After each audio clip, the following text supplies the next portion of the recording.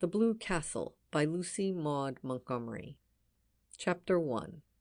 If it had not rained on a certain May morning, Valancy Stirling's whole life would have been entirely different.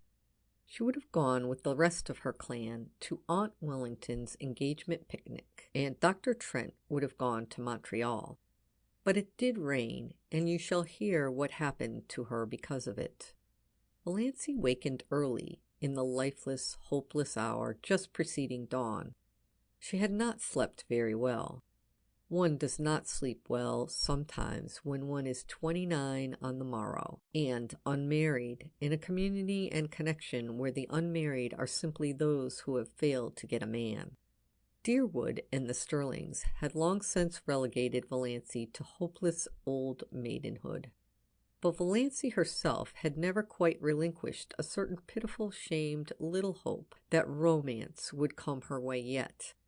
Never until this wet, horrible morning, when she waked to the fact that she was 29 and unsought by any man. Aye, there lay the sting. Valancy did not mind so much being an old maid. After all, she thought, being an old maid couldn't possibly be as dreadful as being married to an Uncle Wellington or an Uncle Benjamin or even an Uncle Herbert. What hurt her was that she had never had a chance to be anything but an old maid. No man had ever desired her. The tears came into her eyes as she lay there alone in the faintly graying darkness. She dared not let herself cry as hard as she wanted to for two reasons. She was afraid that crying might bring on another attack of that pain around her heart. She had had a spell of it after she had got into bed, rather worse than any she had had yet, and she was afraid her mother would notice her red eyes at breakfast and keep at her with minute, persistent, mosquito-like questions regarding the cause thereof. Suppose, thought Valancy with a ghastly grin, I answered with the plain truth. I am crying because I cannot get married. How horrified mother would be, though she is ashamed every day of her life of her old maid daughter. But of course appearances should be kept up. It is not, Valancy could hear her mother's prim, dictatorial voice asserting, it is not maidenly to think about men. The thought of her mother's expression made Valancy laugh, for she had a sense of humor nobody in her clan suspected. For that matter, there were a good many things about Valancy that nobody suspected. But her laughter was very superficial, and presently she lay there, a huddled, futile little figure, listening to the rain pouring down outside, and watching, with a sick distaste, the chill, merciless light creeping into her ugly, sordid room. She knew the ugliness of that room by heart, knew it and hated it.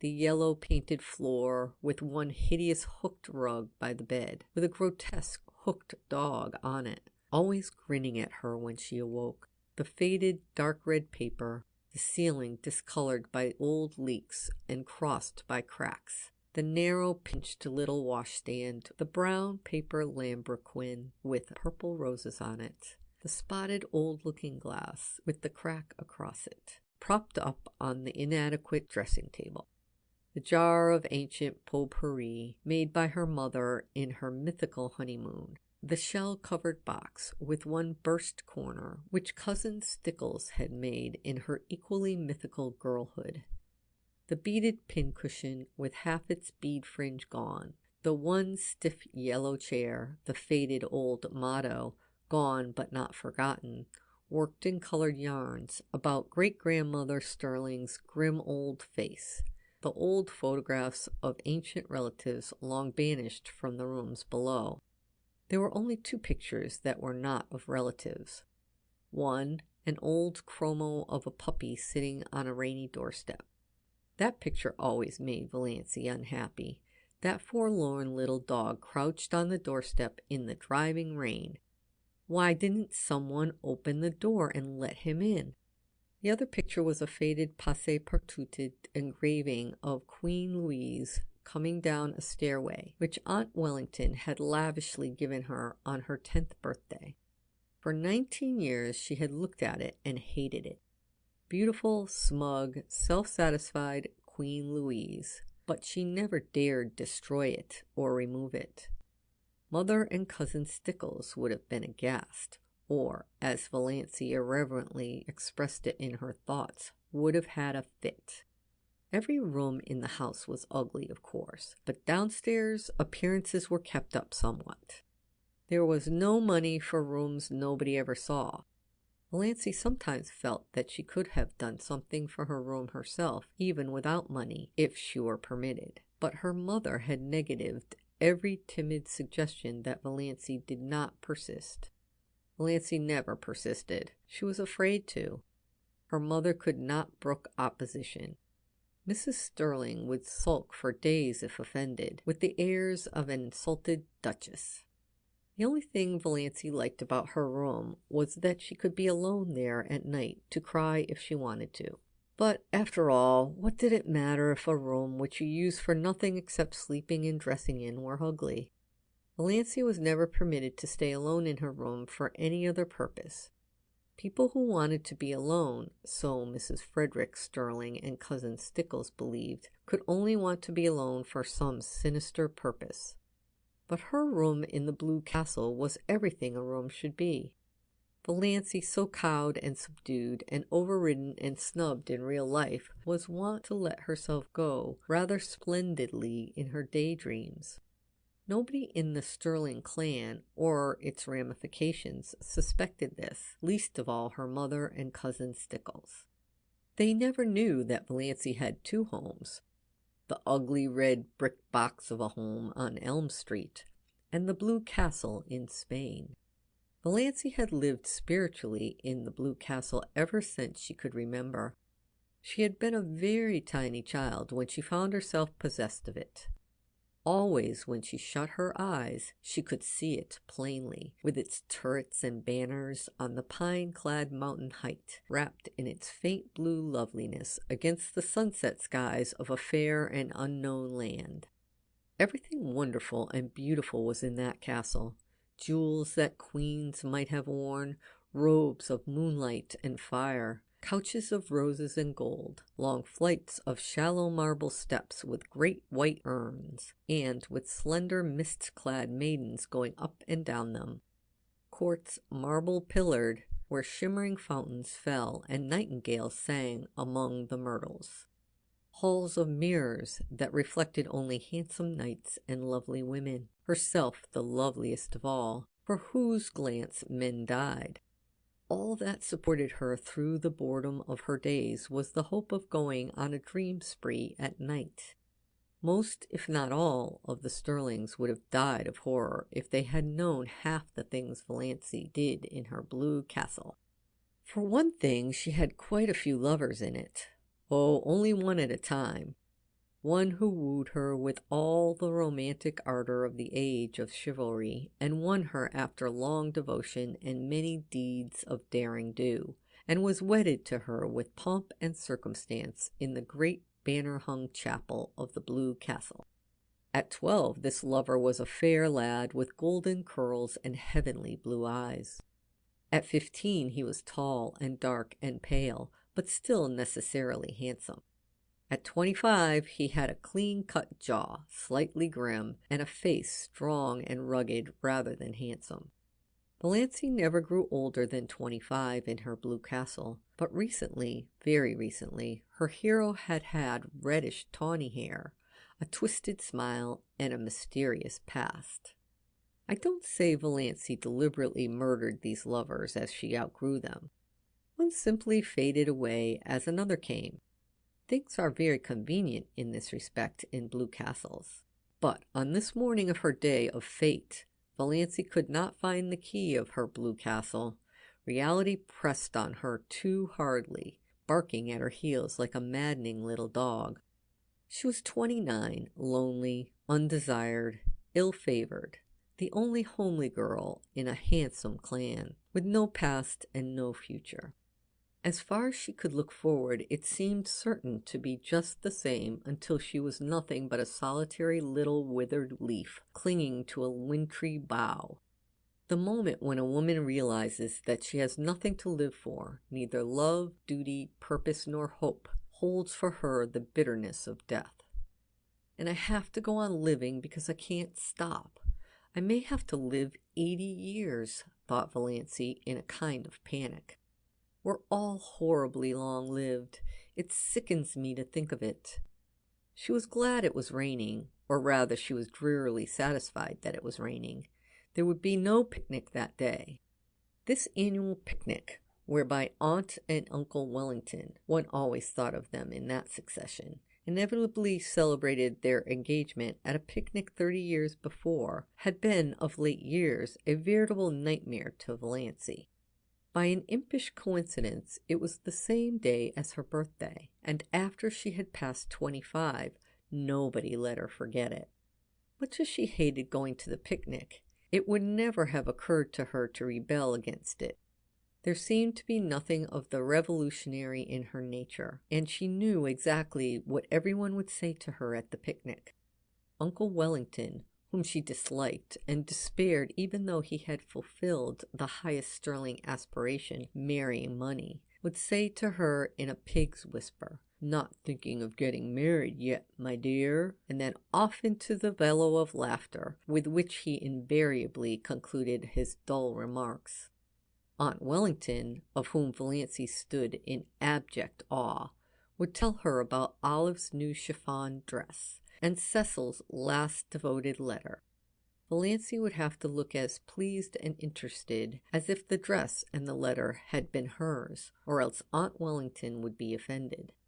And Valancy had long ago decided that she would rather offend God than Aunt Wellington, because God might forgive her, but Aunt Wellington never would. Aunt Alberta, enormously fat, with an amiable habit of always referring to her husband as he, as if he were the only male creature in the world, who could never forget that she had been a great beauty in her youth, would condole with Valancy on her sallow skin. "Don't know why all the girls of today are so sunburned. When I was a girl, my skin was roses and cream. I was counted the prettiest girl in Canada, my dear." Perhaps Uncle Herbert wouldn't say anything, or perhaps he would remark jocularly, "How fat you're getting, Doss," and then everybody would laugh over the excessively humorous idea of poor, scrawny little Doss getting fat. Handsome, solemn Uncle James, whom Valancy disliked but respected because he was reputed to be very clever and was therefore the clan oracle, brains being none too plentiful in the Stirling connection, would probably remark with the owl-like sarcasm that had won him his reputation, "I suppose you're busy with your hope chest these days." And Uncle Benjamin would ask some of his abominable conundrums between wheezy chuckles and answer them himself. What is the difference between Doss and a mouse? The mouse wishes to harm the cheese, and Doss wishes to charm the he's. Valancy had heard him ask that riddle 50 times, and every time she wanted to throw something at him, but she never did. In the first place, the Stirlings simply did not throw things.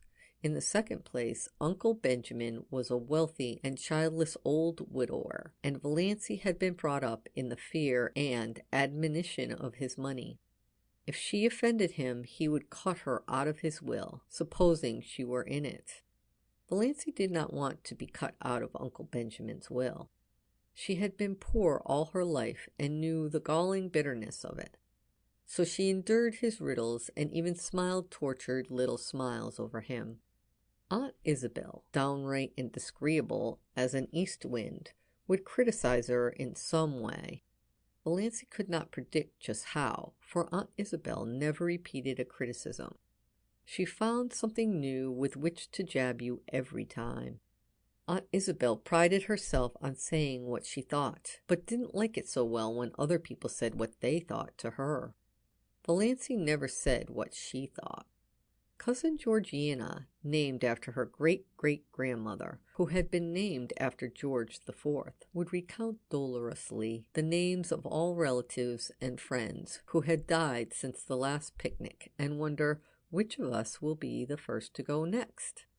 Oppressively competent, Aunt Mildred would talk endlessly of her husband and her odious prodigies of babies to Valancy, because Valancy would be the only one she could find to put up with it. For the same reason, Cousin Gladys, really first Cousin Gladys once removed, according to the strict way in which the Stirlings tabulated relationship, a tall, thin lady who admitted she had a sensitive disposition, would describe minutely the tortures of her neuritis. And Olive, the wonder girl of the whole Stirling clan, who had everything Valancy had not, beauty, popularity, love, would show off her beauty and presume on her popularity and flaunt her diamond insignia of love in Valancy's dazzled, envious eyes. There would be none of all this today. There would be no packing up of teaspoons. The packing up was always left for Valancy and Cousin Stickles, and once, 6 years ago, a silver teaspoon from Aunt Wellington's wedding set had been lost.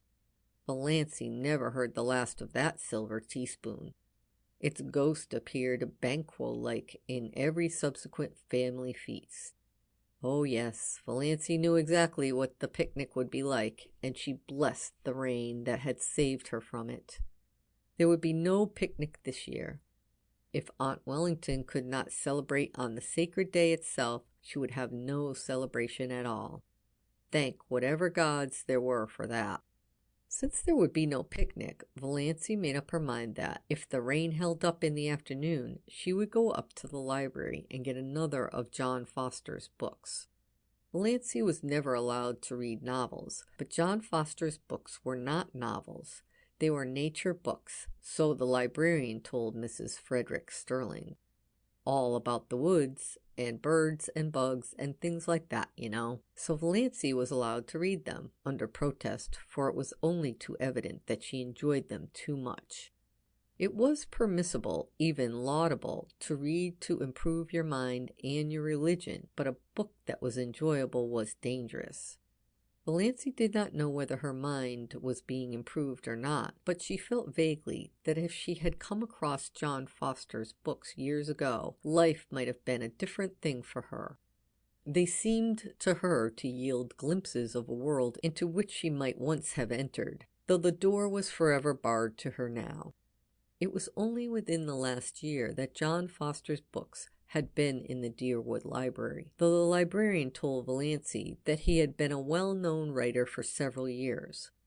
"Where does he live?" Valancy had asked. "Nobody knows. From his books he must be a Canadian, but no more information can be had. His publishers won't say a word. Quite likely John Foster is a nom de plume. His books are so popular we can't keep them in at all, though I really can't see what people find in them to rave over." "I think they're wonderful," said Valancy timidly. "Oh, well," Miss Clarkson smiled in a patronizing fashion that relegated Valancy's opinions to limbo. "I can't say I care much for bugs myself, but certainly Foster seems to know all there is to know about them." Valancy didn't know whether she cared much for bugs either. It was not John Foster's uncanny knowledge of wild creatures and insect life that enthralled her. She could hardly say what it was. Some tantalizing lure of a mystery never revealed. Some hint of a great secret just a little further on. Some faint, elusive echo of lovely, forgotten things. John Foster's magic was indefinable. Yes, she would go get a new Foster book. It was a month since she had Thistle Harvest, so surely Mother could not object. Valancy had read it 4 times. She knew whole passages off by heart, and she almost thought she would go and see Dr. Trent about that queer pain around the heart. It had come rather often lately, and the palpitations were becoming annoying, not to speak of an occasional dizzy moment and a queer shortness of breath. But could she go to him without telling anyone? It was a most daring thought. None of the Stirlings ever consulted a doctor without holding a family council and getting Uncle James's approval. Then they went to Dr. Ambrose Marsh of Port Lawrence, who had married second cousin Adelaide Stirling. But Valancy disliked Dr. Ambrose Marsh, and besides, she could not get to Port Lawrence, 15 miles away, without being taken there. She did not want anyone to know about her heart. There would be such a fuss made, and every member of the family would come down and talk it over and advise her and caution her and warn her and tell her horrible tales of great aunts and cousins 40 times removed who had been just like that and dropped dead without a moment's warning, my dear. Aunt Isabel would remember that she had always said Doss looked like a girl who would have heart trouble, so pinched and peaked always. And Uncle Wellington would take it as a personal insult when no Stirling ever had heart disease before, and Georgiana would forebode in perfectly audible asides that poor dear Doss isn't long for this world, I'm afraid. And Cousin Gladys would say, "Why, my heart has been like that for years," in a tone that implies no one else had any business even to have a heart. And Olive would merely look beautiful and superior and disgustingly healthy, as if to say, "Why all this fuss over a faded superfluity like Doss when you have me?" Valancy felt that she couldn't tell anybody unless she had to. She felt quite sure there was nothing at all seriously wrong with her heart, and no need of all the pother that would ensue if she mentioned it. She would just slip up quietly and see Dr. Trent that very day. As for his bill, she had $200 that her father had put in the bank for her the day she was born, but she would secretly take out enough to pay Dr. Trent. She was never allowed to use even the interest of this. Dr. Trent was a gruff, outspoken, absent-minded old fellow, but he was a recognized authority on heart disease, even if he were only a general practitioner in out-of-the-world Deerwood. Dr. Trent was over 70, and there had been rumors that he meant to retire soon. None of the Stirling clan had ever gone to him since he had told Cousin Gladys 10 years before that her neuritis was all imaginary and that she enjoyed it. You couldn't patronize a doctor who insulted your first cousin once removed like that, not to mention that he was a Presbyterian when all the Stirlings went to the Anglican church. But Valancy, being the devil of disloyalty to clan and the deep sea of fuss and clatter and advice, thought she would take a chance with the devil. Chapter 2 of The Blue Castle. When Cousin Stickles knocked at her door, Valancy knew it was 7:30 and she must get up. As long as she could remember, Cousin Stickles had knocked at her door at 7:30. Cousin Stickles and Mrs. Frederick Stirling had been up since 7, but Valancy was allowed to lie abed half an hour longer because of a family tradition that she was delicate. Valancy got up, though she hated getting up more this morning than ever she had before. What was there to get up for? Another dreary day like all the days that had preceded it, full of meaningless little tasks, joyless and unimportant, that benefit nobody. But if she did not get up at once, she would not be ready for breakfast at 8 o'clock. Hard and fast times for meals were the rule in Mrs. Stirling's household. Breakfast at 8, dinner at 1, supper at 6, ear in and ear out. No excuses for being late were ever tolerated, so up Valancy got, shivering. The room was bitterly cold with the raw, penetrating chill of a wet May morning. The house would be cold all day. It was one of Mrs. Frederick's rules that no fires were necessary after the 24th of May. Meals were cooked on the little oil stove in the back porch, and though May might be icy and October frost-bitten, no fires were lighted until the 21st of October by the calendar. On the 21st of October, Mrs. Fredericks began cooking over the kitchen range and lighted a fire in the sitting-room stove in the evenings. It was whispered about in the connection that the late Frederick Stirling had caught the cold, which resulted in his death during Valancy's first year of life, because Mrs. Fredericks would not have a fire on the 20th of October. She lighted it the next day, but that was a day too late for Frederick Stirling.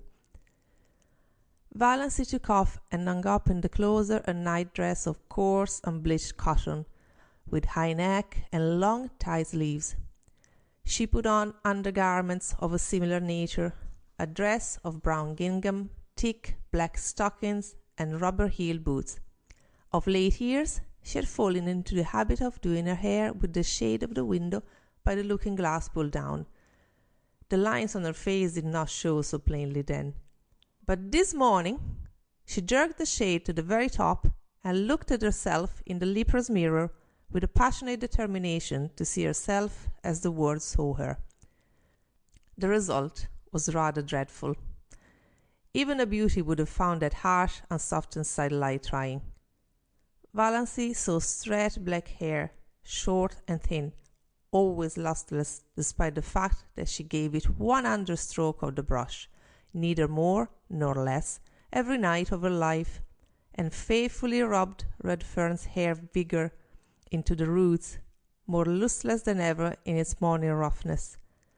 Fine, straight, black brows, a nose she had always felt was too much small even for a small, three-cornered white face.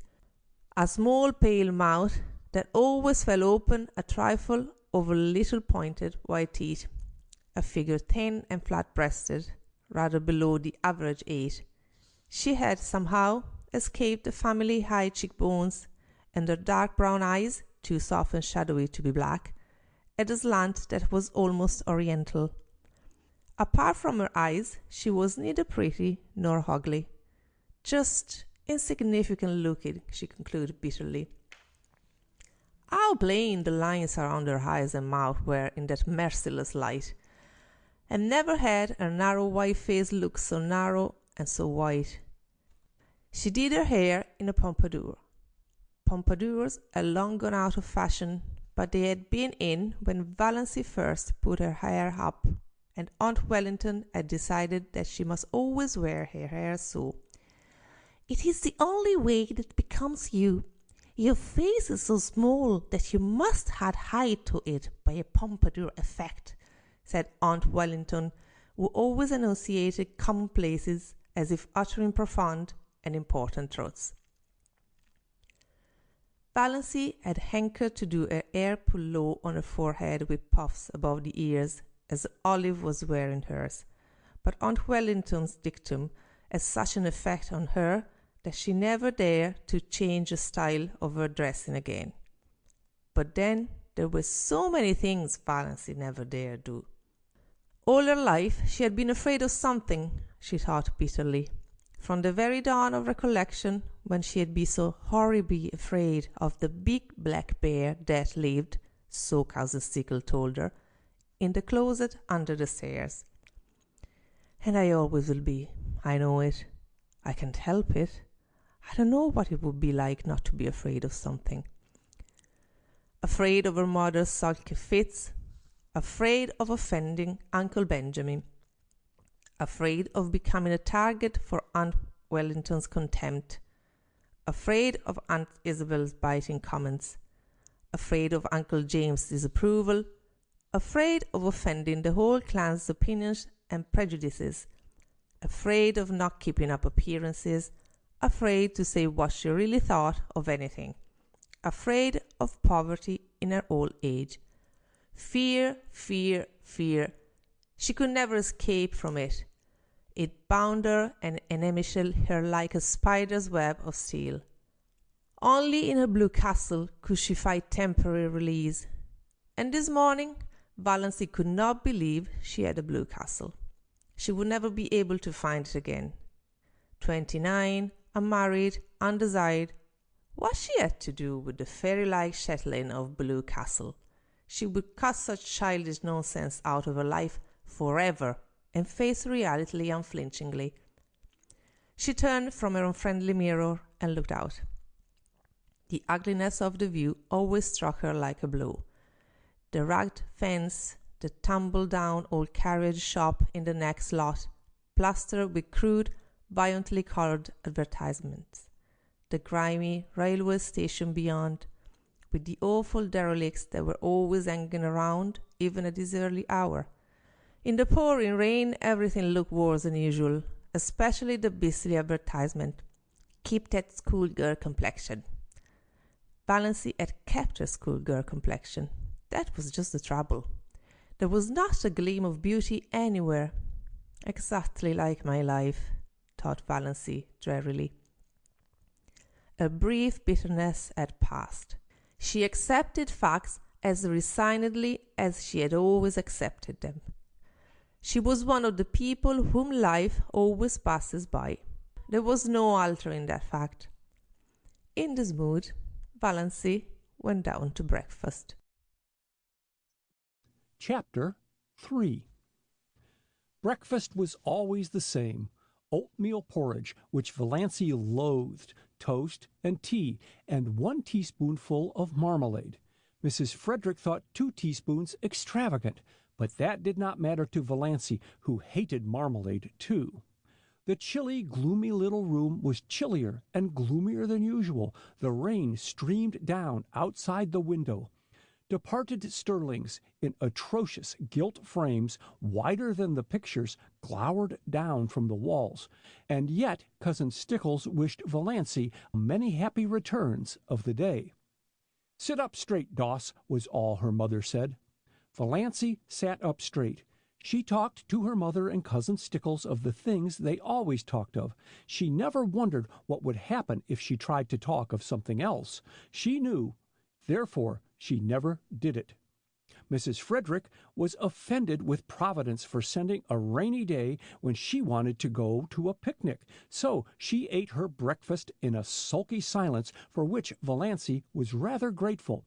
But Christine Stickles whined endlessly on, as usual, complaining about everything: the weather, the leak in the pantry, the price of oatmeal and butter. Valancy felt at once she had buttered her toast too lavishly. The epidemic of mumps in Deerwood. "Doss will be sure to catch them," she foreboded. "Doss must not go where she is likely to catch mumps," said Mrs. Frederick shortly. Valancy had never had mumps, or whooping cough, or chicken pox, or measles, or anything she should have had. Nothing but horrible colds every winter. Doss's winter colds were a sort of tradition in the family. Nothing, it seemed, could prevent her from catching them. Mrs. Frederick and Cousin Stickles did their heroic best. One winter they kept Valancy housed up from November to May in the warm sitting room. She was not allowed to go to church, and Valancy took cold after cold and ended up with bronchitis in June. "None of my family were ever like that," said Mrs. Frederick, implying that it must be a Stirling tendency. "The Stirlings seldom take cold," said Cousin Stickles resentfully. She had been a Stirling. "I think," said Mrs. Frederick, "that if a person makes up her mind not to have colds, she will not have colds." So that was the trouble. It was all Valancy's own fault. But on this particular morning, Valancy's unbearable grievance was that she was called Doss. She had endured it for 29 years, and all at once she felt she could not endure it any longer. Her full name was Valancy Jane. Valancy Jane was rather terrible, but she liked Valancy with its odd, outland tang. It was always a wonder to Valancy that the Stirlings had allowed her to be so christened. She had been told that her maternal grandfather, old Amos Wansbera, had chosen the name for her. Her father had tacked on the Jane by way of civilizing it, and the whole connection got out of the difficulty by nicknaming her Doss. She never got Valancy from anyone but outsiders. "Mother," she said timidly, "would you mind calling me Valancy after this? Doss seems so, I don't like it." Mrs. Frederick looked at her daughter in astonishment. She wore glasses with enormously strong lenses that gave her eyes a peculiarly disagreeable appearance. "What's the matter with Doss?" Seems so childish, faltered Valancy. Oh, Mrs. Frederick had been a Wansborough, and the Wansborough smile was not an asset. I see. Well, it should suit you, then. You are childish enough in all conscience, my dear child. I am 29, said the dear child desperately.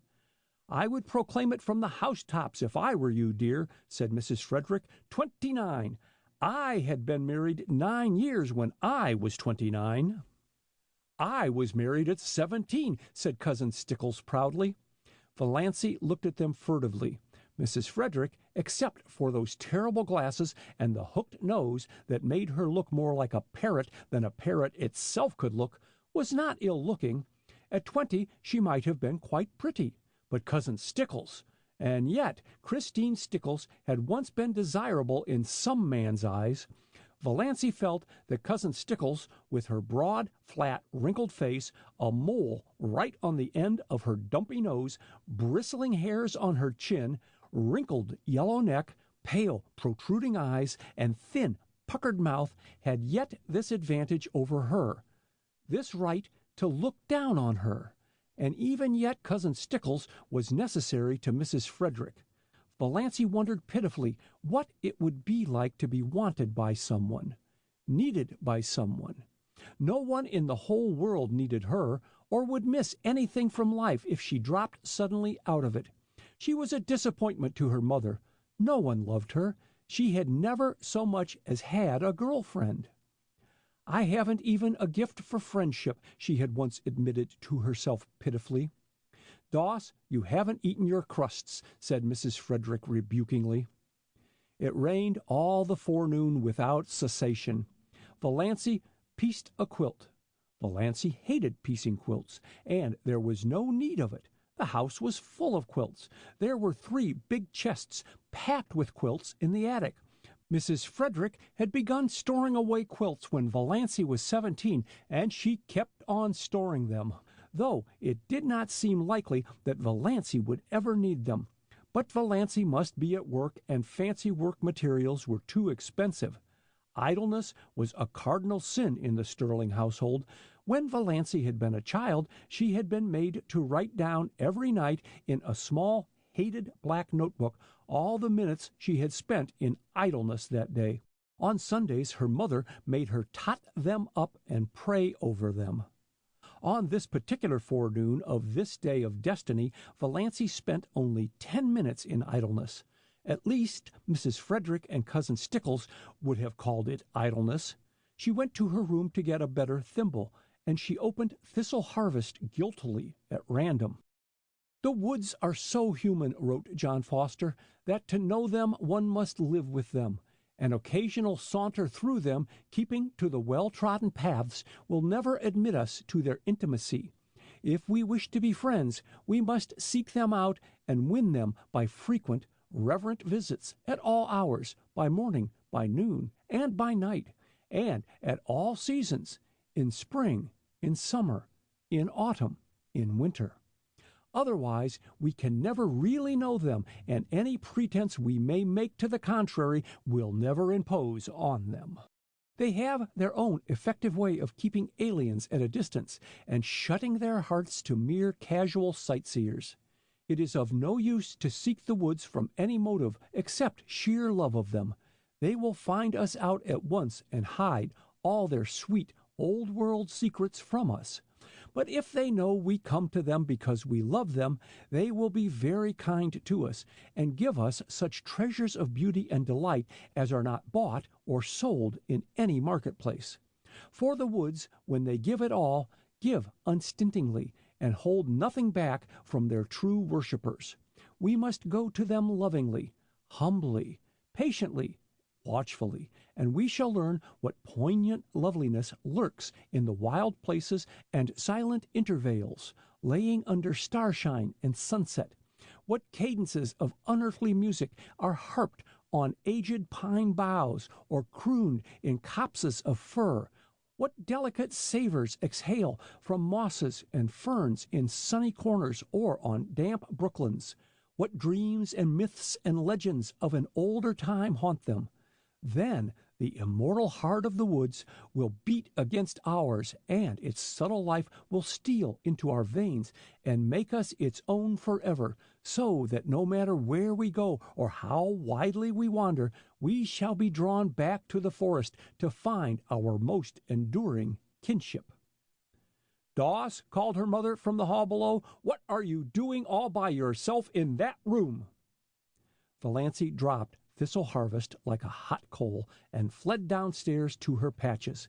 But she felt the strange exhilaration of spirit that always came momentarily to her when she dipped into one of John Foster's books. Valancy did not know much about woods, except the haunted groves of oak and pine around her blue castle. But she had always secretly hankered after them, and a Foster book about woods was the next best thing to the woods themselves. At noon it stopped raining, but the sun did not come out until 3. Then Valancy timidly said she thought she would go uptown. "What do you want to go uptown for?" demanded her mother. "I want to get a book from the library." "You got a book from the library only last week." "No, it was 4 weeks." "4 weeks? Nonsense." "Really, it was, Mother." "You are mistaken. It cannot possibly have been more than 2 weeks. I dislike contradiction, and I do not see what you want to get a book for anyhow. You waste too much time reading." "Of what value is my time?" asked Valancy bitterly. "Doss, do not speak in that tone to me." "We need some tea," said Cousin Stickles. "She might go and get that if she wants a walk, though this damp weather is bad for colds." They argued the matter for 10 minutes longer, and finally Mrs. Frederick agreed rather grudgingly that Valancy might go. Chapter 4. "Got your rubbers on?" called Cousin Stickles as Valancy left the house. Christine Stickles had never once forgotten to ask that question when Valancy went out on a damp day. "Yes." "Have you got your flannel petticoat on?" asked Mrs. Frederick. "No." "Doss, I really do not understand you. Do you want to catch your death of cold again?" Her voice implied that Valancy had died of a cold several times already.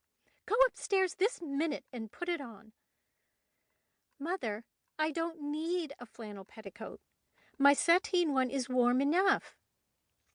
"Doss, remember you had bronchitis 2 years ago? Go and do as you are told."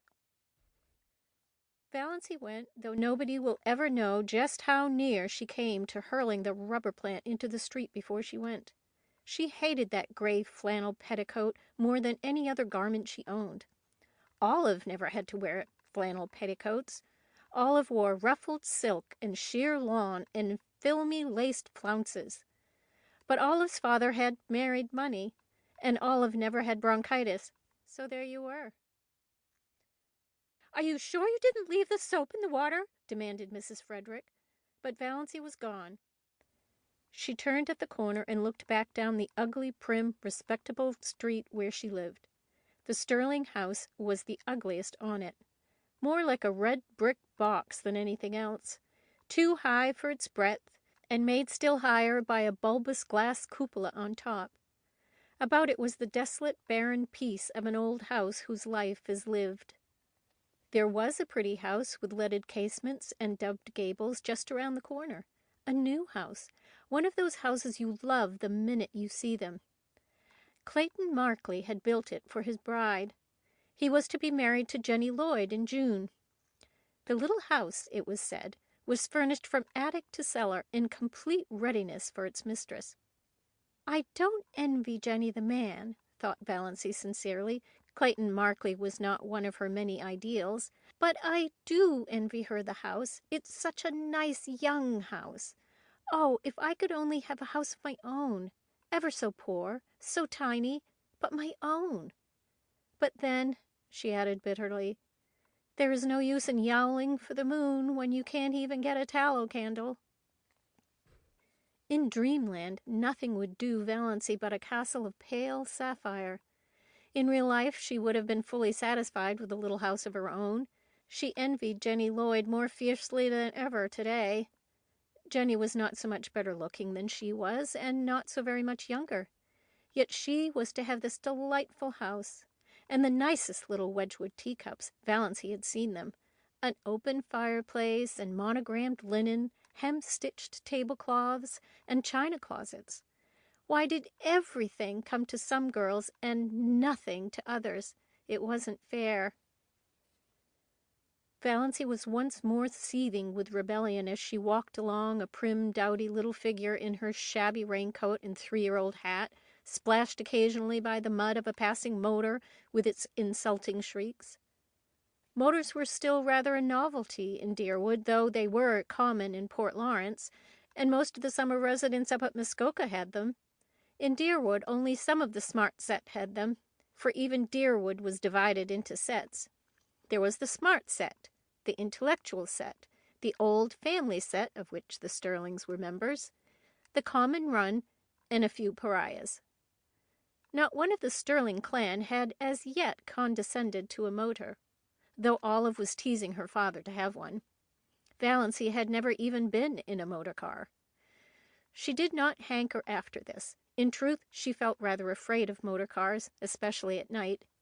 They seemed to be too much like purring beasts that might turn and crush you, or make some terrible savage leap somewhere. On the steep mountain trails around her blue castle, only gaily caparisoned steeds might proudly pace. In real life, Valancy would have been quite contented to drive in a buggy behind a nice horse. She got a buggy drive only when some uncle or cousin remembered to fling her a chance, like a bone to a dog. Chapter 5.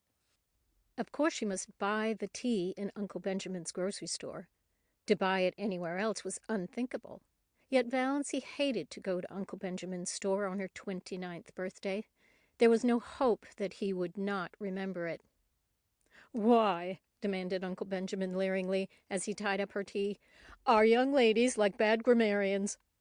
Valancy, with Uncle Benjamin's will in the background of her mind, said meekly, "I don't know. Why?" "Because," chuckled Uncle Benjamin, "they can't decline matrimony." The two Clarks, Joe Hammond and Claude Bertram, chuckled also, and Valancy disliked them a little more than ever. On the first day Claude Bertram had seen her in the store, she had heard him whisper to Joe, "Who is that?"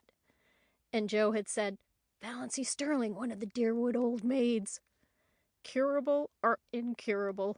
Claude had asked with a snicker, evidently thinking the question very clever. Valancy smarted anew with the sting of that old recollection. 29, Uncle Benjamin was saying. "Dear me, Doss, you're dangerously near the second corner and not even thinking of getting married yet. 29, it seems impossible." Then Uncle Benjamin said an original thing. Uncle Benjamin said, "How time does fly." "I think it crawls," said Valancy passionately. Passion was so alien to Uncle Benjamin's conception of Valancy that he didn't know what to make of her. To cover his confusion, he asked another conundrum as he tied up her beans. Cousin Stickles had remembered at the last moment that they must have beans. Beans were cheap and filling. "What two ages are apt to prove illusory?" asked Uncle Benjamin, and not waiting for Valancy to give it up, he added, "Mirage and marriage."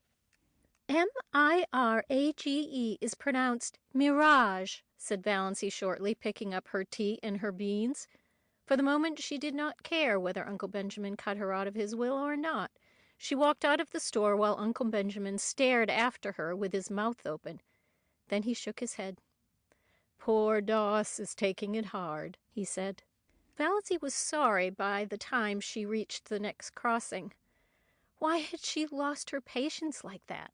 Uncle Benjamin would be annoyed and would likely tell her mother that Doss had been impertinent to me, and her mother would lecture her for a week. "I've held my tongue for 20 years, thought Valancy.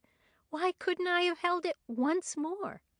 Yes, it was just 20, Valancy reflected, since she had first been twitted with her loverless condition. She remembered the bitter moment perfectly. She was just 9 years old. She was standing alone on the school playground while the other little girls of her class were playing a game in which you must be chosen by a boy as his partner before you could play. Nobody had chosen Valancy.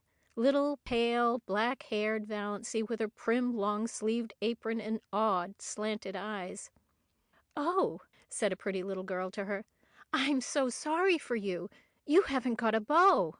Valancy had said defiantly, as she continued to say for 20 years, "I don't want a beau."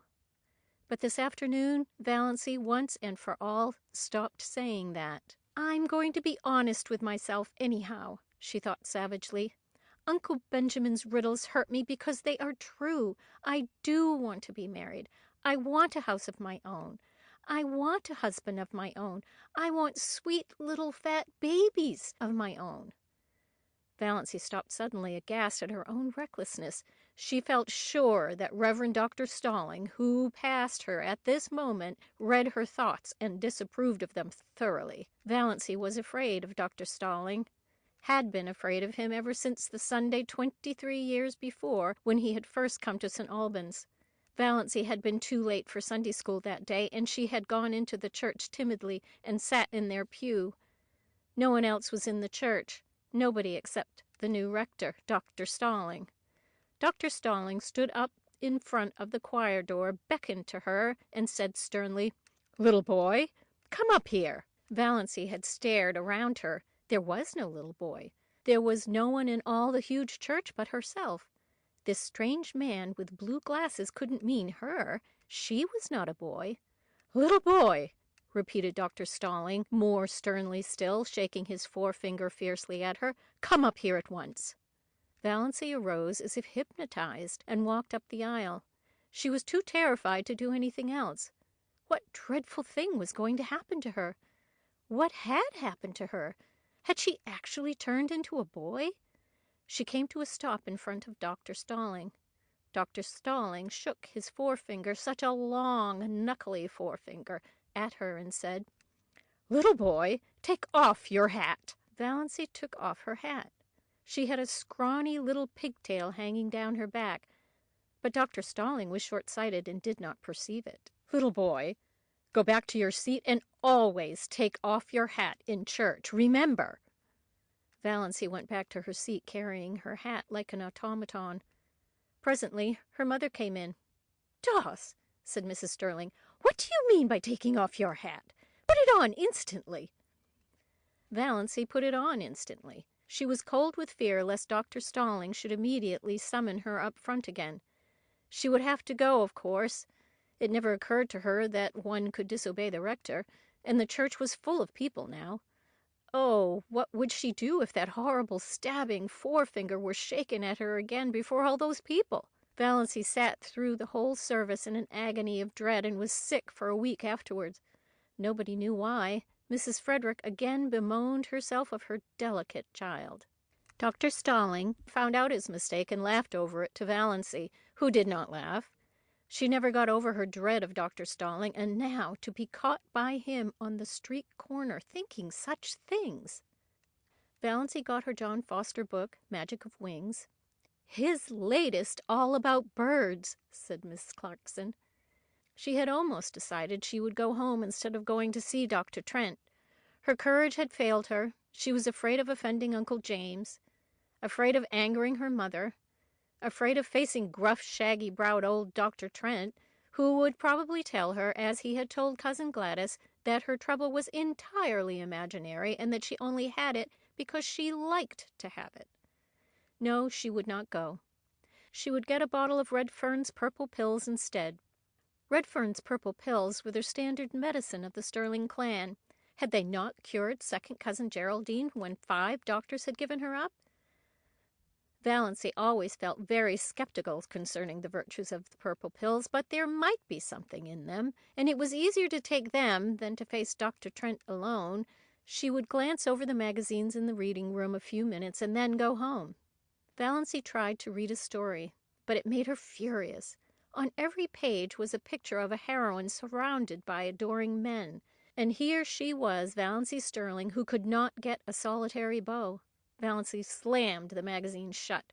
She opened Magic of Wings. Her eyes fell on the paragraph that changed her life. "Fear is the original sin," wrote John Foster.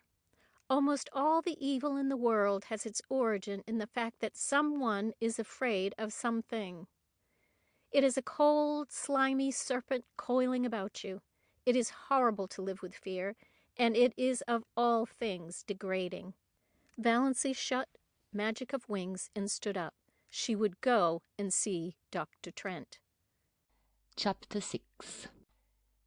The ordeal was not so dreadful after all. Dr. Trent was as gruff and abrupt as usual, but he did not tell her ailment was imaginary. After he had listened to her symptoms and asked a few questions and made a quick examination, he sat for a moment looking at her quite intently. Valancy thought he looked as if he were sorry for her. She caught her breath for a moment. Was the trouble serious? Oh, it couldn't be, surely. It really hadn't bothered her much, only lately it had got a little worse. Dr. Trent opened his mouth, but before he could speak, the telephone at his elbow rang sharply. He picked up the receiver. Valancy, watching him, saw his face change suddenly as he listened. "Lo, yes, what? Yes. A brief interval. My God!" Dr. Trent dropped the receiver, dashed out of the room and upstairs without even a glance at Valancy. She heard him rushing madly about overhead, barking out a few remarks to somebody, presumably his housekeeper. Then he came tearing downstairs with a club bag in his hand, snatched his hat and coat from the rack, jerked open the door, and rushed down the street in the direction of the station.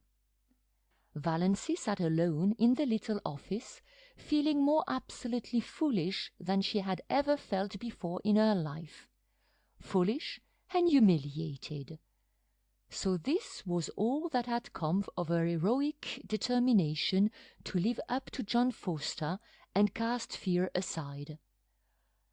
Not only was she a failure as a relative and non-existent as a sweetheart or friend, but she was not even of any importance as a patient.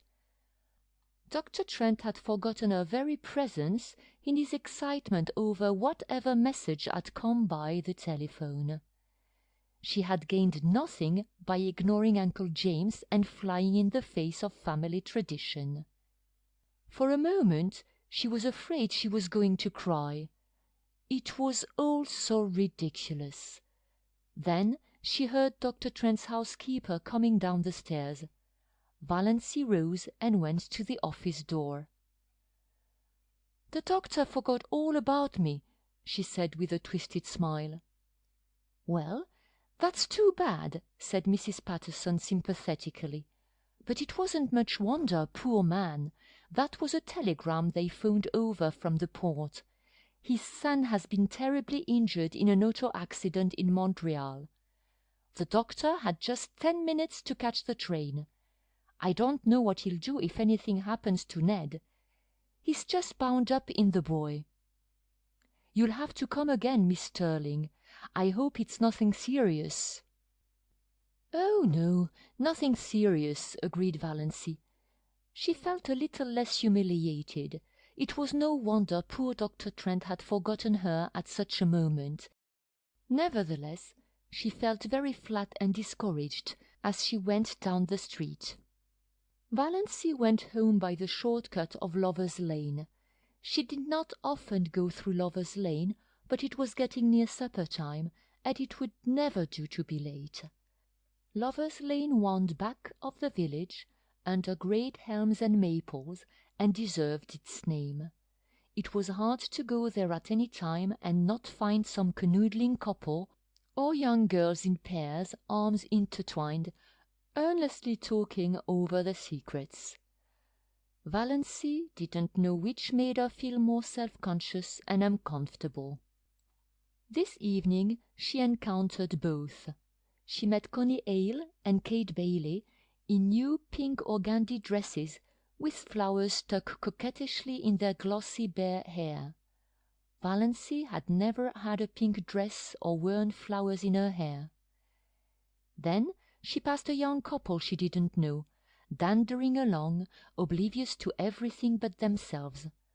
The young man's arm was around the girl's waist quite shamelessly. Valancy had never walked with a man's arm about her. She felt that she ought to be shocked. They might leave that sort of thing for the screening twilight at least, but she wasn't shocked. In another flash of desperate, stark honesty, she owned to herself that she was merely envious. When she passed them, she felt quite sure they were laughing at her, pitying her. "There's that queer little old maid, Valancy Stirling. They say she never had a beau in her whole life." Valancy fairly ran to get out of Lover's Lane. Never had she felt so utterly colourless and skinny and insignificant. Just where Lover's Lane debouched on the street, an old car was parked. Valancy knew that car well, by sound at least, and everybody in Deerwood knew it. This was before the phrase Tin Lizzie had come into circulation, in Deerwood at least. But if it had been known, this car was the tiniest of Lidseys, though it was not a Ford, but an old grey Slawson. Nothing more battered and disreputable could be imagined. It was Barney Snaze's car, and Barney himself was just scrambling up from under it, in overalls plastered with mud. Valancy gave him a swift, furtive look as she hurried by. This was only the second time she had ever seen the notorious Barney Snaze, though she had heard enough about him in the 5 years that he had been living up back in Muskoka. The first time had been nearly a year ago on the Muskoka road. He had been crawling out from under his car then, too, and he had given her a cheerful grin as she went by, a little whimsical grin that gave him the look of an amused gnome. He didn't look bad.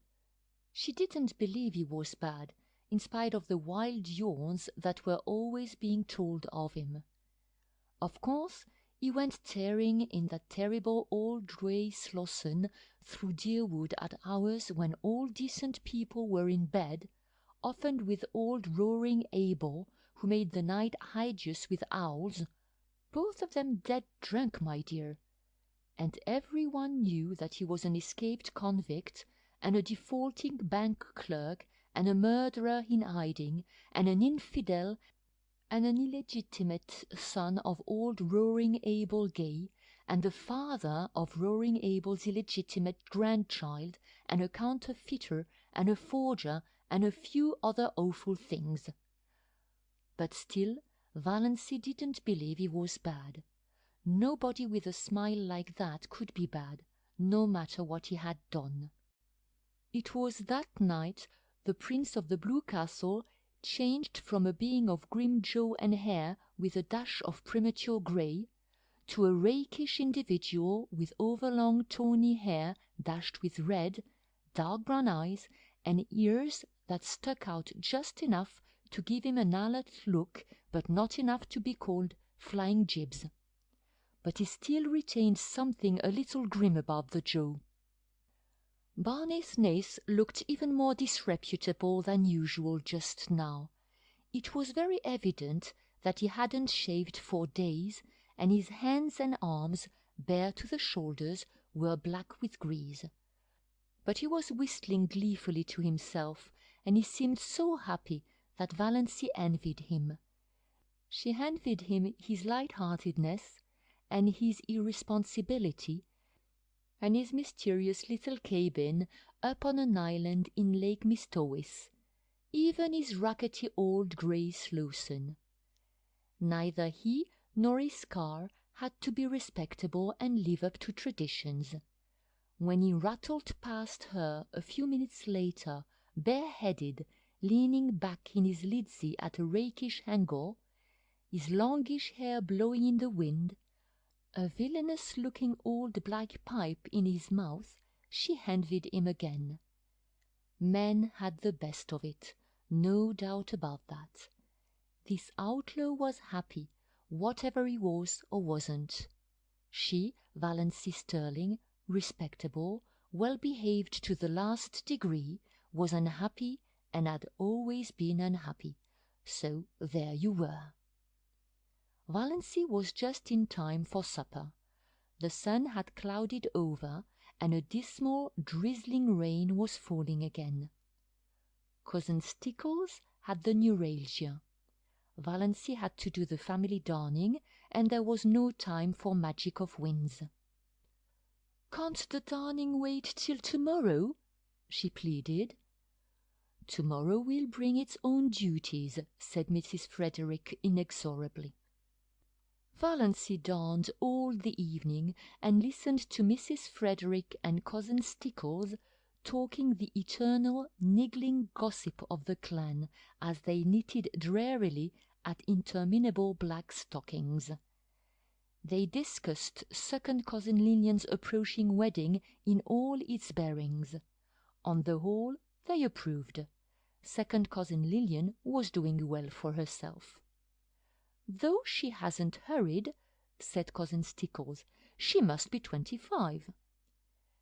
"There have not, fortunately, been many old maids in our connection," said Mrs. Frederick bitterly. Valancy flinched. She had run the darning needle into her finger. Third cousin Aaron Gray had been scratched by a cat and had blood poisoning in his finger.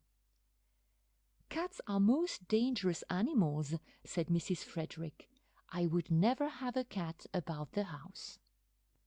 She glared significantly at Valancy through her terrible glasses. Once, 5 years ago, Valancy had asked if she might have a cat. She had never referred to it since, but Mrs. Frederick still suspected her of harbouring the unlawful desire in her heart of hearts. Once Valancy sneezed. Now, in the Stirling Code, it was a very bad form to sneeze in public. "You can always repress a sneeze by pressing your finger on your upper lip," said Mrs. Frederick rebukingly. 9:30 o'clock, and so, as Mr. Pepys would say, to bed. But first, Cousin Stickles' neuralgic back must be rubbed with Redfern's liniment. Valancy did that. Valancy always had to do it. She hated the smell of Redfern's liniment. She hated the smug, beaming, portly, bewhiskered, bespectacled picture of Dr. Redfern on the bottle. Her fingers smelled of the horrible stuff after she got into bed, in spite of all the scrubbing she gave them. Valancy's day of destiny had come and gone. She ended it as she had begun it, in tears. Section 7. There was a rosebush on the little Stirling lawn, growing beside the gate. It was called Doss's rosebush. Cousin Georgiana had given it to Valancy 5 years ago, and Valancy had planted it joyfully. She loved roses. But, of course, the rosebush never bloomed. That was her luck. Valancy did everything she could think of, and took the advice of everybody in the clan, but still the rosebush would not bloom. It throve and grew luxuriantly, with great leafy branches untouched by rust or spider, but not even a bud had ever appeared on it. Valancy, looking at it 2 days after her birthday, was filled with a sudden, overwhelming hatred for it. The thing wouldn't bloom? Very well then, she would cut it down. She marched to the tool room in the barn for her garden knife, and she went at the rosebush viciously. A few minutes later, horrified Mrs. Frederick came out to the veranda and beheld her daughter slashing insanely among the rosebush boughs. Half of them were already strewn on the walk. The bush looked sadly dismantled. "Doss, what on earth are you doing? Have you gone crazy?" "No," said Valancy. She meant to say it defiantly, but habit was too strong for her.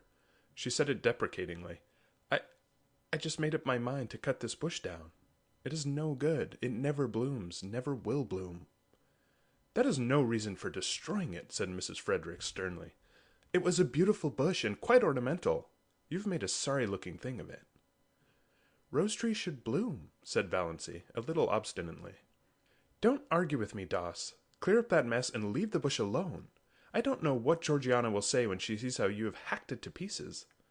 Really, I'm surprised at you. And to do it without consulting me. The bush is mine, muttered Valancy. What's that? What did you say, Doss? I only said the bush was mine, repeated Valancy humbly. Mrs. Frederick turned without a word and marched back into the house. The mischief was done now. Valancy knew she had offended her mother deeply, and would not be spoken to or noticed in any way for 2 or 3 days. Cousin Stickles would see to Valancy's bringing up, but Mrs. Frederick would preserve the stony silence of outraged majesty. Valancy sighed and put away her garden knife, hanging it precisely on its precise nail in the tool shop. She cleared away the several branches and swept up the leaves. Her lips twitched as she looked at the straggling bush. It had an odd resemblance to its shaken, scrawny donor, little cousin Georgiana herself. I certainly have made an awful-looking thing of it, thought Valancy. But she did not feel repentant, only sorry she had offended her mother. Things would be so uncomfortable until she was forgiven. Mrs. Frederick was one of those women who can make their anger felt all over a house. Walls and doors are no protection from it.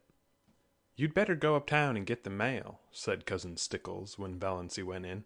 I can't go. I feel all sort of peaky and piney this spring. I want you to stop at the drugstore and get me a bottle of Redfern's Blood Bitters. There's nothing like Redfern's Bitters for building a body up. Cousin James says the purple pills are the best, but I know better. My poor dear husband took Redfern's Bitters right up to the day he died. Don't let them charge you more than 90 cents. I can get it for that at the port. And what have you been saying to your poor mother?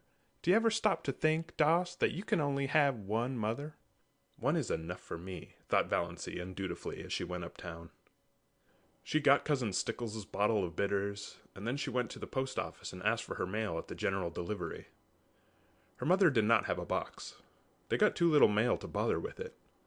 Valancy did not expect any mail except the Christian Times, which was the only paper they took. They hardly ever got any letters. But Valancy rather liked to stand in the office and watch Mr. Carew, the gray-bearded, Santa Clausy old clerk, handing out letters to the lucky people who did get them. He did it with such a detached, impersonal, Jove-like air, as if it did not matter in the least to him what supernal joys or shattering horrors might be in those letters for the people to whom they were addressed. Letters had a fascination for Valancy, perhaps because she so seldom got any. In her blue castle, exciting epistles, bound with silk and sealed with crimson, were always being brought to her by pages in livery of gold and blue, but in real life, her only letters were occasional perfunctory notes from relatives or an advertising circular.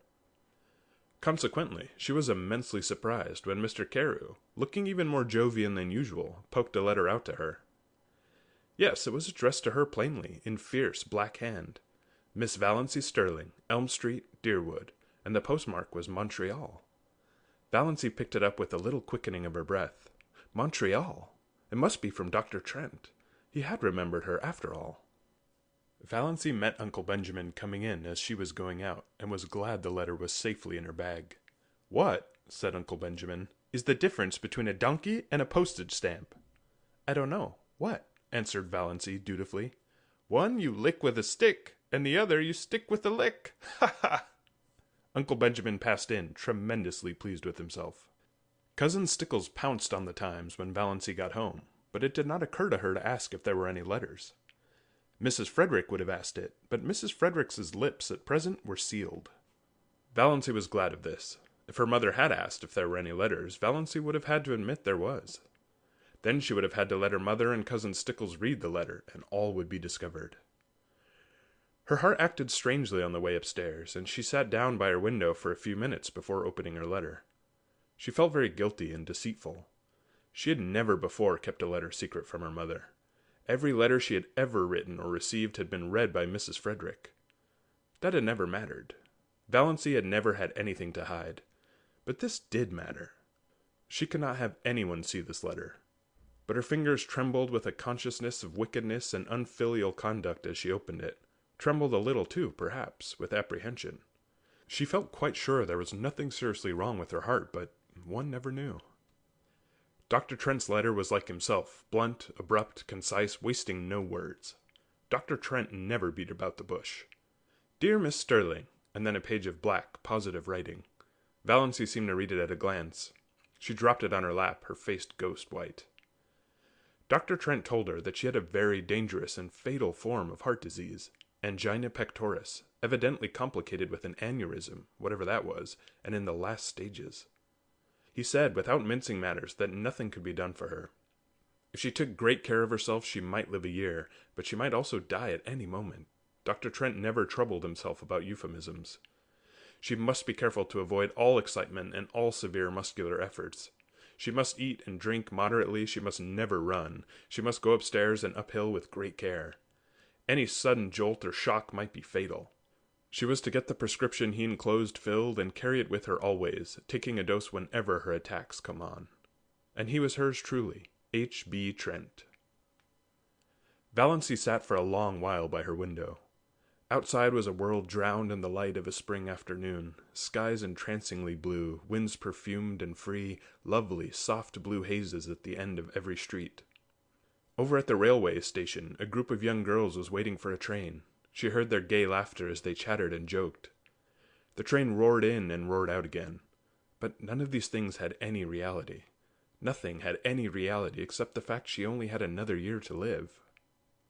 When she was tired of sitting at the window, she went over and lay down on her bed, staring at the cracked, discolored ceiling. The curious numbness that follows on a staggering blow possessed her. She did not feel anything except a boundless surprise and incredulity, behind which was the conviction that Dr. Trent knew his business and that she, Valancy Stirling, who had never lived, was about to die. When the gong rang for supper, Valancy got up and went downstairs mechanically from force of habit. She wondered that she had been let alone so long, but of course her mother would not pay any attention to her just now. Valancy was thankful for this. She thought the quarrel over the rosebush had been really, as Mrs. Frederick herself might have said, providential. She could not eat anything, but both Mrs. Frederick and Cousin Stickles thought this was because she was deservedly unhappy over the mother's attitude, and her lack of appetite was not commented on. Valancy forced herself to swallow a cup of tea and then sat and watched the others eat with an odd feeling that years had passed since she had sat with them at the dinner table. She found herself smiling inwardly to think what a commotion she could make if she chose. Let her merely tell them what was in Dr. Trent's letter, and there would be as much fuss made as if, Valancy thought bitterly, they really cared two straws about her. "Dr. Trent's housekeeper got word from him today," said Cousin Stickles, so suddenly that Valancy jumped guiltily. Was there anything in thought waves? "Mrs. Judd was talking to her uptown. They think his son will recover, but Dr. Trent wrote that if he did, he was going to take him abroad as soon as he was able to travel, and wouldn't be back here for a year at least." "That will not matter much to us," said Mrs. Frederick majestically. "He is not our doctor. I would not," here she looked, or seemed to look, accusingly right through Valancy, "have him to doctor a sick cat." "May I go upstairs and lie down?" said Valancy faintly. I have a headache." "What has given you a headache?" asked Cousin Stickles, since Mrs. Frederick would not. The question has to be asked. Valancy could not be allowed to have headaches without interference. "You ain't in the habit of having headaches. I hope you're not taking the mumps. Here, try a spoonful of vinegar." "Piffle," said Valancy rudely, getting up from the table. She did not care just then if she were rude. She had had to be so polite all her life. If it had been possible for Cousin Stickles to turn pale, she would have. As it was not, she turned yellower. "Are you sure you ain't feverish, Doss? You sound like it." "You go and get right into bed," said Cousin Stickles, thoroughly alarmed, "and I'll come up and rub your forehead and the back of your neck with Red Fern's liniment." Valancy had reached the door, but she turned. "I won't be rubbed with Red Fern's liniment," she said. Cousin Stickles stared and gasped. What do you mean?" "I said I wouldn't be rubbed with Red Fern's liniment," repeated Valancy. "Horrid, sticky stuff! And it has the vilest smell of any liniment I ever saw. It's no good. I want to be left alone, that's all." Valancy went out, leaving Cousin Stickles aghast. "She's feverish. She must be feverish," ejaculated Cousin Stickles. Mrs. Frederick went on eating her supper. It did not matter whether Valancy was or was not feverish. Valancy had been guilty of impertinence to her. Chapter 8. Valancy did not sleep that night. She lay awake all through the long dark hours, thinking. She made a discovery that surprised her. She, who had been afraid of almost everything in life, was not afraid of death. It did not seem in the least terrible to her, and she need not now be afraid of anything else. Why had she been afraid of things? Because of life, afraid of Uncle Benjamin because of the menace of poverty and old age. But now she would never be old, neglected, tolerated, afraid of being an old maid all her life. But now she would not be an old maid very long, afraid of offending her mother and her clan because she had to live with and among them and couldn't live peaceably if she couldn't give in to them. But now she hadn't. Valancy felt a curious freedom. But she was still horribly afraid of one thing, the fuss the whole jamfree of them would make when she told them. Valancy shuddered at the thought of it. She couldn't endure it. Oh, she knew so well how it would be. First, there would be indignation. Yes, indignation on the part of Uncle James because she had gone to a doctor, any doctor, without consulting him. Indignation on the part of her mother for being so sly and deceitful. To your own mother, Doss. Indignation on the part of the whole clan because she had not gone to Dr. Marsh. Then would come the solicitude. She would be taken to Dr. Marsh, and when Dr. Marsh confirmed Dr. Trent's diagnosis, she would be taken to specialists in Toronto and Montreal. Uncle Benjamin would foot the bill with a splendid gesture of munificence in thus assisting the widow and the orphan, and talk forever after of the shocking fees specialists charged for looking wise and saying they couldn't do anything, and when the specialist could do nothing for her, Uncle James would insist on her taking purple pills. I've known them to effect a cure when all the doctors had given up. And her mother would insist on Redfern's blood, bitters, and Cousin Stickles would insist on rubbing her over the heart every night with Redfern's liniment on the grounds that it might do good and couldn't do harm, and everybody else would have some pet dope for her to take. Dr. Stirling would come to her and say solemnly, "You are very ill. Are you prepared for what may be before you?" Almost as if he were going to shake his forefinger at her, the forefinger that had not grown any shorter or less knobbly with age. And she would be watched and checked like a baby and never let do anything or go anywhere alone. Perhaps she would not even be allowed to sleep alone lest she die in her sleep. Cousin Stickles or her mother would insist on sharing her room and bed. Yes, undoubtedly they would. It was this last thought that really decided Valancy. She could not put up with it, and she wouldn't. As the clock in the hall below struck 12, Valancy suddenly and definitely made up her mind that she would not tell anybody. She had always been told, ever since she could remember, that she must hide her feelings. It is not ladylike to have feelings. Cousin Stickles had once told her disapprovingly. Well, she would hide them with a vengeance. But though she was not afraid of death, she was not indifferent to it. She found that she resented it. It was not fair that she would have to die when she had never lived. Rebellion flamed up in her soul as the dark hours passed by. Not because she had no future, but because she had no past. I'm poor, I'm ugly, I'm a failure, and I'm near death, she thought. She could see her own obituary notice in the Deerwood Weekly Times, copied into the Port Lawrence Journal. A deep gloom was cast over Deerwood, etc., etc.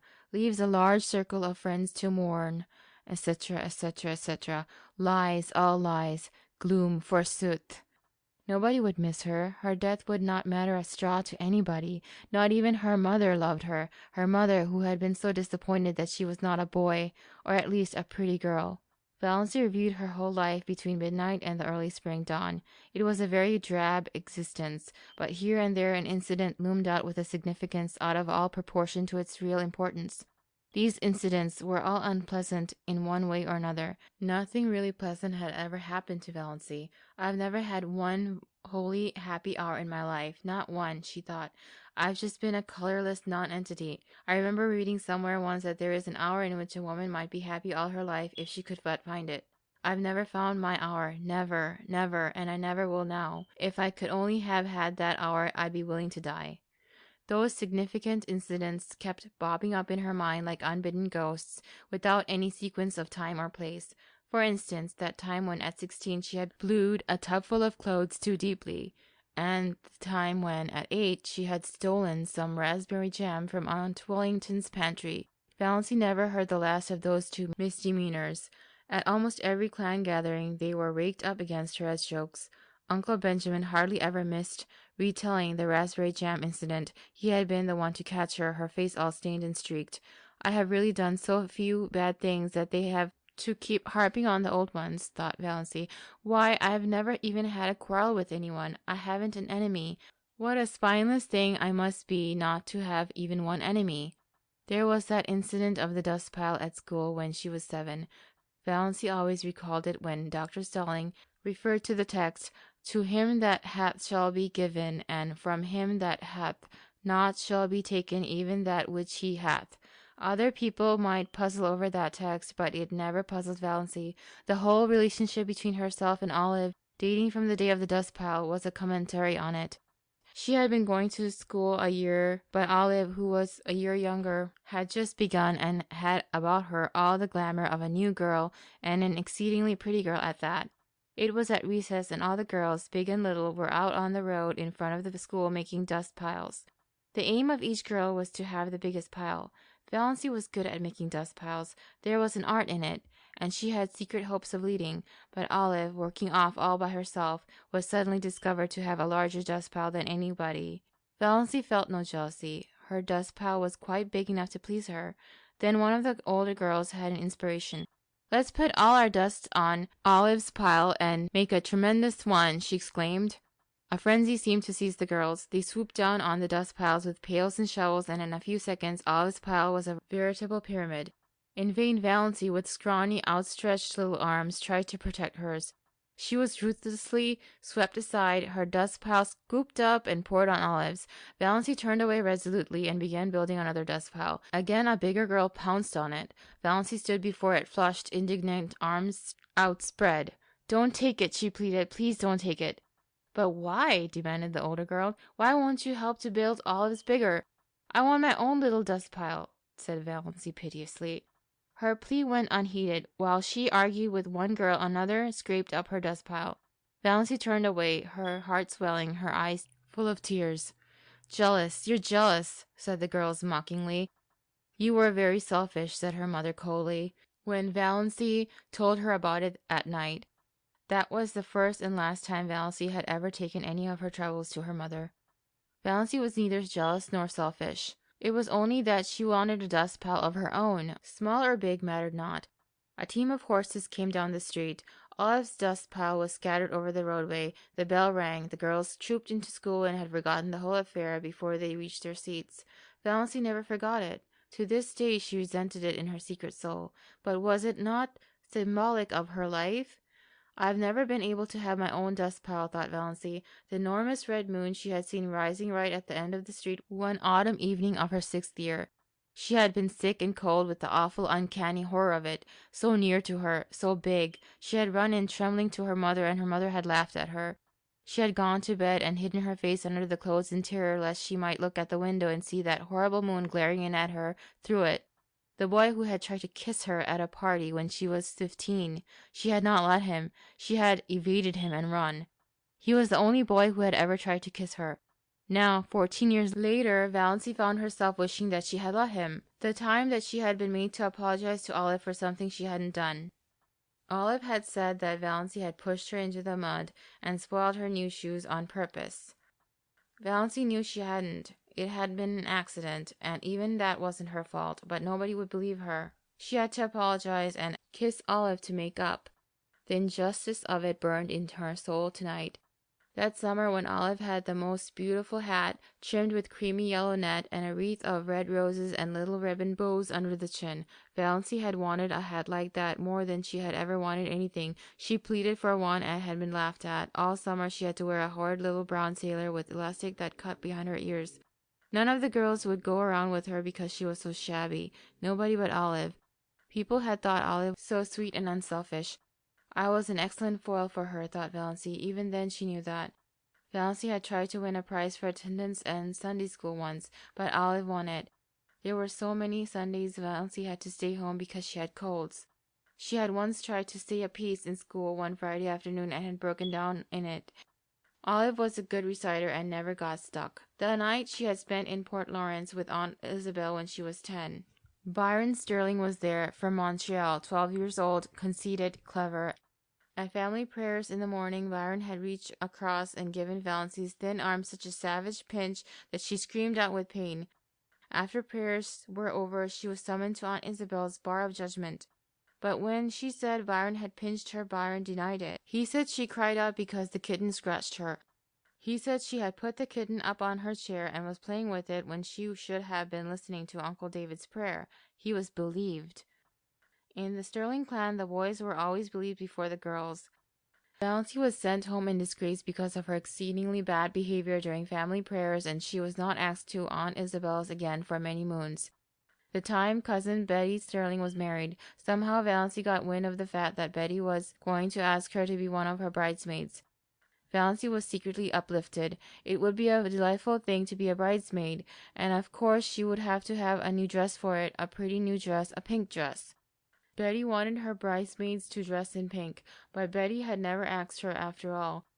Valancy couldn't guess why, but long after her secret tears of disappointment had been dried, Olive told her.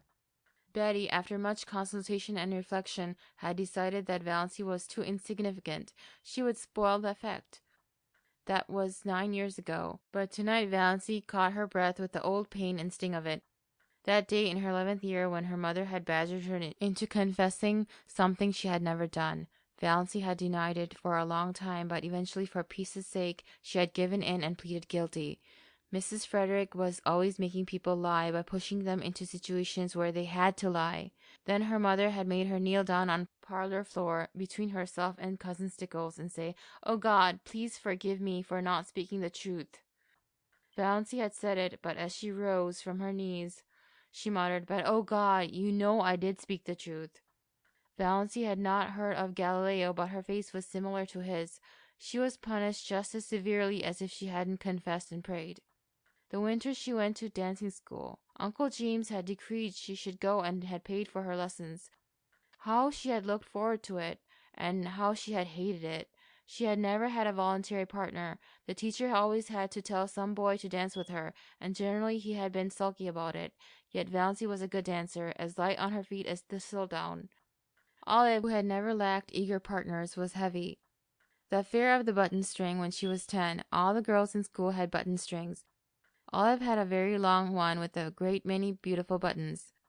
Valancy had one. Most of the buttons on it were very commonplace, but she had 6 beauties that had come off Grandmother Stirling's wedding gown, sparkling buttons of golden glass, much more beautiful than any Olive had. Their possession conferred a certain distinction on Valancy. She knew every little girl in school envied her the exclusive possession of those beautiful buttons. When Olive saw them on the button string, she had looked at them narrowly but said nothing then. The next day, Aunt Wellington had come to Elm Street and told Mrs. Frederick that she thought Olive should have some of those buttons. Grandmother Stirling was just as much Wellington's mother as Frederick's. Mrs. Frederick had agreed amiably. She could not afford to fall out with Aunt Wellington. Moreover, the matter was of no importance whatever. Aunt Wellington carried off 4 of the buttons, generously leaving 2 for Valancy. Valancy had torn these from her string and flung them on the floor. She had not yet learned that it was unladylike to have feelings, and had been sent supperless to bed for the exhibition. The night of Margaret Blunt's party, she had made such pathetic efforts to be pretty that night. Rob Walker was to be there, and 2 nights before, on the moonlit veranda of Uncle Herbert's cottage at Miss Stowett's, Rob had really seemed attracted to her. At Margaret's party, Rob never even asked her to dance, did not notice her at all. She was a wallflower, as usual. That, of course, was years ago. People in Deerwood had long since given up inviting Valancy to dances, but to Valancy its humiliation and disappointment were of the other day. Her face burned in the darkness as she recalled herself, sitting there with her pitifully crimped, thin hair and the cheeks she had pinched for an hour before coming, in an effort to make them red.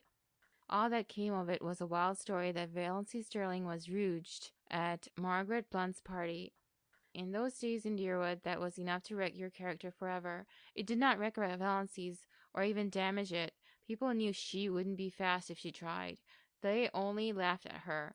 "I've had nothing but a second-hand existence," decided Valancy. "All the great emotions of life have passed me by.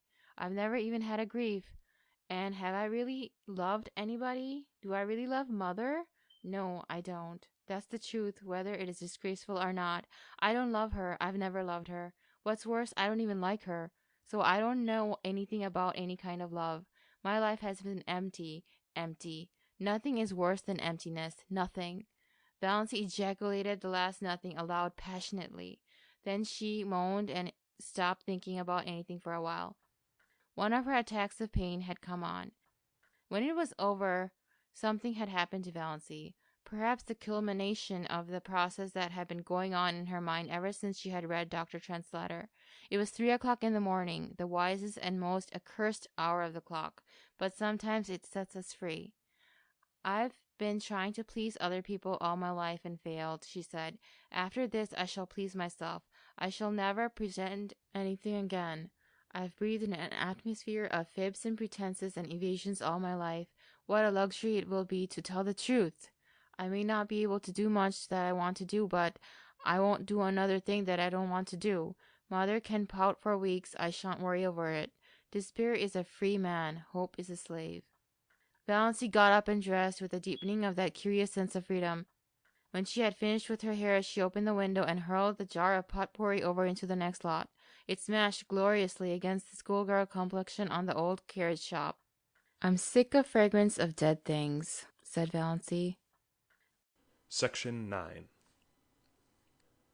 Uncle Herbert and Aunt Alberta's silver wedding was delicately referred to among the Stirlings during the following weeks as the time we first noticed poor Valancy was a little, you understand.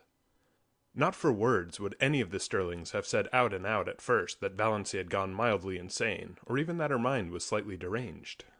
Uncle Benjamin was considered to have gone entirely too far when he had ejaculated, "She's dippy, I tell you, she's dippy," and was only excused because of the outrageousness of Valancy's conduct at the aforesaid wedding dinner. But Mrs. Frederick and Cousin Stickles had noticed a few things that made them uneasy before the dinner. It had begun with the rosebush, of course, and Valancy was never really quite right again. She did not seem to worry in the least over the fact that her mother was not speaking to her. You would never suppose she noticed it at all. She had flatly refused to take either purple pills or Redfern's bitters. She had announced coolly that she did not intend to answer to the name of Doss any longer. She had told Cousin Stickles that she wished she would give up wearing that brooch with Cousin Artemis Stickles's hair in it. She had moved her bed in her room to the opposite corner. She had read Magic of Wings Sunday afternoon. When Cousin Stickles had rebuked her, Valancy had said indifferently, "Oh, I forgot it was Sunday," and had gone on reading it. Cousin Stickles had seen a terrible thing. She had caught Valancy sliding down the banister. Cousin Stickles did not tell Mrs. Frederick this. Poor Amelia was worried enough as it was. But it was Valancy's announcement on Saturday night that she was not going to go to the Anglican church anymore that broke through Mrs. Frederick's stony silence. "Not going to church anymore? Doss, have you absolutely taken leave of—" "Oh, I'm going to church," said Valancy airily. "I'm going to the Presbyterian church. But to the Anglican church I will not go." This was even worse. Mrs. Frederick had recourse to tears, having found outraged majesty had ceased to be effective. "What have you got against the Anglican church?" she sobbed. "Nothing. Only just that you've always made me go there. If you'd made me go to the Presbyterian church, I'd want to go to the Anglican." "Is that a nice thing to say to your mother? Oh, how true it is that it is sharper than a serpent's tooth to have a thankless child." "Is that a nice thing to say to your daughter?" said unrepentant Valancy. So, Valancy's behavior at this silver wedding was not quite the surprise to Mrs. Frederick and Christine Stickles that it was to the rest.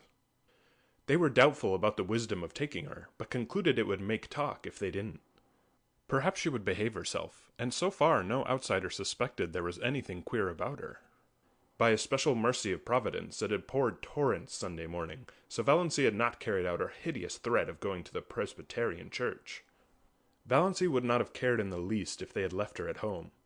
These family celebrations were all hopelessly dull, but the Stirlings always celebrated everything.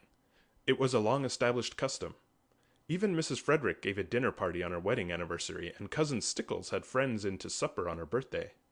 Valancy hated these entertainments, because they had to pinch and save and contrive for weeks afterwards to pay for them.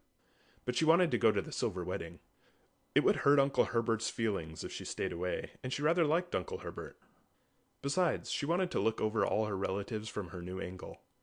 It would be an excellent place to make public her Declaration of Independence if occasion offered. "Put on your brown silk dress," said Mrs. Stirling. As if there were anything else to put on! Valancy had only the one festive dress, that snuffy brown silk Aunt Isabel had given her. Aunt Isabel had decreed that Valancy should never wear colors. They did not become her. When she was young, they allowed her to wear white, but that had been tacitly dropped for some years. Valancy put on the brown silk. It had a high collar and long sleeves. She had never had a dress with low neck and elbow sleeves, although they had been worn, even in Deerwood, for over a year. But she did not do her hair pompadour. She knotted it on her neck and pulled it out over her ears. She thought it became her, only the little knot was so absurdly small. Mrs. Frederick resented the hair, but decided it was wisest to say nothing on the eve of the party. It was so important that Valancy should be kept in good humor, if possible, until it was over. Mrs. Frederick did not reflect that this was the first time in her life that she had thought it necessary to consider Valancy's humors. But then, Valancy had never been queer before. On their way to Uncle Herbert's, Mrs. Frederick and Cousin Stickles walking in front, Valancy trotting meekly along behind, Roaring Abel drove past them. Drunk as usual, but not in the roaring stage, just drunk enough to be excessively polite. He raised his disreputable old tartan cap with the air of a monarch saluting his subjects, and swept them a grand bow. Mrs. Frederick and Cousin Stickles dared not cut Roaring Abel altogether. He was the only person in Deerwood who could be got to do odd jobs of carpentering and repairing when they needed to be done, so it would not do to offend him.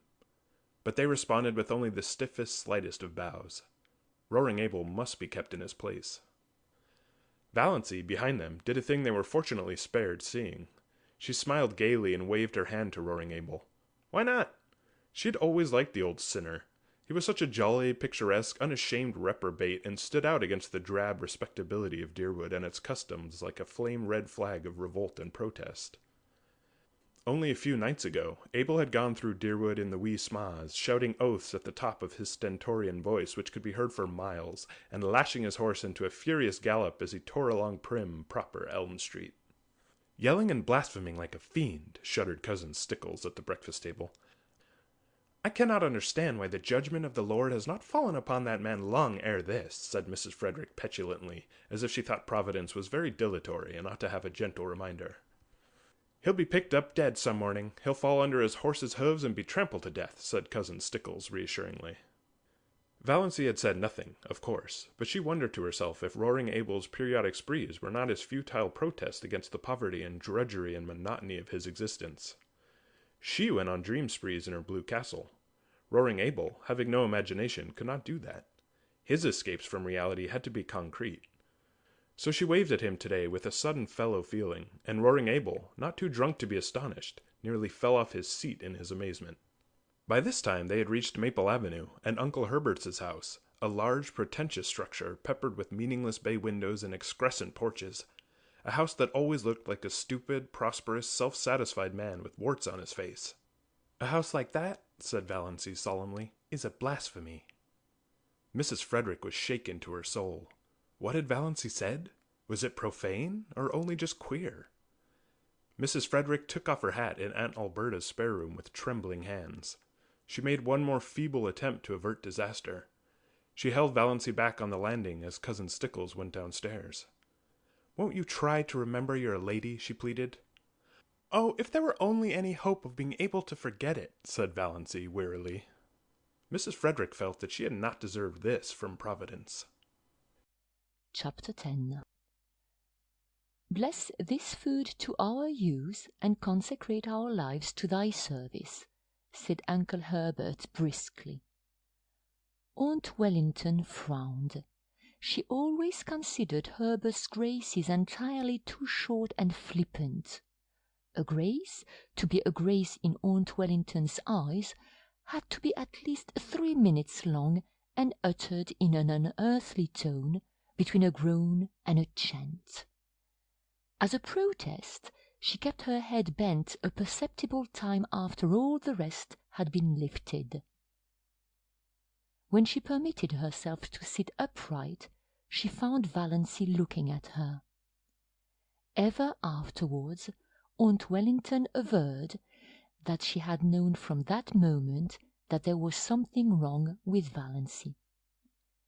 In those queer, slanted eyes of hers, she should always have known she was not entirely right with eyes like that. There was an odd gleam of mockery and amusement, as if Valancy were laughing at her. Such a thing was unthinkable, of course.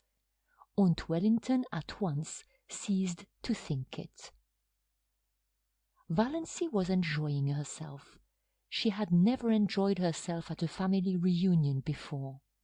In social functions, as in childish games, she had only filled in. Her clan had always considered her very dull. She had no parlour tricks, and she had been in the habit of taking refuge from the boredom of family parties in her blue castle, which resulted in an absent-mindedness that increased her reputation for dullness and vacuity. "She has no social presence whatever," Aunt Wellington had decreed once and for all. Nobody dreamed that Valancy was dumb in their presence merely because she was afraid of them. Now she was no longer afraid of them. The shackles had been stricken off her soul.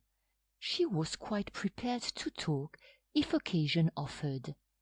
Meanwhile she was giving herself such freedom of thought as she had never dared to take before. She let herself go with a wild, inner exultation as Uncle Herbert carved the turkey. Uncle Herbert gave Valancy a second look that day. Being a man, he didn't know what she had done to her hair, but he thought surprisedly that Doss was not such a bad-looking girl after all, and he put an extra piece of white meat on her plate. "What herb is most injurious to a young lady's beauty?" propounded Uncle Benjamin, by way of starting conversation, loosening things up a bit, as he would have said. Valancy, whose duty it was to say what, did not say it. Nobody else said it. So Uncle Benjamin, after an expectant pause, had to answer "Time," and felt that his riddle had fallen flat. He looked resentfully at Valancy, who had never failed him before.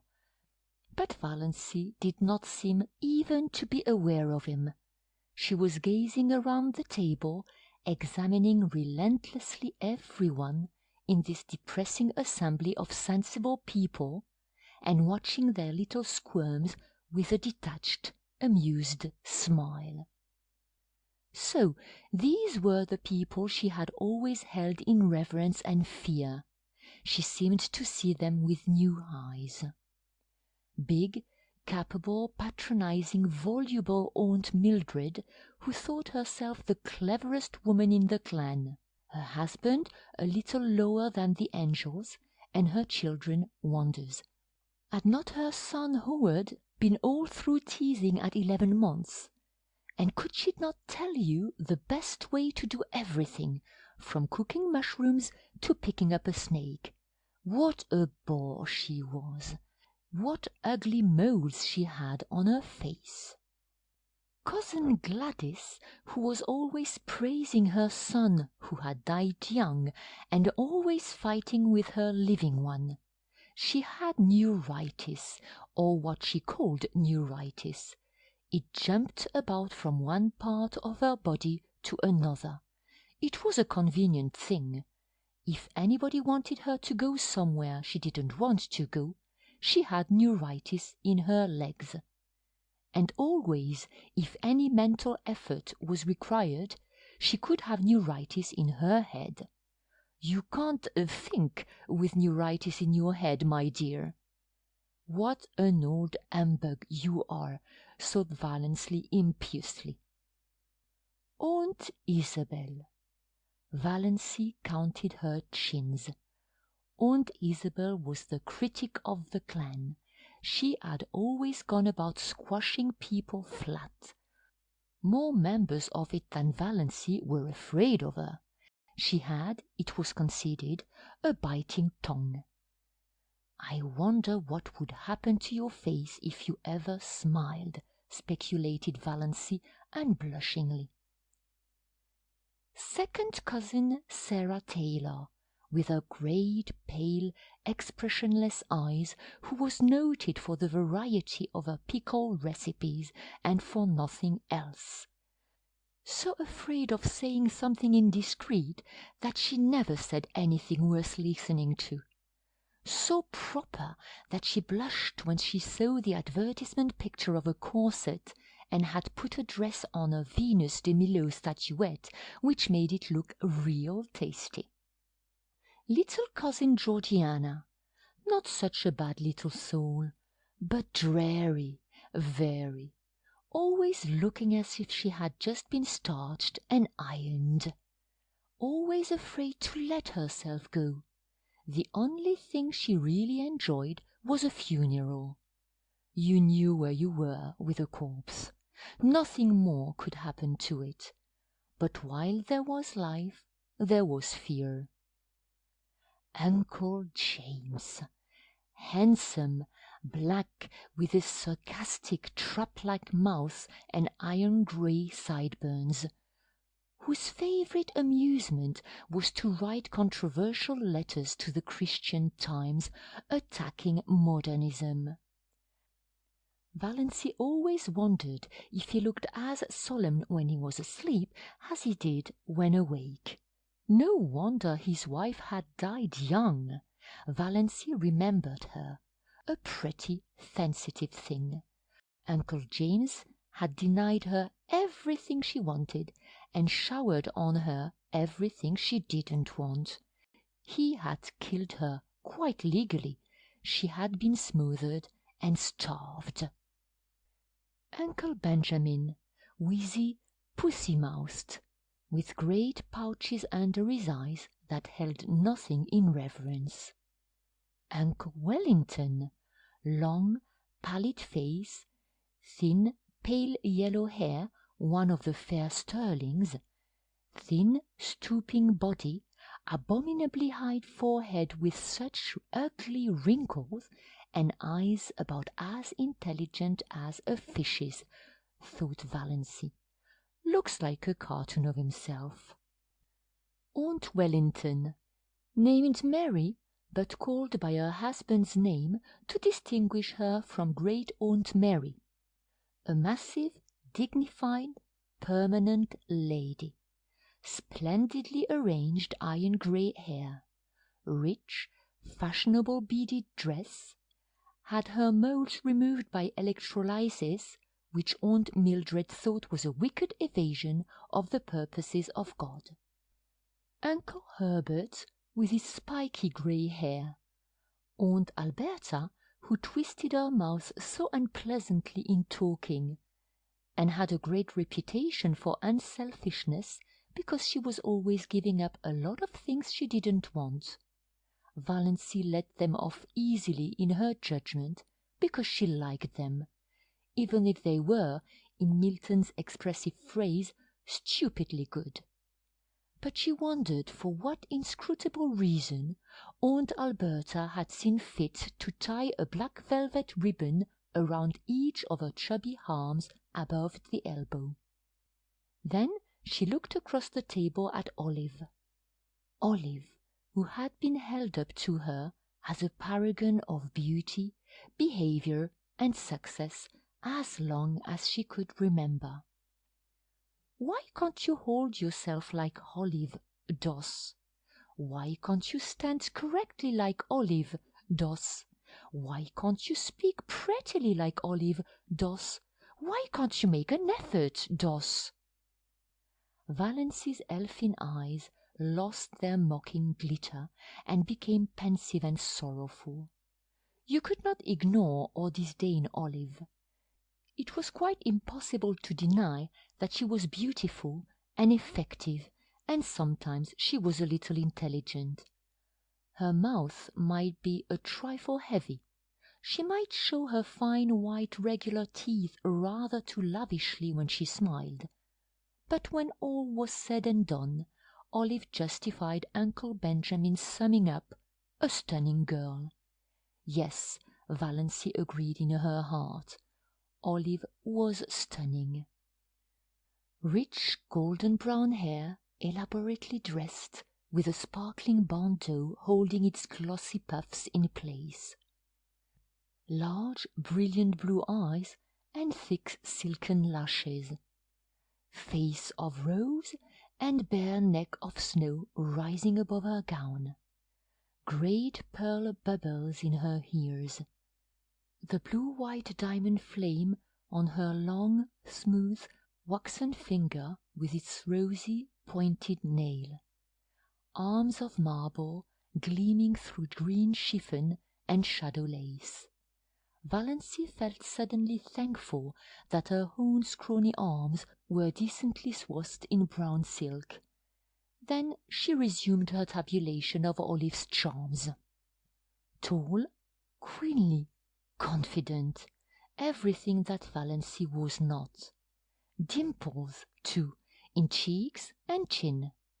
A woman with dimples always gets her own way, thought Valancy, in a recurring spasm of bitterness at the fate which had denied her even one dimple. Olive was only a year younger than Valancy, though a stranger would have thought that there was at least 10 years between them. But nobody ever dreaded old maidenhood for her. Olive had been surrounded by a crowd of eager beaux since her early teens, just as her mirror was always surrounded by a fringe of cards, photographs, programs, and invitations. At 18, when she had graduated from Havergal College, Olive had been engaged to Will Desmond, lawyer in embryo. Will Desmond had died, and Olive had mourned for him properly for 2 years. When she was 23, she had a hectic affair with Donald Jackson. But Aunt and Uncle Wellington disapproved of that, and in the end Olive dutifully gave him up. Nobody in the Stirling clan, whatever outsiders might say, hinted that she did so because Donald himself was cooling off. However that might be, Olive's third venture met with everybody's approval. Cecil Price was clever and handsome and one of the Port Lawrence Prices. Olive had been engaged to him for 3 years. He had just graduated in civil engineering, and they were to be married as soon as he landed a contract. Olive's hope chest was full to overflowing with exquisite things, and Olive had already confided to Valancy what her wedding dress was to be. Ivory silk draped with lace, white satin court drain lined with pale green georgette, heirloom veil of Brussels lace. Valancy knew also, though Olive had not told her, that the bridesmaids were selected and that she was not among them. Valancy had, after a fashion, always been Olive's confidante, perhaps because she was the only girl in the connection who could not bore Olive with written confidences. Olive always told Valancy all the details of her love affairs, from the days when the little boys in school used to persecute her with love letters. Valancy could not comfort herself by thinking these affairs mythical. Olive really had them. Many men had gone mad over her besides the 3 fortunate ones. "I don't know what the poor idiots see in me that drives them to make such double idiots of themselves," Olive was wont to say. Valancy would have liked to say, "I don't either," but truth and diplomacy both restrained her. She did know perfectly well. Olive Stirling was one of the girls about whom men do go mad, just as indubitably as she, Valancy, was one of the girls at whom no man ever looked twice. And yet, thought Valancy, summing her up with a new and merciless conclusiveness, she's like a dewless morning. There's something lacking. Chapter 11. Meanwhile, the dinner in its earlier stages was dragging its slow length along true to Stirling form. The room was chilly, in spite of the calendar, and Aunt Alberta had the gas logs lighted. Everybody in the clan envied her those gas logs, except Valancy. Glorious open fires blazed in every room of her blue castle when autumnal nights were cool, but she would have frozen to death in it before she would have committed the sacrilege of a gas log. Uncle Herbert made his hearty perennial joke when he helped Aunt Wellington to the cold meat. "Mary, will you have a little lamb?" Aunt Mildred told the same old story of once finding a lost ring in a turkey's crop. Uncle Benjamin told his favorite prosy tale of how he had once chased and punished a now famous man for stealing apples. Second cousin Jane described all her sufferings with an ulcerating tooth. Aunt Wellington admired the pattern of Aunt Alberta's silver teaspoons and lamented the fact that one of her own had been lost. "It spoiled the set. I could never get it matched, and it was my wedding present from dear old Aunt Matilda." Aunt Isabel thought the seasons were changing and couldn't imagine what had become of our good old-fashioned springs. Cousin Georgiana, as usual, discussed the last funeral and wondered, audibly, which of us will be the next to pass away. Cousin Georgiana could never say anything as blunt as die. Valancy thought she could tell her, but didn't. Cousin Gladys, likewise as usual, had a grievance. Her visiting nephews had nipped all the buds off her houseplants and chivied her brood of fancy chickens. "Squeezed some of them actually to death, my dear." "Boys will be boys," reminded Uncle Herbert tolerantly. "But they needn't be rampageous animals," retorted Cousin Gladys, looking round the table for appreciation of her wit. Everybody smiled except Valancy. Cousin Gladys remembered that.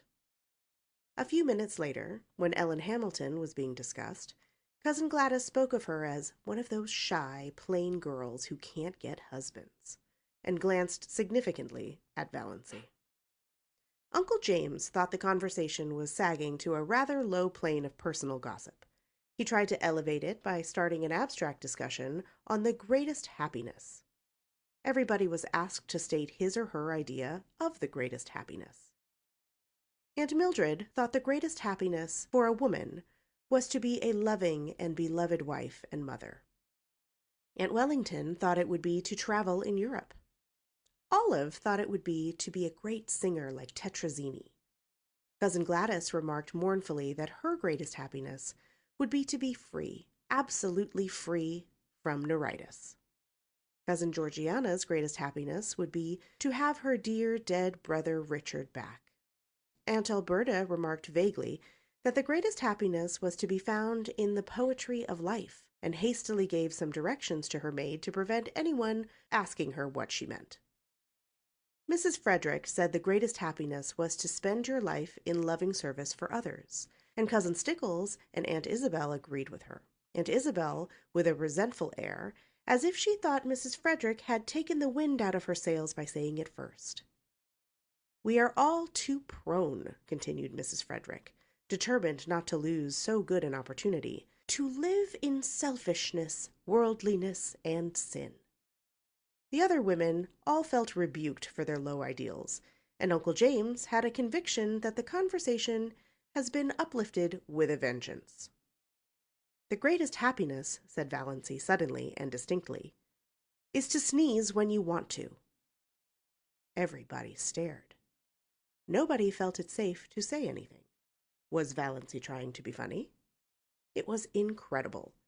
Mrs. Frederick, who had been breathing easier since the dinner had progressed so far without any outbreak on the part of Valancy, began to tremble again, but she deemed it in the part of prudence to say nothing. Uncle Benjamin was not so prudent. He rashly rushed in where Mrs. Frederick feared to tread. "Doss," he chuckled, "what is the difference between a young girl and an old maid?"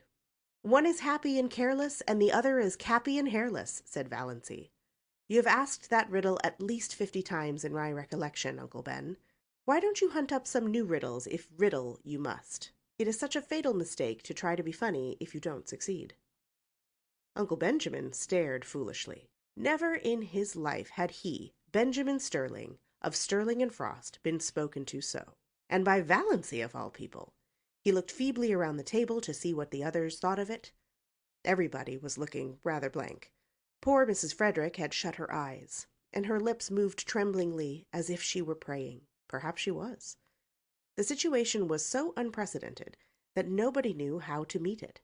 Valancy went on calmly eating her salad as if nothing out of the usual had occurred. Aunt Alberta, to save her dinner, plunged into an account of how a dog had bitten her recently.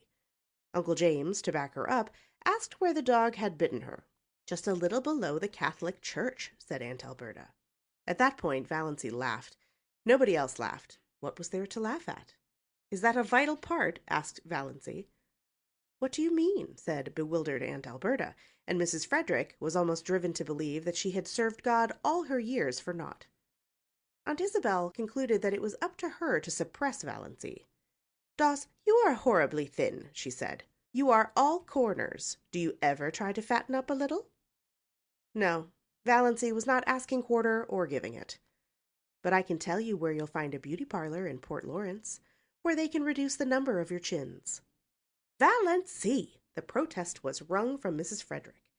She meant her tone to be stately and majestic as usual, but it sounded more like an imploring whine, and she did not say Doss. "She's feverish," said Cousin Stickles to Uncle Benjamin in an agonized whisper. "We've thought she's seemed feverish for several days." "She's gone dippy, in my opinion," growled Uncle Benjamin. "If not, she ought to be spanked. Yes, spanked." "You can't spank her," Cousin Stickles was much agitated. "She's 29 years old."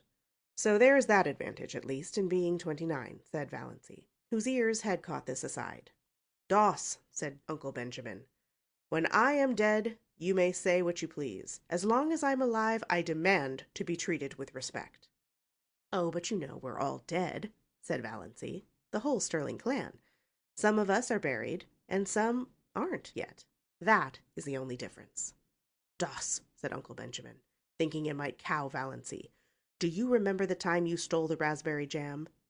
Valancy flushed scarlet, with suppressed laughter, not shame. She had been sure Uncle Benjamin would drag that jam in somehow. "Of course I do," she said. "It was good jam. I've always been sorry I hadn't time to eat more of it before you found me. Oh, look at Aunt Isabel's profile on the wall. Did you ever see anything so funny?" Everybody looked, including Aunt Isabel herself, which, of course, destroyed it. But Uncle Herbert said kindly, I wouldn't eat any more if I were you, Doss. It isn't that I grudge it, but don't you think it would be better for yourself? Your stomach seems a little out of order." "Don't worry about my stomach, old dear," said Valancy. "It is all right. I am going to keep right on eating. It's so seldom I get the chance of a satisfying meal." It was the first time anyone had been called old dear in Deerwood. The Stirlings thought Valancy had invented the phrase, and they were afraid of her from that moment. There was something so uncanny about such an expression. But in poor Mrs. Frederick's opinion, the reference to a satisfying meal was the worst thing Valancy had said yet. Valancy had always been a disappointment to her. Now she was a disgrace. She thought she would have to get up and go away from the table. Yet she dared not leave Valancy there. Aunt Alberta's maid came in to remove the salad plates and bring in the dessert. It was a welcome diversion. Everybody brightened up with a determination to ignore Valancy and talk as if she wasn't there. Uncle Wellington mentioned Barney Snaith. Eventually, somebody did mention Barney Snaith at every Stirling function, Valancy reflected. Whatever he was an individual that could not be ignored.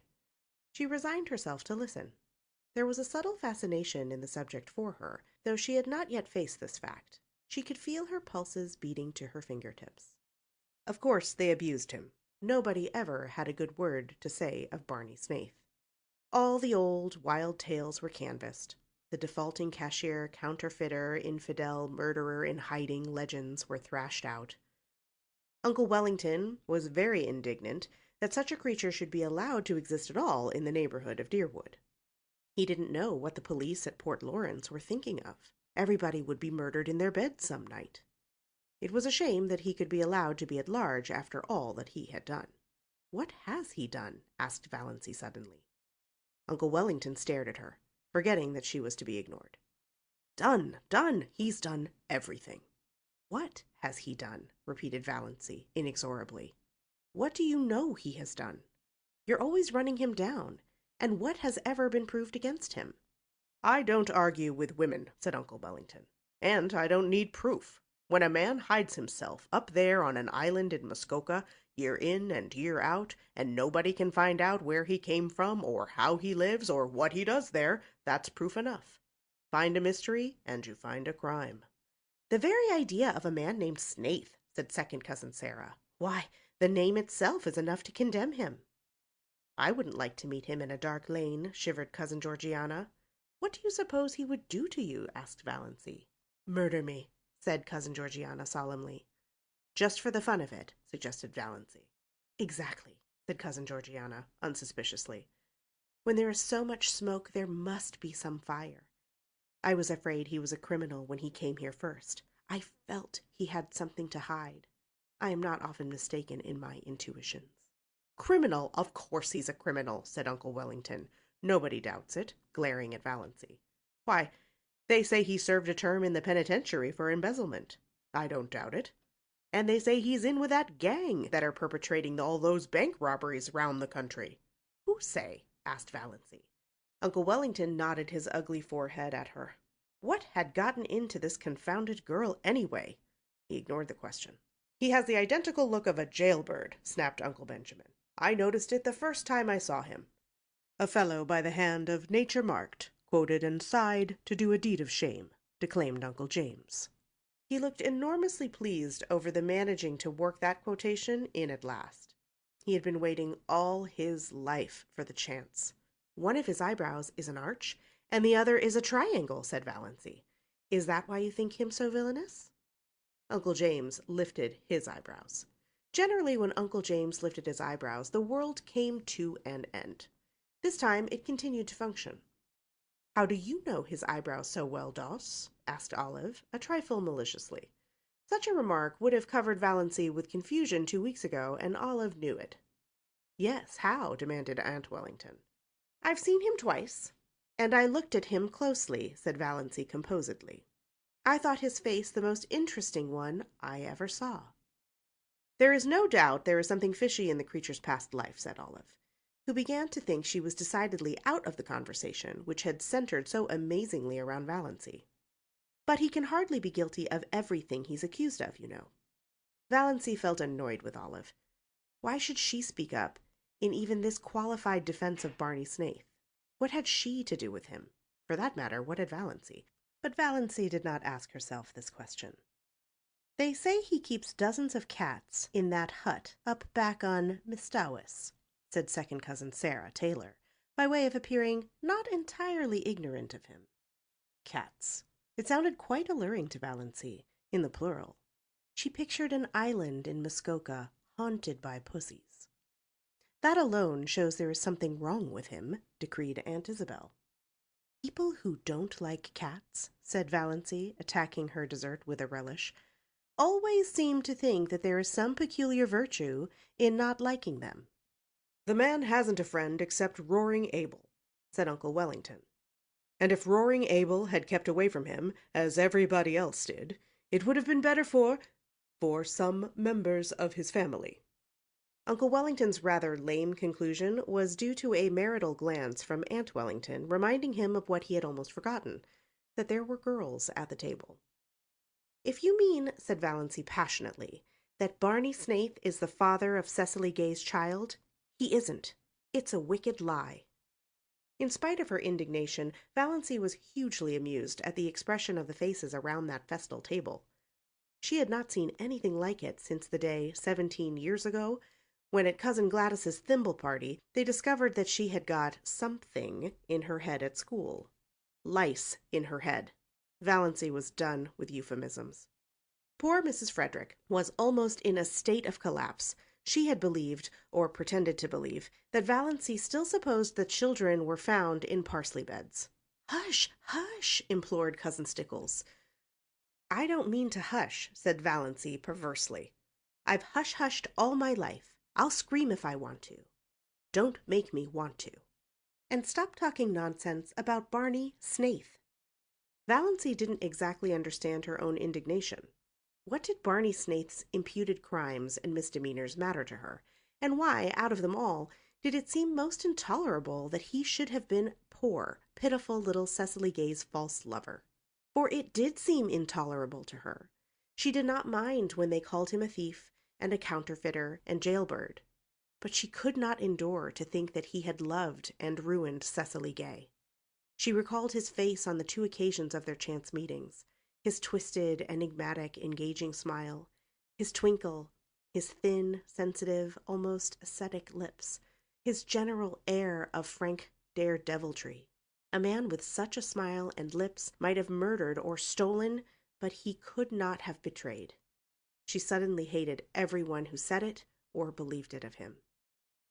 "When I was a young girl, I never thought or spoke about such matters, Doss," said Aunt Wellington, crushingly. "But I'm not a young girl," retorted Valancy, uncrushed. "Aren't you always rubbing that into me? And you are all evil-minded, senseless gossips. Can't you leave poor Cissy Gay alone? She's dying. Whatever she did, God or the devil has punished her enough for it. You needn't take a hand, too.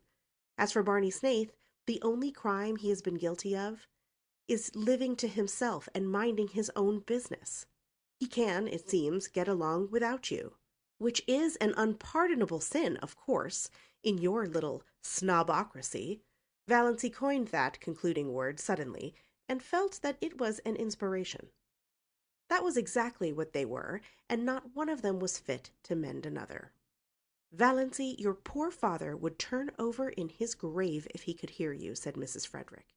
"I dare say he would like that for a change," said Valancy brazenly. "Doss," said Uncle James heavily, "the 10 Commandments are fairly up to date still, especially the 5th. Have you forgotten that?" "No," said Valancy, "but I thought you had, especially the 9th. Have you ever thought, Uncle James, how dull life would be without the 10 Commandments? It is only when things are forbidden that they become fascinating." But her excitement had been too much for her. She knew by certain unmistakable warnings that one of her attacks of pain was coming on. It must not find her there. She rose from her chair. "I am going home now. I only came for the dinner. It was very good, Aunt Alberta, although your salad dressing is not salt enough and a dash of cayenne would improve it." None of the flabbergasted silver wedding guests could think of anything to say until the lawn gate clanged behind Valancy in the dusk. Then, "She's feverish. I've said it right along. She was feverish," moaned Cousin Stickles. Uncle Benjamin punished his pudgy left hand fiercely with his pudgy right. "She's dippy. I tell you, she's gone dippy," he snorted angrily. "That's all there is about it. Clean dippy." "Oh, Benjamin," said Cousin Georgiana soothingly, "don't condemn her too rashly. We must remember what dear old Shakespeare says, that charity thinketh no evil." "Charity? Poppycock!" snorted Uncle Benjamin. "I've never heard a young woman talk such stuff in my life as she just did. Talking about things she ought to be ashamed to think of, much less mention.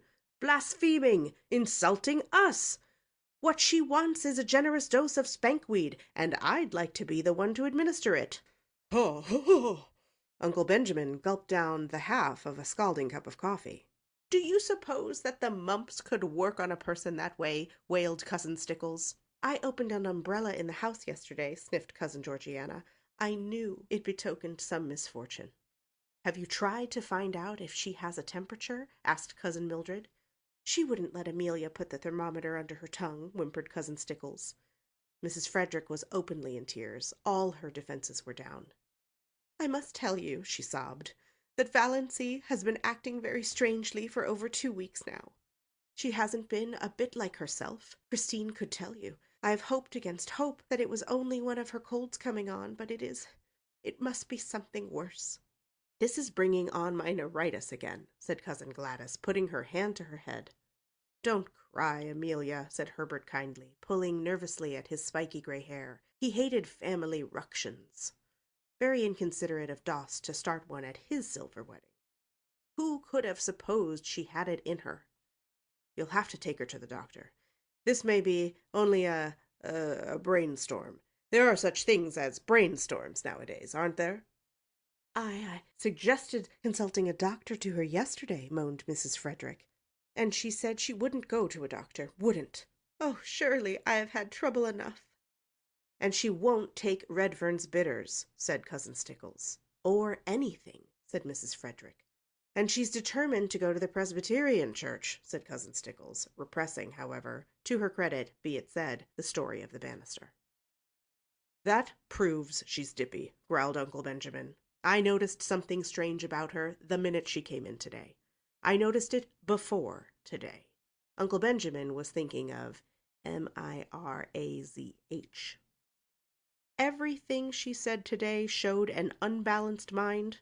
That question, was it a vital part? Was there any sense at all in that remark? None whatever. There was never anything like that in the Stirlings. It must be from the Wansboroughs. Poor Mrs. Frederick was too crushed to be indignant. "I never heard of anything like that in the Wansboroughs," she sobbed. "Your father was odd enough," said Uncle Benjamin. "Poor Pa was peculiar," admitted Mrs. Frederick tearfully, "but his mind was never affected."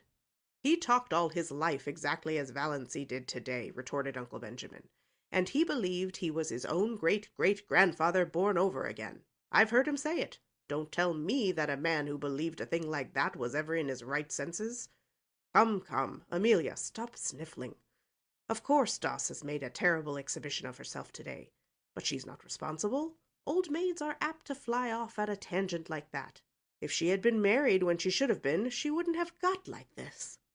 "Nobody wanted to marry her," said Mrs. Frederick, who felt that somehow Uncle Benjamin was blaming her. "Well, fortunately, there's no outsider here," snapped Uncle Benjamin. "We may keep it in the family yet. I'll take her over to see Dr. Marsh tomorrow. I know how to deal with pig-headed people. Won't that be best, James?"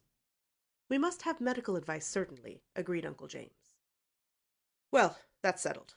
In the meantime, Amelia, act as if nothing had happened, and keep an eye on her. Don't let her be alone.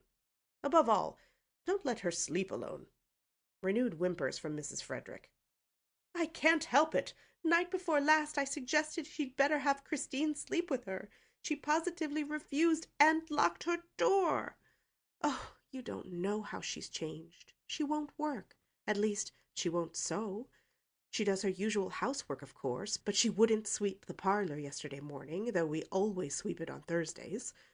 She said she'd wait until it was dirty. 'Would you rather sweep a dirty room than a clean one?' I asked her. She said, of course. I'd see something for my labor then. Think of it." Uncle Benjamin thought of it. "The jar of pot-pourri," Cousin Stickles pronounced it as spelled, "has disappeared from her room. I found the pieces in the next lot. She won't tell us what happened to it." "I should never have dreamed of it, Doss," said Uncle Herbert. "She has always seemed such a quiet, sensible girl. A bit backward, but sensible." "The only thing you can be sure of in this world is the multiplication table," said Uncle James, feeling cleverer than ever. "Well, let's cheer up," suggested Uncle Benjamin. "Why are chorus girls like fine stock raisers?" "Why?" asked Cousin Stickles, since it had to be asked, and Valancy wasn't there to ask it. "Like to exhibit calves," chuckled Uncle Benjamin. Cousin Stickles thought Uncle Benjamin a little indelicate. Before Olive, too. But then, he was a man. Uncle Herbert was thinking that things were rather dull now that Doss had gone. Chapter 12.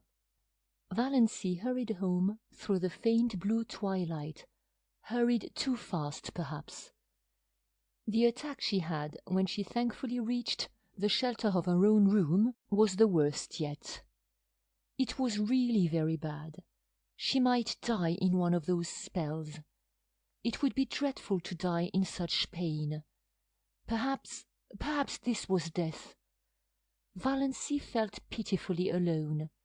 When she could think at all, she wondered what it would be like to have someone with her who could sympathize, someone who really cared, just to hold her hand tight, if nothing else, someone just to say, "Yes, I know, it's dreadful. Be brave, you'll soon be better." Not someone merely fussy and alarmed. Not her mother or Cousin Stickles. Why did the thought of Barney Snaith come into her mind? Why did she suddenly feel, in the midst of this hideous loneliness of pain, that he would be sympathetic, sorry for anyone that was suffering. Why did he seem to her like an old, well-known friend? Was it because she had been defending him, standing up to her family for him?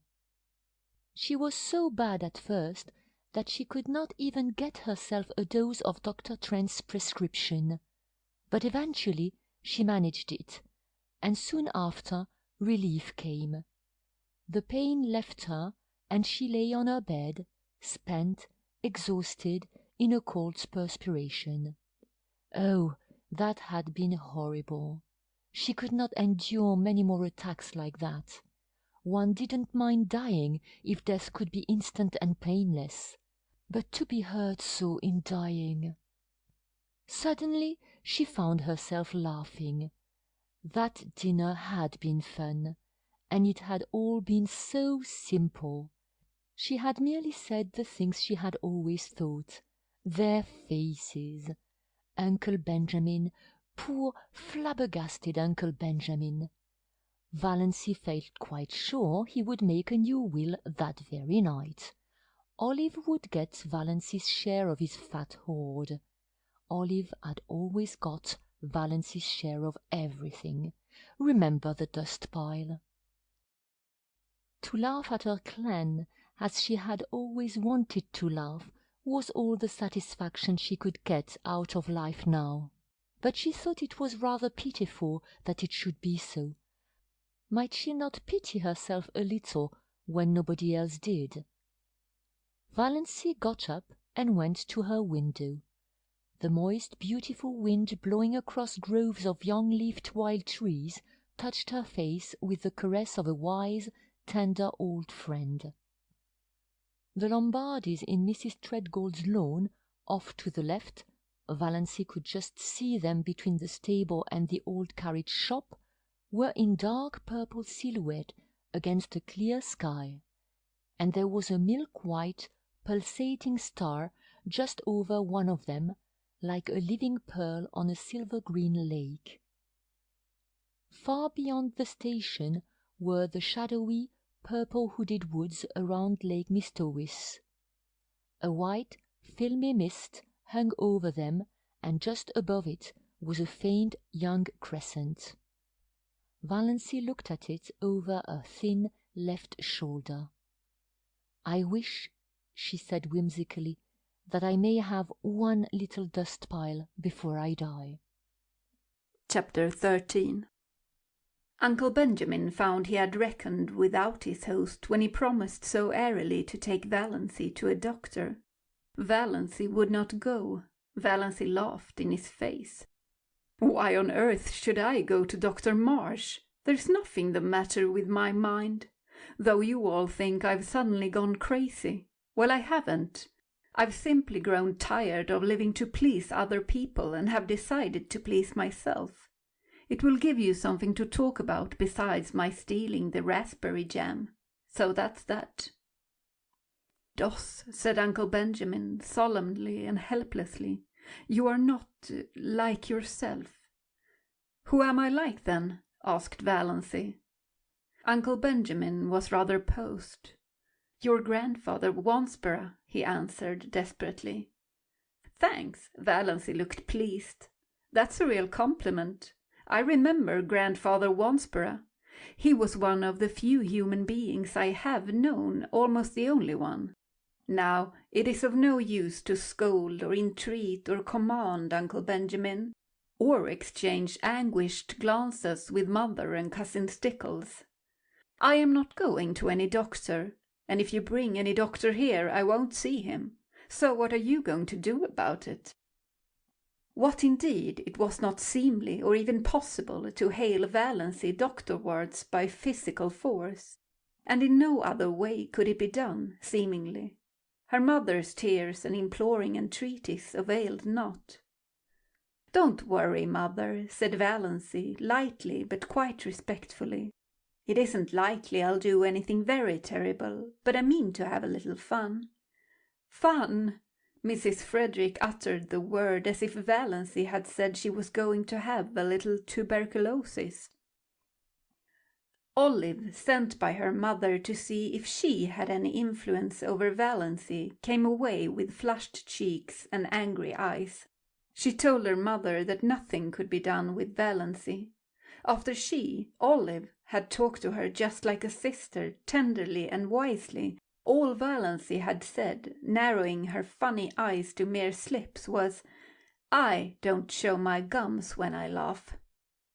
More as if she were talking to herself than to me. Indeed, mother, all the time I was talking to her, she gave me the impression of not really listening.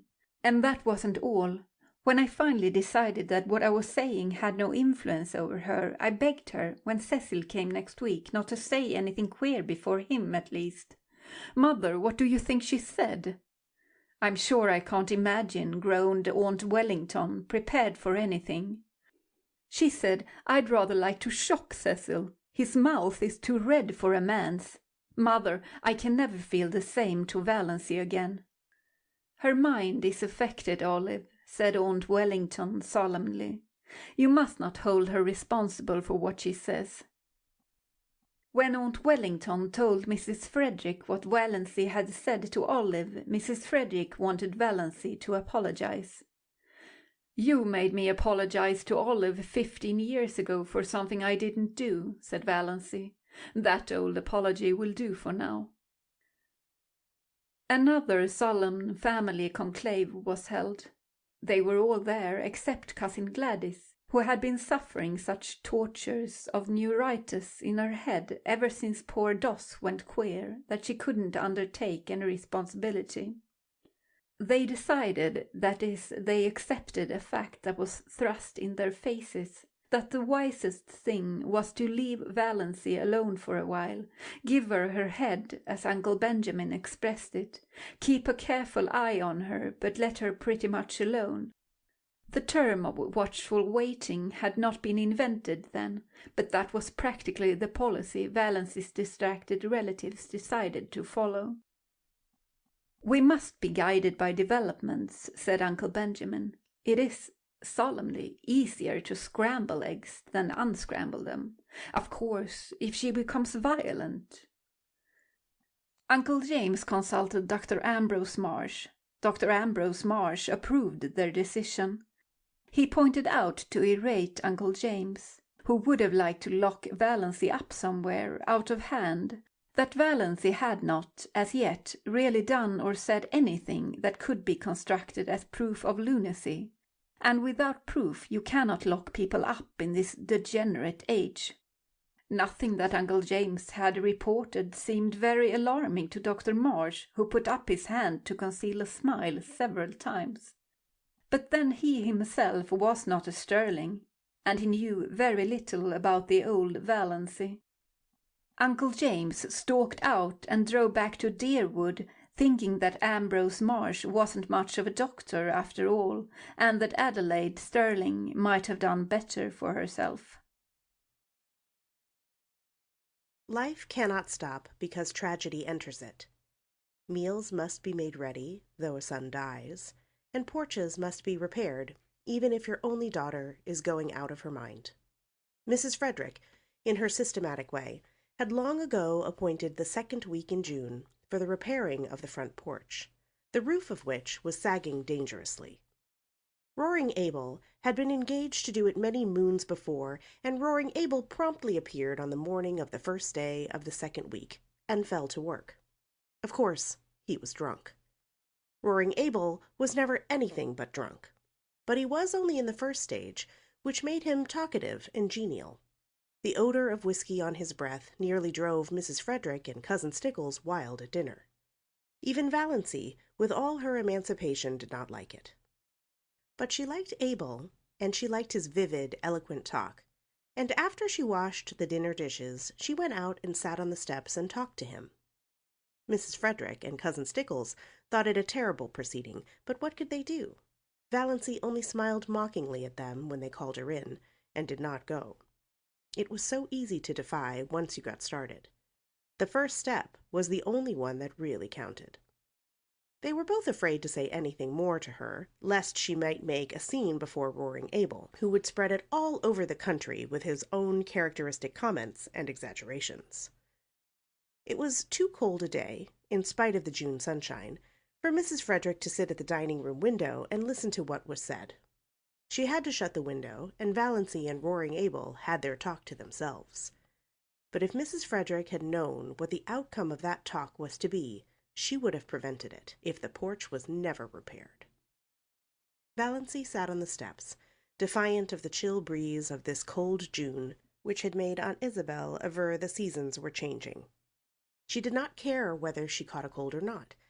It was delightful to sit there in that cold, beautiful, fragrant world and feel free.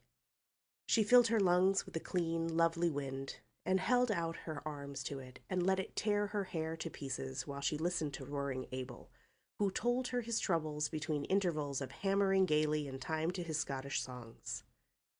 Valancy liked to hear him. Every stroke of his hammer fell true to the note.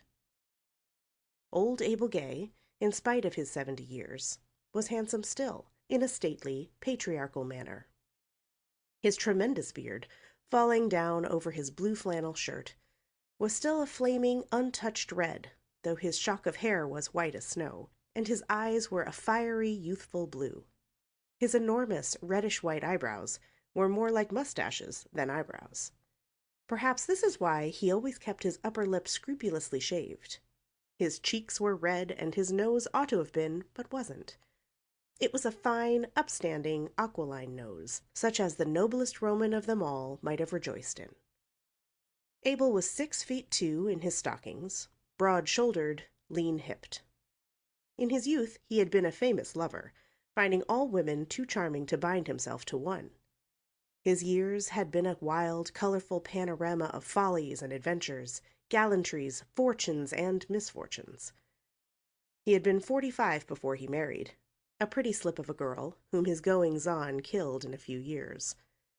Abel was piously drunk at her funeral, and insisted on repeating the 55th chapter of Isaiah.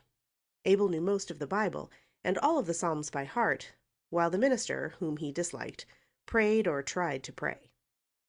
Thereafter his house was run by an untidy old cousin, who cooked his meals and kept things going after a fashion. In this unpromising environment, little Cecilia Gay had grown up.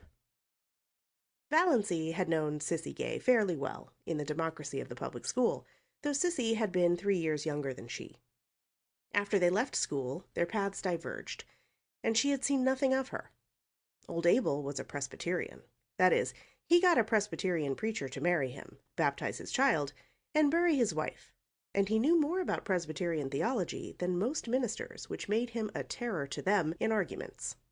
But Roaring Abel never went to church. Every Presbyterian minister who had been in Deerwood had tried his hand, once, at reforming Roaring Abel, but he had not been pestered of late. Reverend Mr. Bentley had been in Deerwood for 8 years, but he had not sought out Roaring Abel since the first 3 months of his pastorate. He had called on Roaring Abel then, and found him in the theological state of drunkenness, which always followed the sentimental maudlin one, and preceded the roaring, blasphemous one. The eloquently prayerful one, in which he realized himself temporarily and intensely as a sinner in the hands of an angry God, was the final one. Abel never went beyond it. He generally fell asleep on his knees and awakened sober, but he had never been dead drunk in his life. He told Mr. Bentley that he was a sound Presbyterian and sure of his election. He had no sins, that he knew of, to repent of. "Have you ever done anything in your life that you are sorry for?" asked Mr. Bentley. Roaring Abel scratched his bushy white head and pretended to reflect. "Well, yes," he said finally. "There were some women I might have kissed and didn't. I've always been sorry for that." Mr. Bentley went out and went home. Abel had seen that Cissy was properly baptized, jovially drunk at the same time himself. He made her go to church and Sunday school regularly. The church people took her up, and she was in turn a member of the mission band, the Girls' Guild, and the Young Women's Missionary Society. She was a faithful, unobtrusive, sincere little worker. Everybody liked Cissy Gay, and was sorry for her. She was so modest and sensitive, and pretty in that delicate, elusive fashion of beauty which fades so quickly if life is not kept in it by love and tenderness. But then liking and pity did not prevent them from tearing her in pieces like hungry cats when the catastrophe came. 4 years previously, Cissy Gay had gone up to a Muskoka hotel as a summer waitress, and when she had come back in the fall, she was a changed creature. She hid herself away and went nowhere. The reason soon leaked out, and scandal raged. That winter, Cissy's baby was born. Nobody ever knew who the father was. Cecily kept her poor, pale lips tightly locked on her sorry secret. Nobody dared ask Roaring Abel any questions about it. Rumor and surmise laid the guilt at Barney Snaith's door because diligent inquiry among the other maids at the hotel revealed the fact that nobody there had ever seen Cissy Gay with a fellow. She had kept to herself, they said, rather resentfully. Too good for our dances, and now look. The baby had lived for a year. After its death, Cissy faded away. 2 years ago, Dr. Marsh had given her only 6 months to live. Her lungs were hopelessly diseased, but she was still alive. Nobody went to see her. Women would not go to Roaring Abel's house. Mr. Bentley had gone once, when he knew Abel was away, but the dreadful old creature who was scrubbing the kitchen floor told him Cissy wouldn't see anyone. The old cousin had died, and Roaring Abel had 2 or 3 disreputable housekeepers, the only kind who could be prevailed on to go to a house where a girl was dying of consumption. But the last one had left, and Roaring Abel had now no one to wait on Cissy and do for him. This wasn't the burden of his plaint to Valancy, and he condemned the hypocrites of Deerwood and its surrounding communities with some rich, meaty oaths that happened to reach Cousin Stickles's ears as she passed through the hall and nearly finished the poor lady. Was Valancy listening to that? Valancy hardly noticed the profanity. Her attention was focused on the horrible thought of poor, unhappy, disgraced little Cissy Gay, ill and helpless in that forlorn old house out on Mistowis Road, without a soul to help or comfort her. And this in a nominally Christian community in the year of grace 19 and some odd. Do you mean to say that Cissy is all alone there now, with nobody to do anything for her? Nobody? Oh, she can move about a bit and get a bite and sup when she wants it, but she can't work. It's D hard for a man to work hard all day and go home at night tired and hungry and cook his own meals. Sometimes I'm sorry I kicked old Rachel Edwards out. Abel described Rachel picturesquely. Her face looked as if it had wore out 100 bodies, and she moped. Talk about temper! Temper's nothing to mopin'. She was too slow to catch worms, and dirty, D dirty. I ain't unreasonable. I know a man has to eat his peck before he dies, but she went over the limit. What'd you suppose I saw that lady do? She made some pumpkin jam, had it on the table in glass jars with the tops off. The dog got up on the table and stuck his paw into one of them.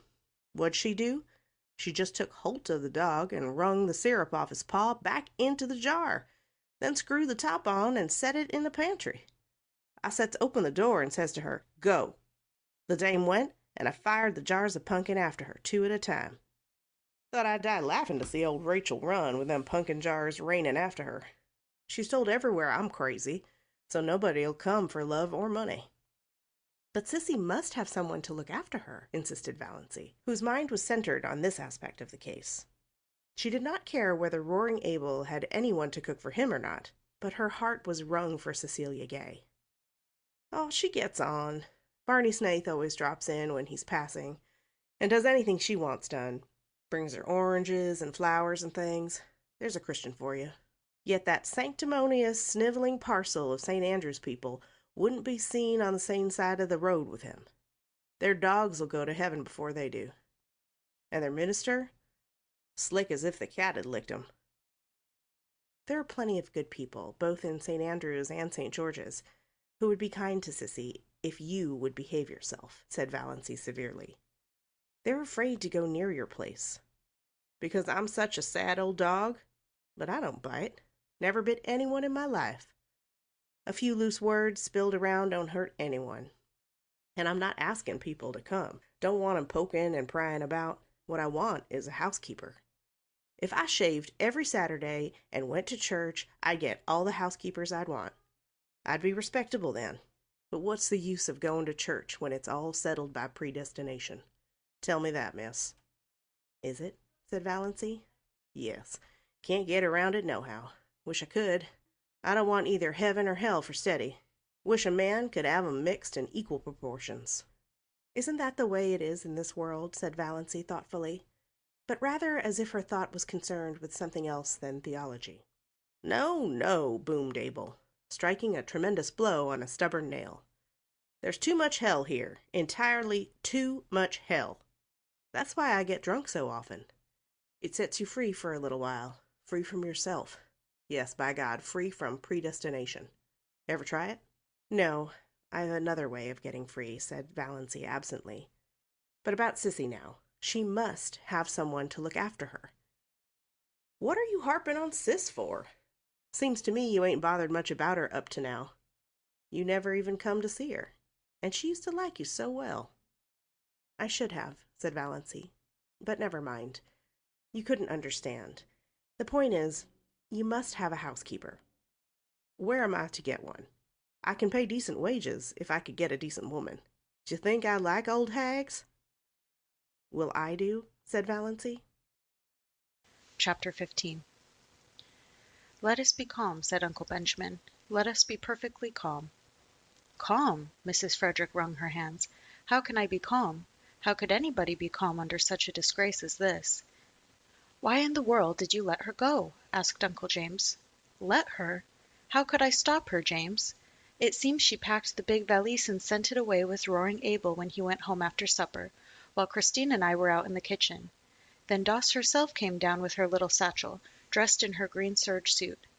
I felt a terrible premonition. I can't tell you how it was, but I seemed to know that Doss was going to do something dreadful. It's a pity you couldn't have had your premonition a little sooner, said Uncle Benjamin dryly. I said, Doss, where are you going? And she said, I am going to look for my blue castle. Wouldn't you think that would convince Marsh that her mind is affected? Interjected Uncle James. And I said, Valancy, what do you mean? And she said, I am going to keep house for Roaring Abel and Nurse Sissy. He will pay me $30 a month. I wonder I didn't drop dead on the spot. You shouldn't have let her go. You shouldn't have let her out of the house, said Uncle James. You should have locked the door, anything. She was between me and the front door, and you can't realize how determined she was. She was like a rock. That's the strangest thing of all about her. She used to be so good and obedient, and now she's neither to hold nor bind. But I said everything I could think of to bring her to her senses. I asked her if she had no regard for her reputation. I said to her solemnly, Doss, when a woman's reputation is once smirched, nothing can ever make it spotless again. Your character will be gone forever if you go to Roaring Abel's to wait on a bad girl like Sis Gay. And she said, I don't believe Sissy was a bad girl, but I don't care if she was. Those were her very words. I don't care if she was. She has lost all sense of decency, exploded Uncle Benjamin. Sissy Gay is dying, she said, and it's a shame and disgrace that she is dying in a Christian community with no one to do anything for her. Whatever she's been or done, she's a human being. Well, you know, when it comes to that, I suppose she is, said Uncle James with the air of one making a splendid concession. I asked Doss if she had no regard for appearances. She said, I've been keeping up appearances all my life. Now I'm going in for realities. Appearances can go hang. Go hang! An outrageous thing, said Uncle Benjamin violently. An outrageous thing. Which relieved his feelings, but didn't help anyone else. Mrs. Frederick wept. Cousin Stickles took up the refrain between her moans of despair. I told her, we both told her, that Roaring Abel had certainly killed his wife in one of his drunken rages and would kill her. She laughed and said, I'm not afraid of Roaring Abel. He won't kill me, and he's too old for me to be afraid of his gallantries. What did she mean? What are gallantries? Mrs. Frederick saw that she must stop crying if she wanted to regain control of the conversation. I said to her, Valancy, if you have no regard for your own reputation and your family's standing, have you none for my feelings? She said none. Just like that. None. Insane people never do have any regard for other people's feelings, said Uncle Benjamin. That's one of the symptoms. I broke out into tears then, and she said, Come now, mother, be a good sport. I'm going to do an act of Christian charity, And as for the damages it will do to my reputation, why, you know I haven't any matrimonial chances anyhow, so what does it matter?" And with that she turned and went out. "The last words I said to her," said Cousin Stickles pathetically, were, "Who will rub my back at nights now?' And she said, but no, I cannot repeat it." "Nonsense," said Uncle Benjamin. "Out with it. This is no time to be squeamish. She said," Cousin Stickles's voice was little more than a whisper, "she said, 'Oh, darn! To think I should have lived to hear my daughter swearing,'" sobbed Mrs. Frederick. It was only imitation swearing," faltered Cousin Stickles, desirous of smoothing things over now that the worst was out. But she had never told about the banister. "It will be only a step from that to real swearing," said Uncle James sternly. "The worst of this," Mrs. Frederick hunted for a dry spot on her handkerchief, "is that every one will know now that she is deranged. We can't keep it a secret any longer. Oh, I cannot bear it!" "You should have been stricter when she was young," said Uncle Benjamin. "I don't see how I could have been," said Mrs. Frederick, truthfully enough. "The worst feature of the case is that Snaith scoundrel is always hanging around Roaring Abel," said Uncle James. "I shall be thankful if nothing worse comes of this mad freak than a few weeks at Roaring Abel's. Sissy Gay can't live much longer." "And she didn't even take her flannel petticoat," lamented Cousin Stickles. "I'll see Ambrose Marsh again about this," said Uncle Benjamin, meaning Valancy, not the flannel petticoat. "I'll see Lawyer Ferguson," said Uncle James. "Meanwhile," added Uncle Benjamin, "let us be calm." Chapter 16. Valancy had walked out to Roaring Abel's house on the Mistowis road under a sky of purple and amber, with a queer exhilaration and expectancy in her heart.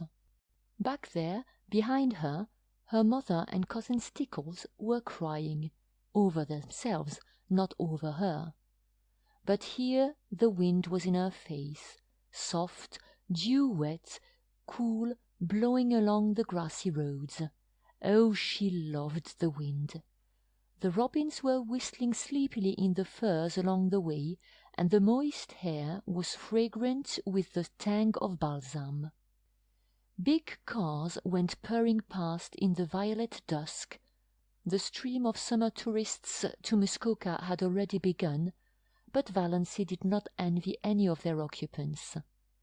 Muskoka cottages might be charming, but beyond, in the sunset skies, among the spires of the firs, her blue castle towered. She brushed the old years and habits and inhibitions away from her like dead leaves. She would not be littered with them. Roaring Abel's rambling, tumble-down old house was situated about 3 miles from the village, on the very edge of up-back, as the sparsely settled, hilly, wooded country around Bistowis was called vernacularly. It did not, it must be confessed, look much like a blue castle. It had once been a snug place enough in the days when Abel Gay had been young and prosperous, and the punning, arched sign over the gate, A. Gay, Carpenter, had been fine and freshly painted. Now it was a faded, dreary old place, with a leprous patched roof and shutters hanging askew. Abel never seemed to do any carpenter jobs about his own house. It had a listless air, as if tired of life. There was a dwindling grove of ragged, crone-like old spruces behind it. The garden, which Sissy used to keep neat and pretty, had run wild.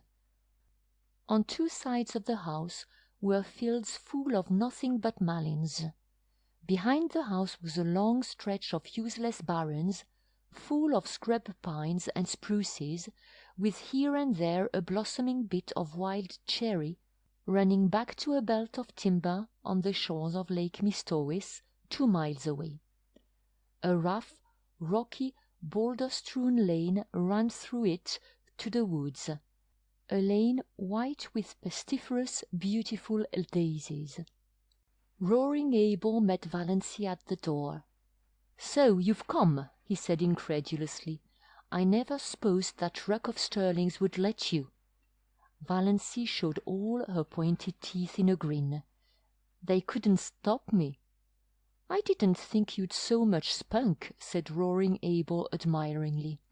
"And look at the nice ankles of her," he added as he stepped aside to let her in.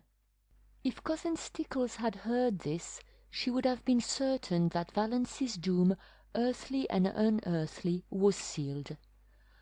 But Abel's superannuated gallantry did not worry Valancy. Besides, this was the first compliment she had ever received in her life, and she found herself liking it. She sometimes suspected she had nice ankles, but nobody had ever mentioned it before. In the Stirling clan, ankles were among the unmentionables. Roaring Abel took her into the kitchen, where Sissy Gay was lying on the sofa, breathing quickly, with little scarlet spots on her hollow cheeks. Valancy had not seen Cecilia Gay for years. Then she had been such a pretty creature, a slight blossom-like girl with soft golden hair, clear-cut, almost waxen features, and large, beautiful blue eyes. She was shocked at the change in her. Could this be sweet Sissy, this pitiful little thing that looked like a tired broken flower? She had wept all the beauty out of her eyes. They looked too big, enormous, in her wasted face. The last time Valancy had seen Cecilia Gay, those faded, piteous eyes had been limpid, shadowy blue pools aglow with mirth. The contrast was so terrible that Valancy's own eyes filled with tears. She knelt down by Sissy and put her arms about her. "Sissy, dear, I've come to look after you. I'll stay with you till, as long as you want me." "Oh!" Sissy put her thin arms about Valancy's neck. "Oh, will you? It's been so lonely. I can wait on myself, but it's been so lonely. It would be just like heaven to have someone here like you. You are always so sweet to me long ago." Valancy held Sissy close. She was suddenly happy. Here was someone who needed her, someone she could help. She was no longer a superfluity. Old things had passed away. Everything had become new. "Most things are predestinated, but some are just darn sheer luck," said Roaring Abel, complacently smoking his pipe in the corner. Chapter 17. When Valancy had lived for a week at Roaring Abel's, she felt as if years had separated her from her old life and all the people she had known in it. They were beginning to seem remote, dreamlike, far away, and as the days went on they seemed more so, until they ceased to matter altogether. She was happy. Nobody ever bothered her with conundrums or insisted on giving her purple pills. Nobody called her Doss or worried her about catching cold. There were no quilts to piece, no abominable rubber plant to water, no ice-cold maternal tantrums to endure. She could be alone whenever she liked, go to bed when she liked, sneeze when she liked. In the long, wondrous northern twilights, when Sissy was asleep and Roaring Abel went away, she could sit for hours on the shaky back veranda steps, looking out over the barrens to the hills beyond, covered with their fine purple bloom, listening to the friendly wind singing wild, sweet melodies in the little spruces, and drinking in the aroma of the sunned grasses, until darkness flowed over the landscape like a cool, welcome wave. Sometimes of an afternoon, when Sissy was strong enough, the two girls went into the barrens and looked at the wood flowers. But they did not pick any. Valancy had read to Sissy the gospel thereof according to John Foster. It is a pity to gather wood flowers. They lose half their witchery away from the green and the flicker. The way to enjoy wood flowers is to track them down to their remote haunts, gloat over them, and then leave them with backward glances, taking with us only the beguiling memory of their grace and fragrance. Valancy was in the midst of realities after a lifetime of unrealities, and busy, very busy. The house had to be cleaned. Not for nothing had Valancy been brought up in the Stirling habit of neatness and cleanliness. If she found satisfaction in cleaning dirty rooms, she got her fill of it here. Roaring Abel thought she was foolish to bother doing so much more than she was asked to do, but he did not interfere with her. He was very well satisfied with his bargain. Valancy was a good cook. Abel said she got a flavor into things. The only fault he found with her was that she did not sing at her work. Folks should always sing at their work, he insisted. Sounds cheerful like. Not always, retorted Valancy. Fancy a butcher singing at his work, or an undertaker. Abel burst into his great broad laugh. There's no getting the better of you. You've got an answer every time. I should think the Stirlings would be glad to get rid of you. They don't like being sassed back. During the day, Abel was generally away from home. If not working, then shooting or fishing with Barney Snaith. He generally came home at nights, always very late and often very drunk. The first night they heard him come howling into the yard. Sissy had told Valancy not to be afraid. Father never does anything. He just makes noise. Valancy, lying on the sofa in Sissy's room, where she had elected to sleep, lest Sissy should need attention in the night. Sissy would never have called her, was not at all afraid, and said so. By the time Abel had got his horses put away, the roaring stage had passed, and he was in his room at the end of the hall, crying and praying. Valancy could still hear his dismal moans when she went calmly to sleep. For the most part, Abel was a good-natured creature, but occasionally he had a temper. Once Valancy asked him coolly, "What is the use of getting in a rage?" "It's such a damned relief," said Abel. They both burst out laughing together. "You're such a great little sport," said Abel admiringly. "Don't mind my bad French. I don't mean a thing by it. Just habit. Say, I like a woman that ain't afraid to speak to me. Sis there was always too meek, too meek. That's why she got adrift. I like you." "All the same," said Valancy determinedly, "there's no use in sending things to hell, as you're always doing. And I'm not going to have you tracking mud all over a floor I've just scrubbed. You must use the scraper, whether you consign it to perdition or not." Sissy loved the cleanness and neatness. She had kept it so too until her strength failed. She was very pitifully happy because she had Valancy with her. It had been so terrible, long, lonely days and nights with no companionship save those dreadful old women who came to work. Sissy had hated and feared them. She clung to Valancy like a child. There was no doubt that Sissy was dying, yet at no time did she seem alarmingly ill. She did not even cough a great deal. Most days she was able to get up and dress, sometimes even to work about in the garden or the barrens for an hour or two. For a few weeks after Valancy's coming, she seemed so much better that Valancy began to hope she might get well, but Sissy shook her head. "No, I can't get well. My lungs are almost gone, and I don't want to. I'm so tired, Valancy. Only dying can rest me. But it's lovely to have you here. You'll never know how much it means to me. But, Valancy, you work too hard. You don't need to. Father only wants his meals cooked. I don't think you are strong yourself. You turn pale sometimes. And those drops you take, are you well, dear?" "I'm all right," said Valancy lightly. She would not have Sissy worried. "And I'm not working hard. I'm glad to have some work to do, something that really wants to be done." "Then," Sissy slipped her hand wistfully into Valancy's, "don't let's talk any more about my being sick. Let's just forget it. Let's pretend I'm a little girl again, and you have come here to play with me.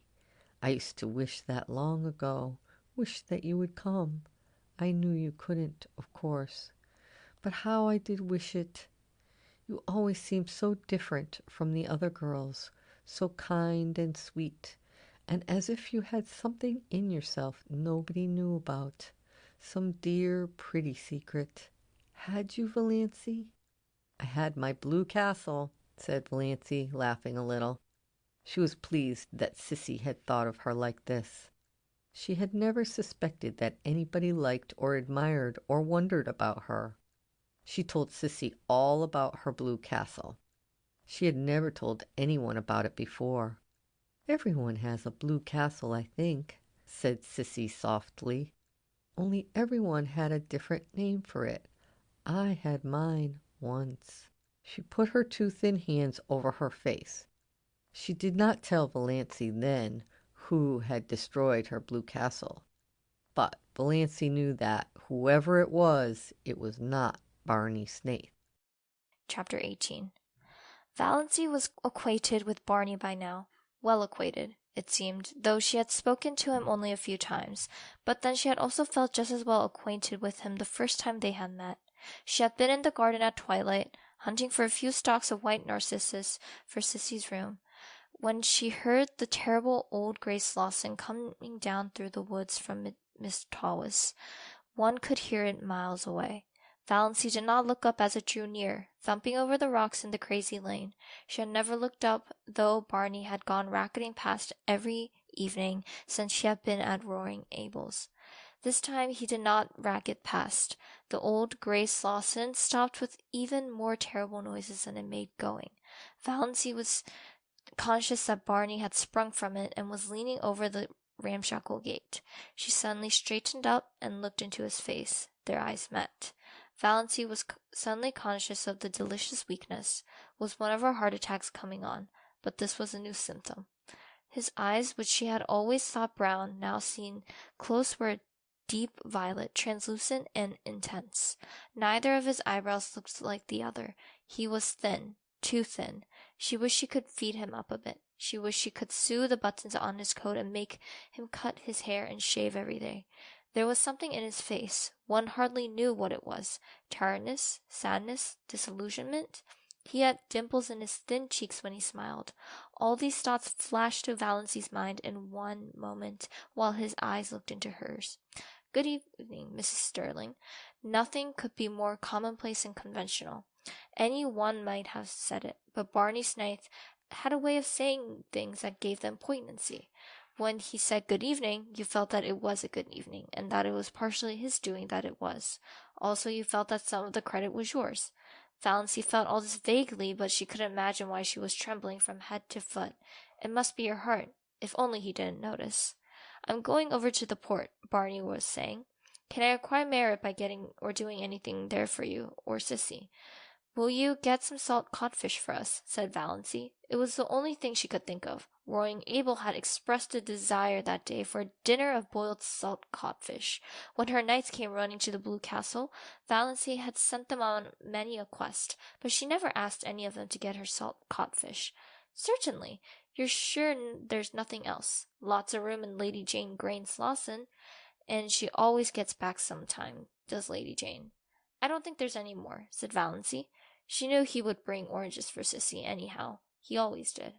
Barney did not turn away at once. He was silent for a little. Then he slowly and whimsically, "Miss Stirling, you're a brick. You're a whole carload of bricks, to come here and look for Sissy under the circumstances." "There's nothing so bricky about that," said Valancy. "I'd nothing else to do, and I like it here. I don't feel as though I've done anything specially meritorious. Mr. Gay is paying me fair wages. I've never earned any money before, and I like it." It seemed so easy to talk to Barney Snaith some way.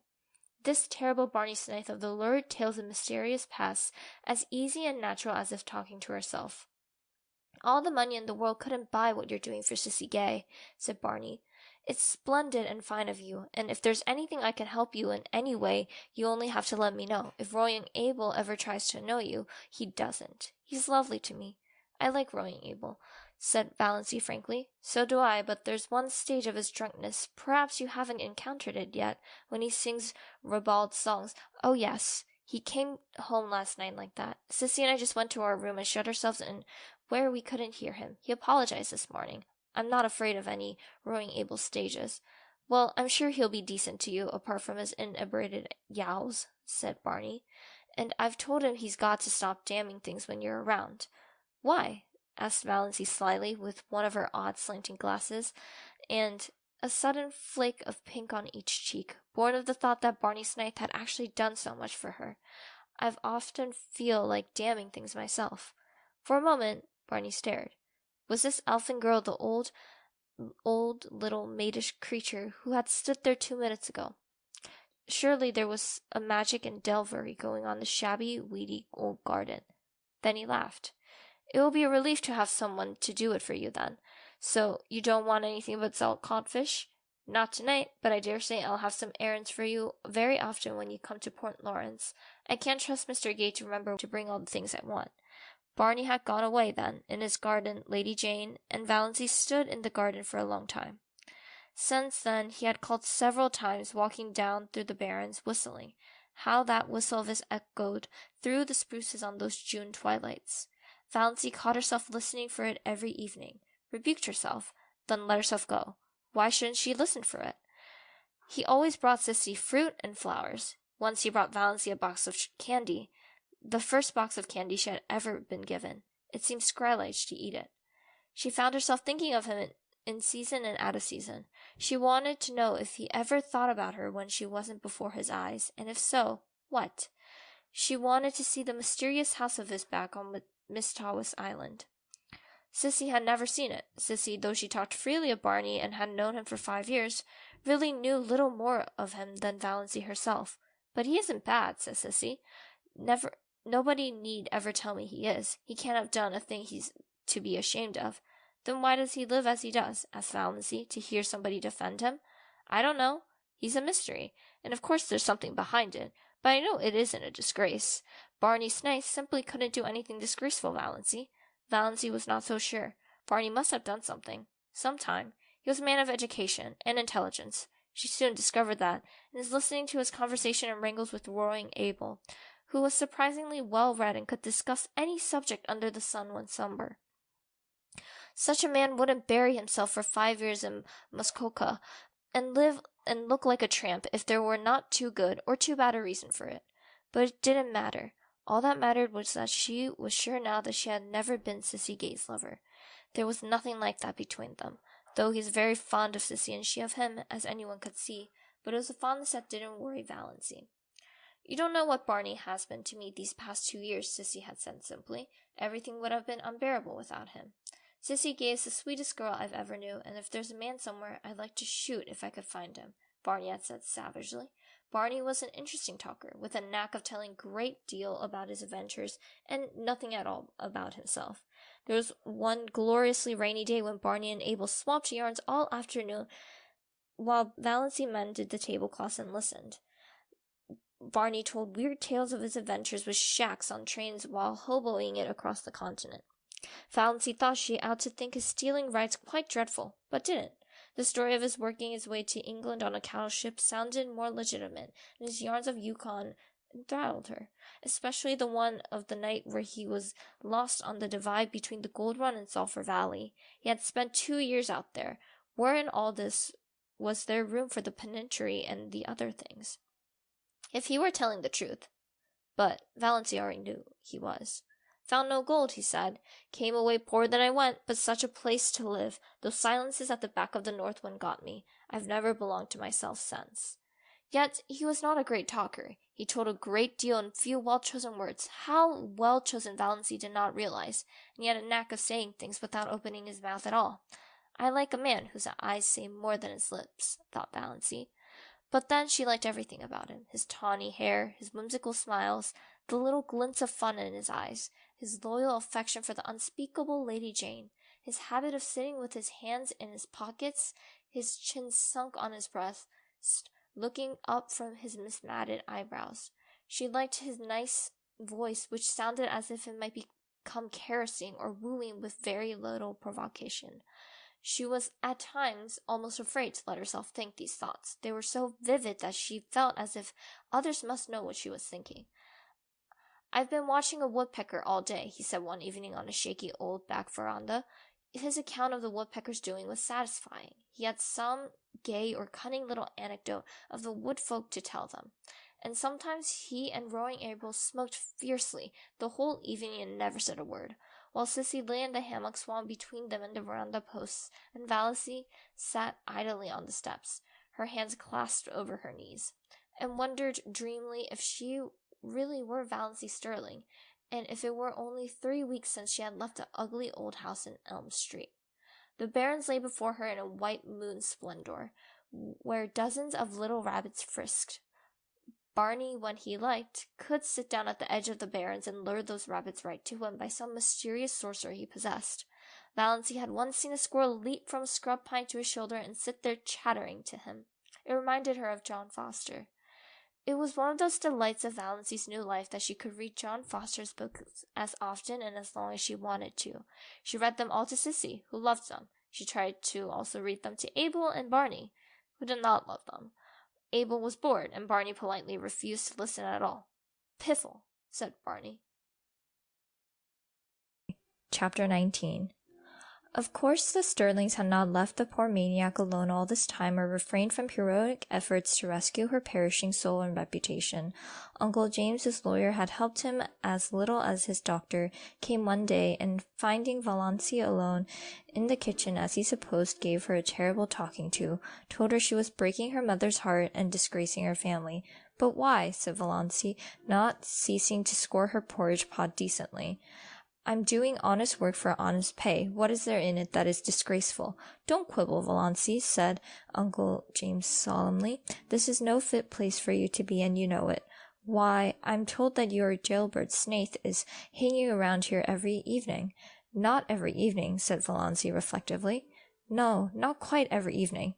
It's insufferable," said Uncle James violently.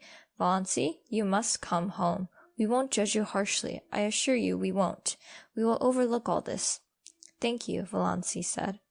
"Have you no sense of shame?" demanded Uncle James. "Oh, yes, but the things I am ashamed are not the things you are ashamed of." Valancy proceeded to rinse her dishcloth meticulously. Still, Uncle James was patient. He gripped the sides of his chair and ground his teeth. "We know your mind isn't just right. We'll make allowances, but you must come home. You shall not stay here with that drunken, blasphemous old scoundrel." "Were you by chance referring to me, Mr. Stirling?" demanded Roaring Abel, suddenly appearing in the doorway of the veranda, where he had been smoking a peaceful pipe and listening to old Jim Stirling's tirade with huge enjoyment. His red beard fairly bristled with indignation, and his huge eyebrows quivered, but cowardice was not among James Stirling's shortcomings. "I was, and furthermore I want to tell you that you have acted an iniquitous part in luring this weak and unfortunate girl away from her home and friends. I will have you punished yet for it." James Stirling's got no further.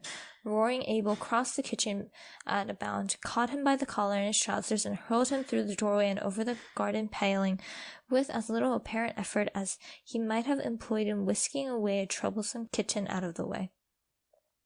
"The next time you come back here," he bellowed, "I'll throw you through the window, and all the better if the window is shut. Coming here thinking yourself got to put the world's to rights." Valancy candidly and unashamedly owned to herself that she had seen a few more satisfying sights than Uncle James's coattails flying out of the asparagus bed. She had once been afraid of this man's judgment. Now she saw clearly he was nothing but a rather stupid little village tin god. Roaring Abel turned with his great broad laugh. "He'll think of that for years when he wakes up in the night. The Almighty made a mistake in making so many Stirlings, but since they are made, we've got to reckon with them. Too many to kill out. But if they come here bothering you, I'll shoo 'em off before a cat could lick its ear." The next time they sent Dr. Stirling, surely Roaring Abel would not throw him into the asparagus bed. Dr. Stirling was not so sure of this and had no great liking for the task. He did not believe Valancy Stirling was out of her mind. She had always been queer. She was only just a little queerer than usual. Dr. Stirling had his own reasons for disliking Roaring Abel. When Dr. Stirling had first come to Deerwood, he had a liking for long hikes around Miswatis and Muskokoa. On one of those occasions he had got lost, and after much wandering had fallen into Roaring Abel with his gun over his shoulder. Dr. Stirling had contrived to ask his question about the most idiotic manner possible. He said, "Can you tell me where I'm going?" "How the devil should I know where you're going, Gosling?" retorted Abel contemptuously. Dr. Stirling was so enraged that he could not speak for a moment or two, and in that moment Abel had disappeared in the woods. Dr. Stirling had eventually found his way home, but he had never hankered to encounter Abel Gay again. Nevertheless, he now came to do his duty. Valancy greeted him with a sinking heart. She had to own herself that she was terribly afraid of Dr. Stirling still. She had a miserable conviction that if he shook his long, bony finger at her and told her to go home, she dared not disobey. "Mr. Gay," said Dr. Stirling politely and condescendingly, "may I see Miss Stirling alone for a few minutes?" Rowing Abel was a little drunk, just drunk enough to be excessively polite and very cunning. He had been on the point of going away when Dr. Stirling arrived, but now he sat in the corner of the parlor and folded his arms. "No, no, mister," he said solemnly, "that wouldn't do at all. I've got the reputation of my household to keep up. I've got to chaperone this young lady. Can't have any sparking going on here behind my back." Outraged Dr. Stirling looked so terrible that Valancy wondered how Abel could endure this aspect. But Abel was not worried at all. "I know nothing about it anyway," he asked genially. "About what? Sparking," said Abel coolly. Poor Dr. Stirling, who had never been married because he believed in a celibate clergy, would not notice this ribald remark. He turned his back on Abel and addressed himself to Valancy. "Miss Stirling, I am here in response to your mother's wishes. She begged me to come. I am charged with some messages from her. Will you," he wagged his finger, "will you hear them?" "Yes," said Valancy faintly, eyeing the forefinger. It had been a hypnotic effect on her. "This first is this. If you will leave this house," interjected Rowing Abel, "House. Troubled with impediment your speech, ain't you, mister? This place, and return to your home. Mr. James Stirling will himself pay a good nurse to come here and wait on Miss Gay." Back of her chair, Valancy smiled in secret. Uncle James must indeed regard the matter as desperate when he would loosen his purse strings like that. At any rate, her clans no longer despised her or ignored her. She had become important to them. "That's my business, mister," said Abel. "Miss Stirling can go if she pleases, or stay if she pleases. I made a fair bargain with her, and she's free to conclude it when she likes. She gives me my meals that stick to my ribs. She don't forget to put salt in the porridge. She never slams doors, and when she has nothing to say, she don't talk. That's uncanny in a woman, you know, mister. I'm satisfied. If she isn't, she's free to go. But no woman comes in here in James Stirling's pay. If anyone does," Abel's voice was uncannily bland and polite, "I'll splatter the road with her brains. Tell him that A. Gay's compliments."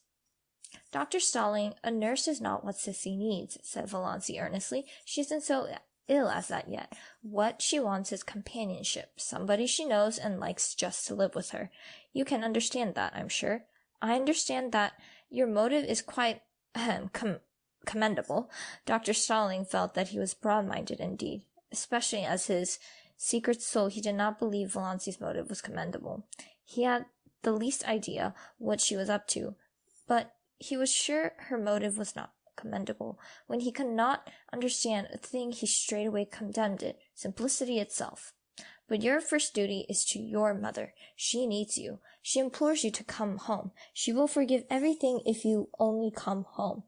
"That's a pretty little thought," remarked Abel meditatively, as he ground some tobacco up in his hand. Dr. Stirling ignored him. "She entreats, but Miss Stirling," Dr. Stirling remembered that he was an ambassador of Jehovah, "I command, as your pastor and spiritual guide, I command you to come home with me this very day. Get your hat and coat and come now." Dr. Stirling shook his finger at Valancy. Before that pitiless finger she drooped and wilted visibly. "She's giving in," thought Rowing Abel. "She'll go with him. Beats all the power these preachers fellows have over women." Valancy was on the point of obeying Dr. Stirling. She must go home with him and give up. She would last back to Dos Stirling again, and for her few remaining days or weeks be the cowed, futile creature that she had always been. It was her fate. Typified with the relentless uplifted forefinger, she could no longer escape from it than rowing Abel from his predestination. She eyed it as fascinated bird eyes the snake. Another moment. Fear is the original sin, suddenly said a small voice back of Valancy's consciousness. Almost all the evil in the world has its origin in the fact that someone is afraid of something. Valancy stood up. She was still in the clutches of fear, but her soul was her own again. She would not be false to that inner voice. Dr. Stirling, she said slowly, I do not at present owe any duty to my mother. She is quite well. She has all the assistance and companionship she requires. She does not need me at all. I am needed here. I'm going to stay here. There's spunk for you, said rowing Abel admiringly. Dr. Stirling dropped his forefinger. One could have not keep on shaking a finger forever. Miss Stirling, is there nothing that can influence you? Do you remember your childhood days? Perfectly, and I hate them. Do you realize what people will say, what they are saying? I can imagine it, said Valancy with a shrug of her shoulders. She was suddenly free of fear again. I haven't listened to the gossip of Deerwood tea parties and sewing circles 20 years for nothing. But, Dr. Stirling, it doesn't matter in the least to me what they say. Not in the least. Dr. Stirling went away. A girl who cared nothing for public opinion, over whom sacred family ties had no restraining influence, who hated her childhood memories. Then Cousin Georgiana came, on her own initiative, for nobody would have thought it would be worthwhile to send her. She found Valancy alone, weeding the little vegetable garden she had planted, and made all the platitudious pleas she could think of. Valancy heard her patiently. Cousin Georgiana wasn't such a bad soul after all. Then she said, And now that you have got all that out of your system, Cousin Georgiana, can you tell me how to make creamed codfish so that it will not be as thick as porridge and as salt as the Dead Sea? We'll just have to wait, said Uncle Benjamin. After all, Sissy Gate can't live long. Dr. Marsh tells me she may drop off any day. Mrs. Frederick wept. It would really have been so much easier to bear if Valancy had died. She could have worn mourning. Chapter 20. When Abel Gay paid Valancy her first month's wages, which he did promptly, in bills reeking with the odor of tobacco and whiskey, Valancy went into Deerwood and spent every cent of it. She got a pretty green crepe dress with a girdle of crimson beads, at a bargain sale, a pair of silk stockings to match, and a little crinkled green hat with a crimson rose in it. She even bought a foolish little beribboned and belaced nightgown. She passed the house on Elm Street twice. Valancy never even thought about it as home, but saw no one. No doubt her mother was sitting in the room this lovely June evening, playing solitaire and cheating. Valancy knew that Mrs. Frederick always cheated. She never lost a game. Most of the people Valancy met looked at her seriously and passed her with a cool nod. Nobody stopped to speak to her. Valancy put on her green dress when she got home. Then she took it off again. She felt so miserably undressed in its low neck and short sleeves, and that low, crimson girdle around the hips seemed positively indecent. She hung it up in the closet, feeling flatly that she had wasted her money. She would never have the courage to wear that dress. John Foster's arraignment of fear had no power to stiffen her against this. In this one thing, habit and custom were still all-powerful. Yet she sighed as she went down to meet Barney Snaith in her old snuff-brown silk. That green thing had been very becoming. She had seen so much in her one ashamed glance. Above it, her eyes had looked like odd brown jewels, and the girdle had given her flat figure an entirely different appearance. She wished she could have left it on. But there were some things John Foster did not know. Every Sunday evening Valancy went to the little Free Methodist church in a valley on the edge of Up Back, a spireless little gray building among the pines, with a few sunken graves and mossy gravestones in the small, paling-encircled, grass-grown square beside it. She liked the minister who preached there. He was so simple and sincere. An old man, who lived in Port Lawrence and came out by the lake in a little disappearing propeller boat to give free service to the people of the small, stony farms back of the hills, who would otherwise never have heard any gospel message. She liked the simple service and the fervent singing. She liked to sit by the open window and look out into the pine woods. The congregation was always small. The Free Methodists were few in number, poor, and generally illiterate. But Valancy loved those Sunday evenings. For the first time in her life she liked going to church. The rumor reached Deerwood that she had turned Free Methodist and sent Mrs. Frederick to bed for a day. But Valancy had not turned anything. She went to the church because she liked it, and because, in some inexplicable way, it did her good. Old Mr. Towers believed exactly what he preached, and somehow it made a tremendous difference. Oddly enough, Roaring Abel disapproved of her going to the Hill Church as strongly as Mrs. Frederick herself could have done. He had no use for Free Methodists. He was a Presbyterian, but Valancy went in spite of him. "We'll hear something worse than that about her soon," Uncle Benjamin predicted gloomily. They did. Valancy could not quite explain, even to herself, just why she wanted to go to that party. It was a dance "up back" at Chidley Corners, and dances at Chidley Corners were not, as a rule, the sort of assemblies where well-brought-up young ladies were found. Valancy knew it was coming off, for Roaring Abel had been engaged as one of the fiddlers. But the idea of going had never occurred to her until Roaring Abel himself broached it at supper. "You come with me to the dance," he ordered. "It'll do you good. Put some color in your face. You look peaked. You want something to liven you up." Valancy found herself suddenly wanting to go. She knew nothing at all of what dances at Chidley Corners were apt to be like. Her idea of dances had been fashioned on the corrective fairs that went by that name in Deerwood and Port Lawrence. Of course she knew the Corners dances wouldn't be just like them. Much more informal, of course, but so much the more interesting. Why shouldn't she go? Sissy was in a week of apparent health and improvement. She wouldn't mind staying alone in the least. She entreated Valancy to go if she wanted to, and Valancy did want to go. She went to her room to dress. A rage against the snuff-brown silk seized her. Wear that to a party? Never! She pulled a green crepe from its hanger and put it on feverishly. It was nonsense to feel so naked, just because her neck and arms were bare. That was just her old maidishness. She would not be ridden by it. On went the dress, the slippers. It was the first time she had worn a pretty dress since the organdies of her early teens, and they had never made her look like this. If only she had a necklace or something, she wouldn't feel so bare then. She ran down to the garden. There were clovers there, great crimson things growing in the long grass. Valancy gathered handfuls of them and strung them on a cord. Fastened above her neck, they gave her the comfortable sensation of a collar and were oddly becoming. Another circlet of them went round her hair, dressed in the low puffs that became her.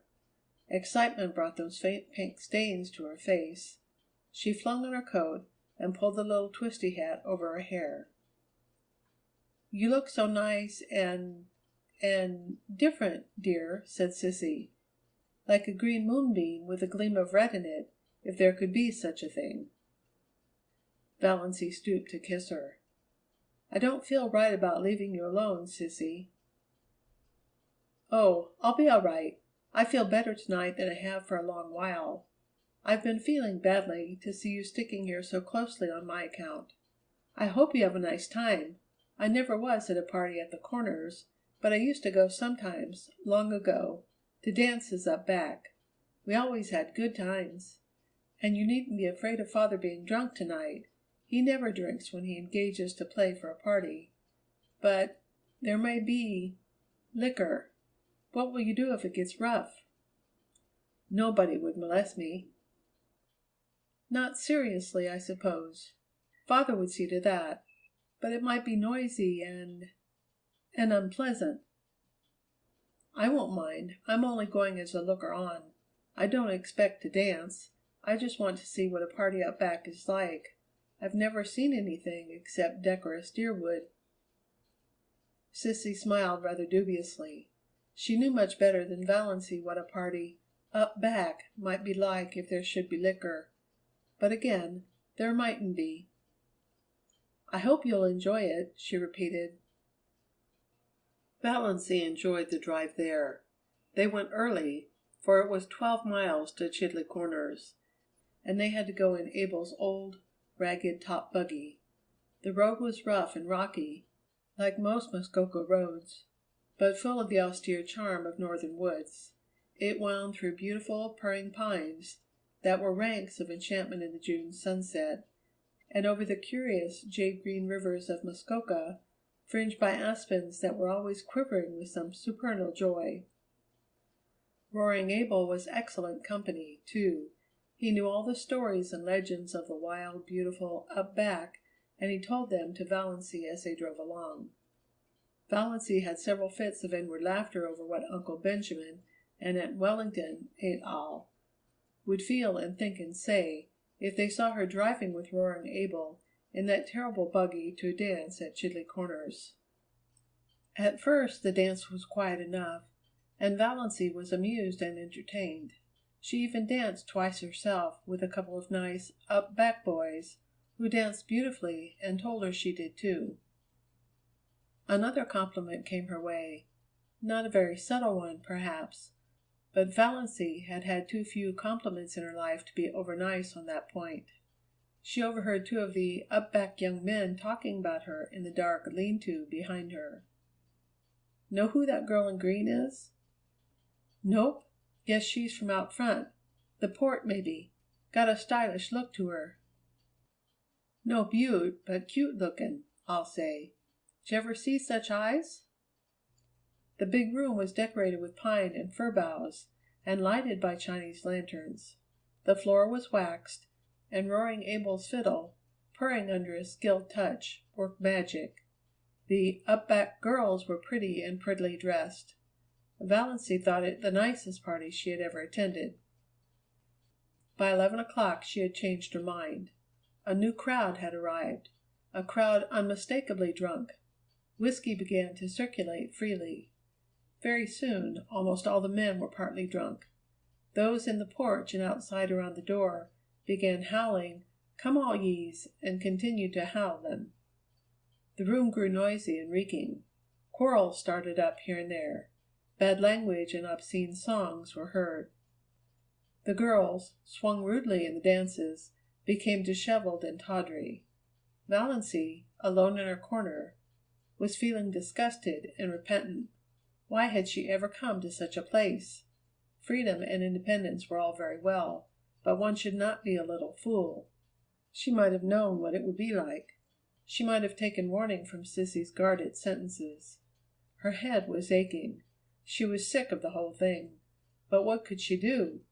She must stay to the end. Abel could not leave till then, and that would probably not be until 3 or 4 in the morning. The new influx of boys had left the girls far in the minority, and partners were scarce. Valancy was pestered with invitations to dance. She refused them all shortly, and some of her refusals were not well taken. There were muttered oaths and sullen looks. Across the room she saw a group of the strangers talking together and glancing meaningly at her. What were they plotting? It was at this moment that she saw Barney Snaith looking in over the heads of the crowds at the doorway. Valancy had 2 distinct convictions. One was that she was quite safe now. The other was that this was why she had wanted to come to the dance. It had been such an absurd hope that she had not recognized it before, but now she knew that she had come because of the possibility that Barney might be there, too. She thought that perhaps she ought to be ashamed for this, but she wasn't. After her feelings of relief, her next feeling was one of annoyance with Barney for coming there unshaved. Surely he might have enough self-respect to groom himself up decently when he went to a party. There he was, bareheaded, bristly-chinned, in his old trousers and his blue homespun shirt. Not even a coat. Valancy could have shaken him in her anger. No wonder people believed everything bad of him. But she was not afraid any longer. One of the whispering group left his comrades and came across the room to her, through the whirling couples that now filled it uncomfortably. He was a tall, broad-shouldered fellow, not ill-dressed or ill-looking, but unmistakably half-drunk. He asked Valancy to dance. Valancy declined civilly. His face turned livid. He threw his arm about her and pulled her to him. His hot, whiskied breath burned her face. "We won't have fine lady airs here, my girl. If you ain't too good to come here, you ain't too good to dance with us. Me and my pals have been watching you. You've got to give us each a turn and a kiss to boot." Valancy tried desperately and vainly to free herself. She was being dragged out into the maze of shouting, stamping, yelling dancers. The next moment the man who held her went staggering across the room from a neatly planted blow on the jaw, knocking down whirling couples as he went. Valancy felt her arm grasped. "This way, quick," said Barney Snaith. He swung her out through the open window behind him, vaulted lightly over the sill, and caught her hand. "Quick, we must run for it. They'll be after us." Valancy ran as she had never run before, clinging tight to Barney's hand, wondering why she did not drop dead in such a mad scamper. Suppose she did! What a scandal it would make for her poor people. For the first time, Valancy felt a little sorry for them. Also, she felt glad that she had escaped from that horrible row. Also, glad that she was holding tight to Barney's hand. Her feelings were badly mixed, and she had never had so many in such a brief time in her life. They finally reached a quiet corner in the pine woods. The pursuit had taken a different direction, and the whoops and yells behind them were growing faint. Valancy, out of breath, with a crazily beating heart, collapsed on the trunk of a fallen pine. "Thanks," she gasped. "What a goose you were to come to such a place," said Barney. "I didn't know it would be like this," protested Valancy. "You should have known. Chidley Corners! It was just a name to me." Valancy knew Barney could not realize how ignorant she was of the regions up back. She had lived in Deerwood all her life, and of course he supposed she knew. He didn't know how she had been brought up. There was no use trying to explain. "When I drifted in at Abel's this evening, and Sissy told me you'd come here, I was amazed and downright scared. Sissy told me she was worried about you, but hadn't liked to say anything to dissuade you for fear you'd think she was thinking selfishly about herself. So I came on up here instead of going to Deerwood." Valancy felt a sudden delightful glow irradiating soul and body under the dark pines. So he had actually come to look after her. "As soon as they stop hunting for us, we'll sneak around to the Muskoka Road. I left Lady Jane down there. I'll take you home. I suppose you've had enough of your party." "Quite," said Valancy meekly.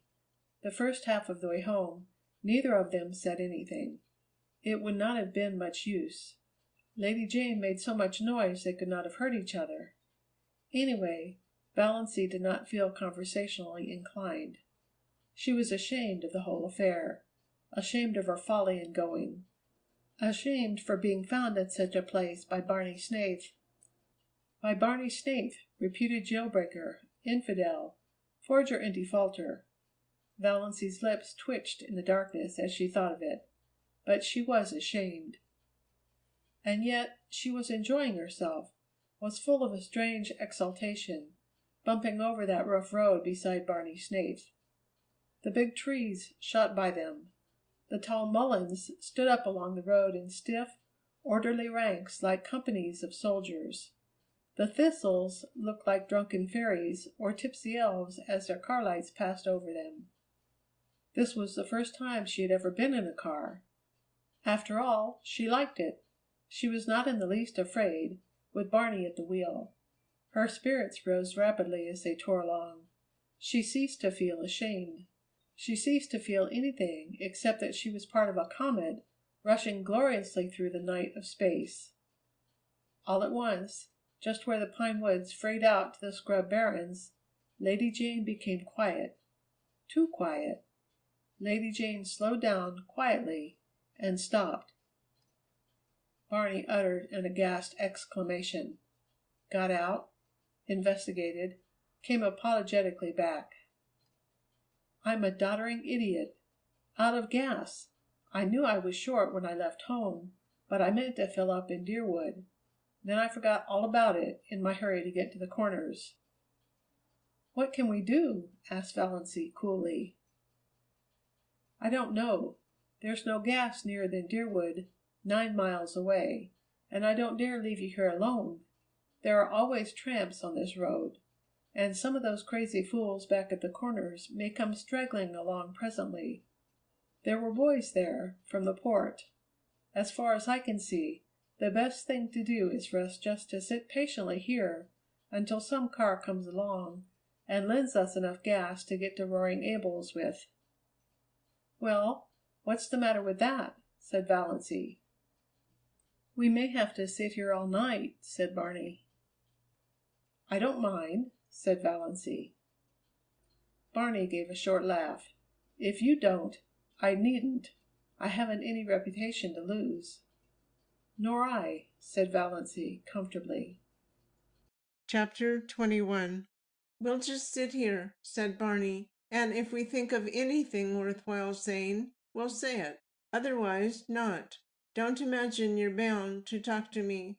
John Foster says, quoted Valancy, if you can sit in silence with a person for half an hour and yet be entirely comfortable, you and that person can be friends. If you cannot, friends you'll never be, and you need not wasting time in trying.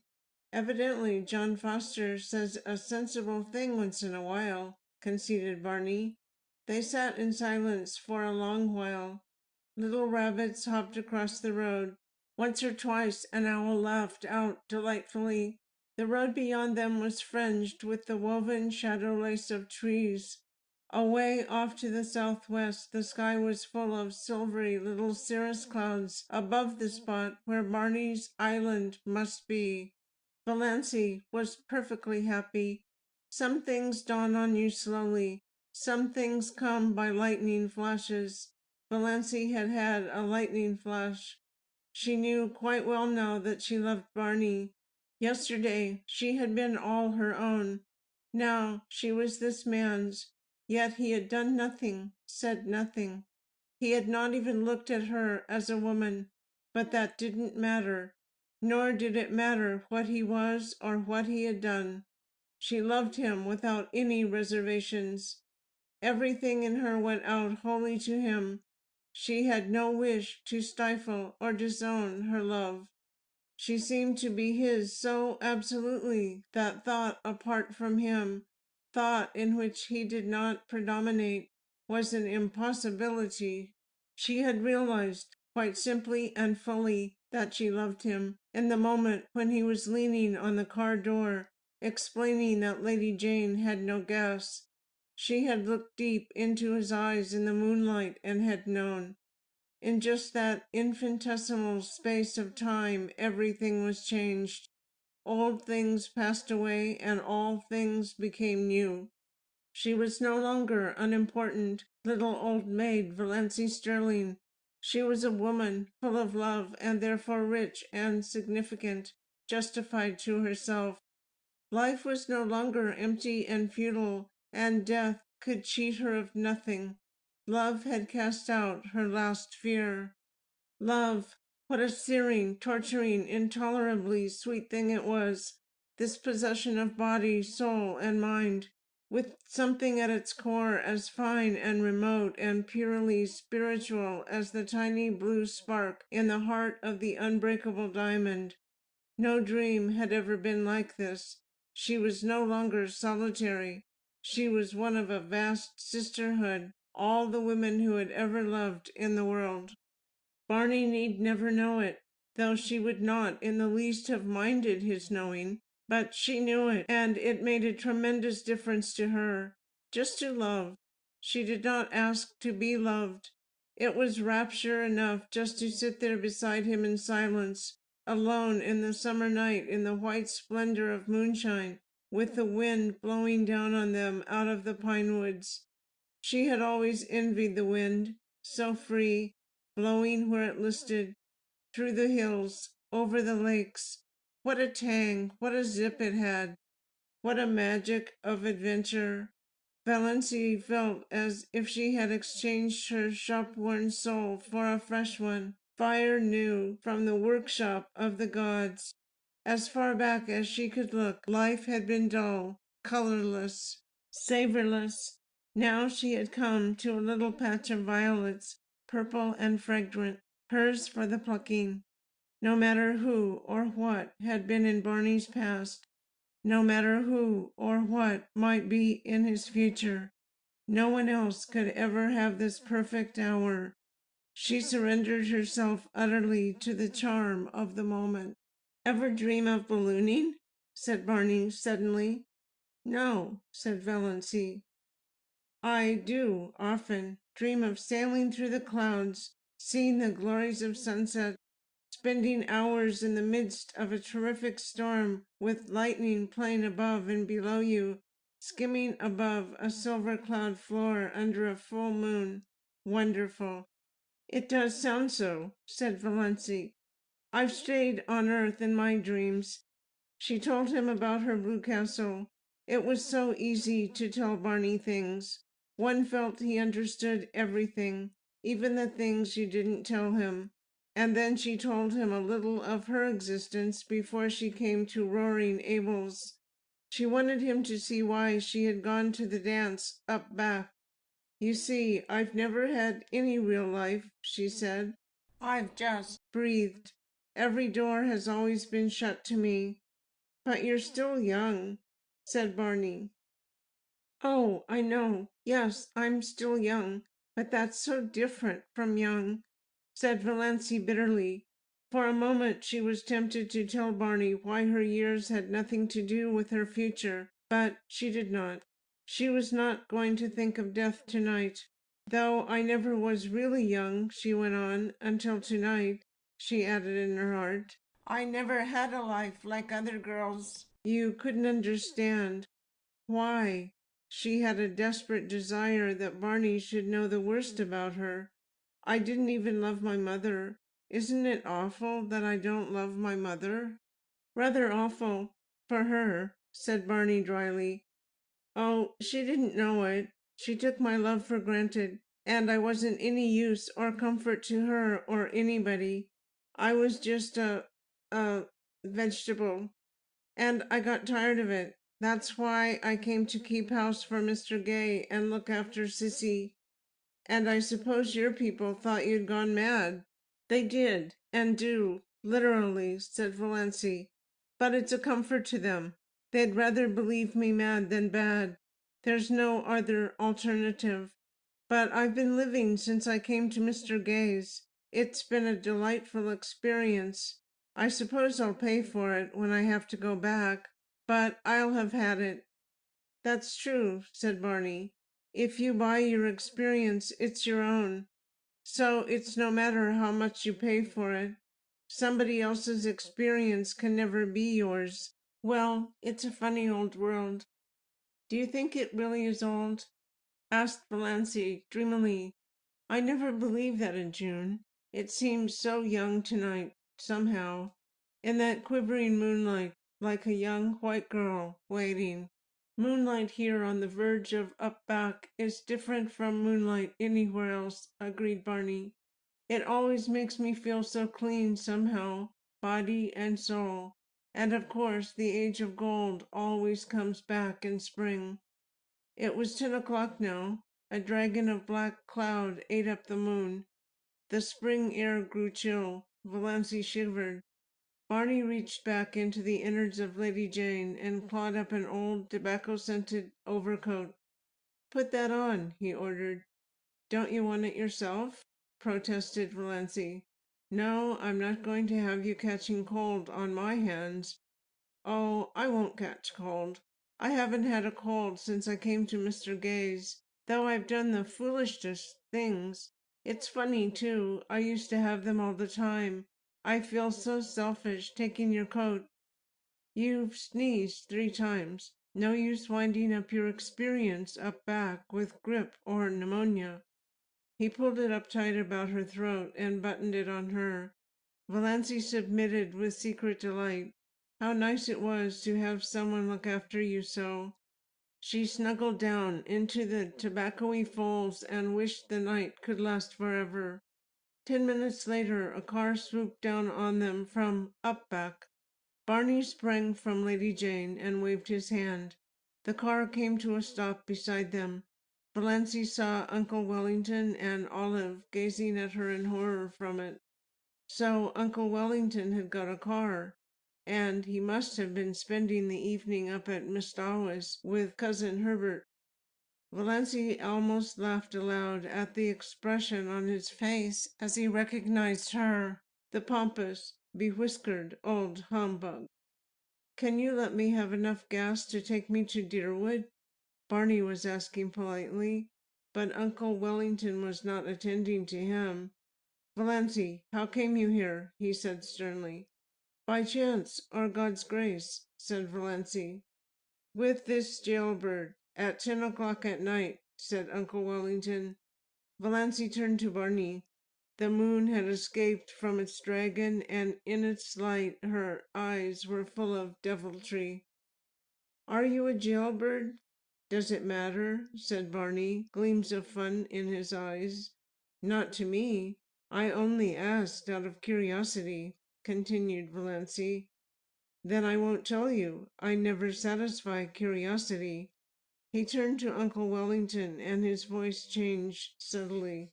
"Mr. Stirling, I asked you if you could let me have some gas. If you can, well and good. If not, we are only delaying you unnecessarily." Uncle Wellington was in a horrible dilemma. To give gas to this shameless pair, but not to give it to them. To go away and leave them there in the mischievous woods until daylight, likely. It was better to give it to them and let them get out of sight before anyone else saw them. "Got anything to get gas in?" He grunted surlily. Barney produced a 2-gallon measure from Lady Jane. The 2 men went to the rear of the Stirling car and began manipulating the tap. Valancy stole sly glances at Olive over the collar of Barney's coat. Olive was sitting grimly, staring straight ahead with an outraged expression. She did not mean to take any notice of Valancy. Olive had her own secret reasons for feeling outraged. Cecil had been in Deerwood lately, and of course had heard all about Valancy. He agreed that her mind was changed, and was exceedingly anxious to find out whence the derangement had been inherited. It was a serious thing to have in the family, a very serious thing. One had to think of one's descendants. "She got it from the Wansboroughs," said Olive positively. "There's nothing like that in the Stirlings. Nothing." "I hope not. I certainly hope not," Cecil had responded dubiously. "But then, to go out as a servant, for that is what it practically amounts to. Your cousin." Poor Olive felt the implication. The Port Lawrence Prices were not accustomed to ally themselves with families whose members worked out. Valancy could not resist temptation. She leaned forward. "Olive, does it hurt?" Olive bit stiffly. "Does what hurt?" "Looking like that." For a moment Olive resolved she would take no further notice of Valancy. Then duty came uppermost. She must not miss the opportunity. "Doss," she implored, leaning forward also, "won't you come home? Come home tonight." Valancy yawned. "You sound like a revival meeting," she said. "You really do. If you come back, all will be forgiven." "Yes," said Olive eagerly. Wouldn't it be splendid if she could induce the prodigal daughter to return? We'll never cast it up to you. Doss, there are nights when I cannot sleep for thinking of you. And me, having the time of my life, said Valancy, laughing. Doss, I can't believe you're bad. I've always said you couldn't be bad. I don't believe I can be, said Valancy. I'm afraid I'm hopelessly proper. I've been sitting here for 3 hours with Barney Snaith, and he hasn't even tried to kiss me. I wouldn't have minded if he had, Olive. Valancy was still leaning forward. Her little hat with its crimson rose was tilted down over one eye. Valancy's smile. What had happened to Valancy? She looked not pretty. Doss couldn't be pretty, but provocative, fascinating, yes, abominably so. Olive drew back. It was beneath her dignity to say more. After all, Valancy must be both mad and bad. Thanks, that's enough, said Barney behind the car. Much obliged, Mr. Stirling. 2 gallons, 70 cents. Thank you. Uncle Wellington climbed foolishly and feebly into his car. He wanted to give Snaith a piece of his mind, but dared not. Who knew what the creature might do if provoked? No doubt he carried firearms. Uncle Wellington looked indecisively at Valancy, but Valancy had turned her back on him and was watching Barney pour the gas into Lady Jane's maw. Drive on, said Olive decisively. There's no use in waiting here. Let me tell you what she said to me. The little hussy, the shameless little hussy, said Uncle Wellington. Chapter 22. The next thing the Stirlings heard was that Valancy had been seen with Barney Snaith in a movie theatre in Port Lawrence, and after it at supper in a Chinese restaurant there. This was quite true, and no one was more surprised at it than Valancy herself. Barney had come along in Lady Jane one dim twilight, and told Valancy unceremoniously if she wanted a drive to hop in. "I'm going to the port. Will you go there with me?" His eyes were teasing, and there was a bit of defiance in his voice. Valancy, who did not conceal from herself that she would have gone anywhere with him to any place, hopped in without more ado. They tore into and through Deerwood. Mrs. Frederick and Cousin Stickles, taking a little air on the veranda, saw them whirl by in a cloud of dust and sought comfort in each other's eyes. Valancy, who in some dim pre-existence had been afraid of a car, was hatless, and her hair was blowing wildly round her face. She would certainly come down with bronchitis and die at Roaring Abel's. She wore a low-neck dress, and her arms were bare. That Snaith creature was in his shirt-sleeves, smoking a pipe. They were going at the rate of 40 miles an hour. 60, Cousin Stickles averred. Lady Jane could hit the pike when she wanted to. Valancy waved her hand gaily to her relatives. As for Mrs. Frederick, she was wishing she knew how to go into hysterics. "Was it for this," she demanded in hollow tones, "that I suffered the pangs of motherhood?" "I will not believe," said Cousin Stickles solemnly, "that our prayers will not yet be answered." Who will protect that unfortunate girl when I am gone?" moaned Mrs. Frederick. As for Valancy, she was wondering if it could really be only a few weeks since she had sat there with them on that veranda, hating the rubber plant, pestered with teasing questions like black flies, always thinking of appearances, cowed because of old Wellington's teaspoons and Uncle Benjamin's money, poverty-stricken, afraid of everybody, envying Olive, a slave to moth-eaten traditions, nothing to hope for or expect. and now every day was a gay adventure. Lady Jane flew over the 15 miles between Deerwood and the port, through the port. The way Barney went past traffic policemen was not holly. The lights were beginning to twinkle out like stars in the clear, lemon-hued twilight air. This was the only time Valancy ever really liked the town, and she was crazy with the delight of speeding. Was it possible she had ever been afraid of a car? She was perfectly happy, riding beside Barney. Not that she deluded herself into thinking it had any significance. She knew quite well that Barney had asked her to go on the impulse of the moment, an impulse born of a feeling of pity for her and her starved little dreams. She was looking tired after a wakeful night with a heart attack, followed by a busy day. She had so little fun. He'd given her an outing for once. Besides, Abel was in the kitchen, at the point of drunkenness, where he was declaring he did not believe in God and beginning to sing ribald songs. It was just as well she should be out of the way for a while. Barney knew Roaring Abel's repertoire. They went to the movie. Valancy had never been to a movie.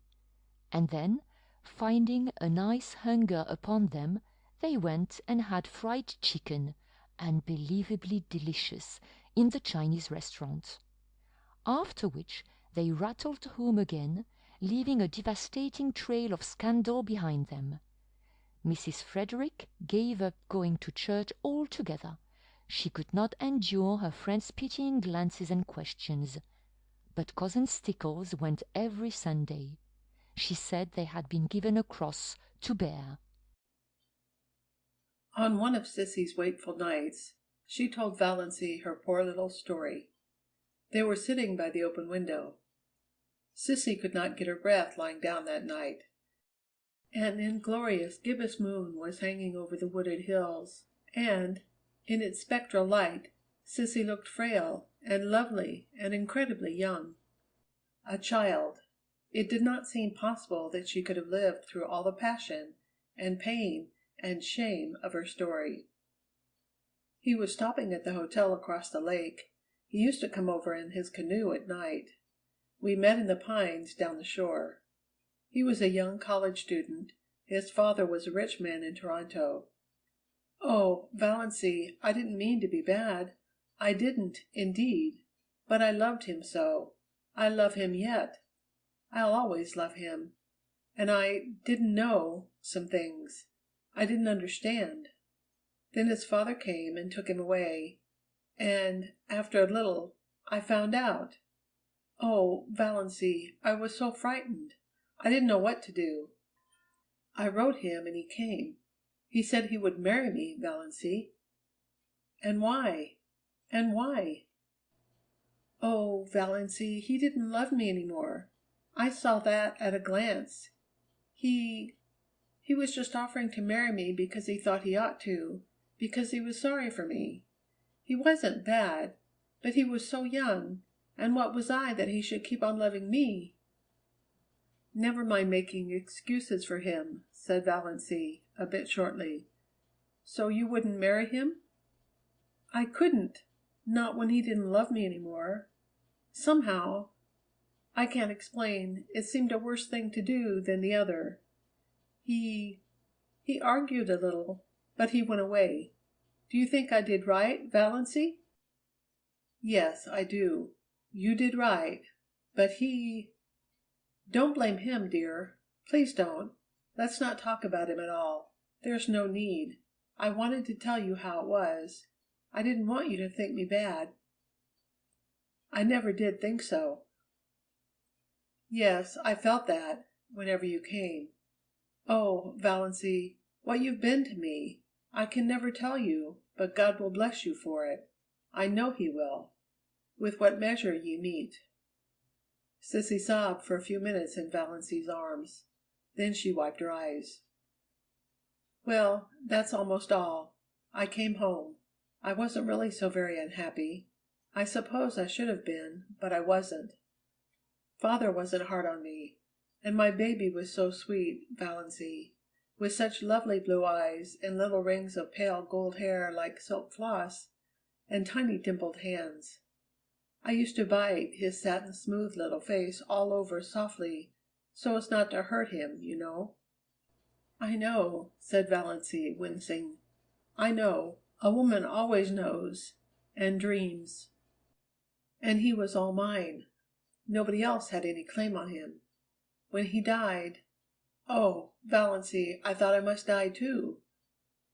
I didn't see how anybody could endure such anguish and live. To see his dear little eyes and know he would never open them again, to miss his warm little body nestled against mine at night, and think of him sleeping alone and cold, his wee face under the hard frozen earth. It was so awful for the first year. After that it was a little easier. One didn't keep thinking, this day last year. But I was so glad when I found out I was dying." "Who could endure life if it were not for the hope of death?" murmured Valancy softly. It was, of course, a quotation from some book of John Foster's. "I'm glad I told you all about it," sighed Sissy. "I wanted you to know." Sissy died a few nights after that. Roaring Abel was away. When Valancy saw the change that had come over Sissy's face, she wanted to telephone for the doctor, but Sissy wouldn't let her. "Valancy, why should you? He can do nothing for me. I've known for several days that this was near. Let me die in peace, dear, just holding your hand. Oh, I'm so glad you're here. Tell father good-bye for me. He's always been as good to me as he knew how, and Barney. Somehow I think that Barney—" But a spasm of coughing interrupted and exhausted her. She fell asleep when it was over, still holding to Valancy's hand. Valancy sat there in the silence. She was not frightened or even sorry. At sunrise, Sissy died. She opened her eyes and looked past Valancy at something that made her smile suddenly and happily, and smiling, she died. Valancy crossed Sissy's hands on her breast and went to the open window. In the eastern sky, amid the fires of sunrise, an old moon was hanging, as slender and lovely as a new moon. Valancy had never seen an old, old moon before. She watched it pale and fade until it paled and faded out of sight in the living rose of day. A little pool in the barrens shone in the sunrise, like a great golden lily. But the world suddenly seemed a colder place to Valancy. Again, nobody needed her. She was not in the least sorry Cecilia was dead. She was only sorry for all her suffering in life, but nobody could ever hurt her again. Valancy had always thought death dreadful, but Sissy had died so quietly, so pleasantly, and at the very last something had made up to her for everything. She was lying there now, in her white sleep, looking like a child. Beautiful! All the lines of shame and pain gone. Roaring Abel drove in, justifying his name. Valancy went down and told him. The shock sobered him at once. He slumped down on the seat of his buggy, his great head hanging. "Sissy dead! Sissy dead!" he said vacantly. "I didn't think it would come so soon. Dead! She used to run down the lane to meet me with a little white rose stuck in her hair. Sissy used to be a pretty little girl, and a good little girl." "She has always been a good little girl," said Valancy. Valancy herself made Sissy ready for burial. No hands but hers should touch that pitiful, wasted little body. The old house was spotless on the day of burial. Barney Snaith was not there. He had done all he could to help Valancy before it. He had shrouded the pale Cecilia in white roses from the garden, and then had gone back to his island. But everybody else was there. All Deerwood and up back came. They forgave Sissy splendidly at last. Mr. Bradley gave a very beautiful funeral address. Valancy had wanted her old Free Methodist man, but Roaring Abel was obdurate. He was a Presbyterian, and no one but a Presbyterian minister should bury his daughter. Mr. Bradley was very tactful. He avoided all dubious points, and it was plain to be seen he hoped for the best. 6 reputable citizens of Deerwood bore Cecilia Gay to her grave in decorous Deerwood Cemetery. Among them was Uncle Wellington. The Stirlings all came to the funeral, men and women. They had had a family conclave over it. Surely, now that Cissy Gay was dead, Valancy would come home. She simply could not stay there with Roaring Abel. That being the case, the wisest course, decreed Uncle James, was to attend the funeral, legitimize the whole thing, so to speak, show Deerwood that Valancy had really done a most creditable deed in going to nurse poor Cecilia Gay, and that her family backed her up in it. Death, the miracle worker, suddenly made the thing quite respectable. If Valancy would return to home and decency while public opinion was under its influence, all might yet be well. Society was suddenly forgetting all Cecilia's wicked doings, and remembering what a pretty, modest little thing she had been.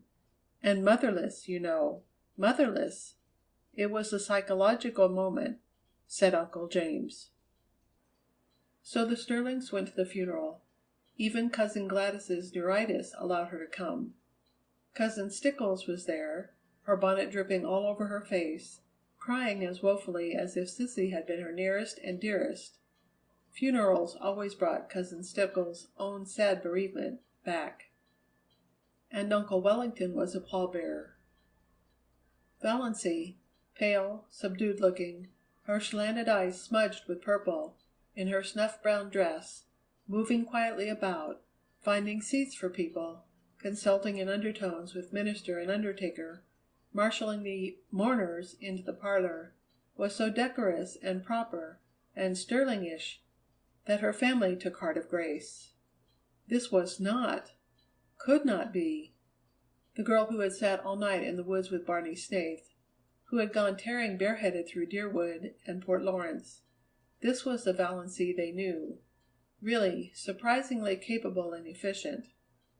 Perhaps she had always been kept down a bit too much. Amelia really was rather strict, hadn't had a chance to show what was in her.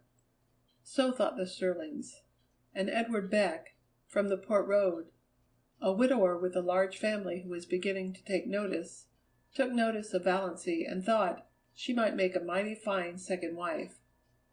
No beauty, but a 50-year-old widower, Mr. Beck told himself very reasonably, couldn't expect everything. Altogether, it seemed that Valancy's matrimonial chances were never so bright as they were at Cecilia Gay's funeral. What the Stirlings and Edward Beck would have thought, had they known the back of Valancy's mind, must be left to the imagination.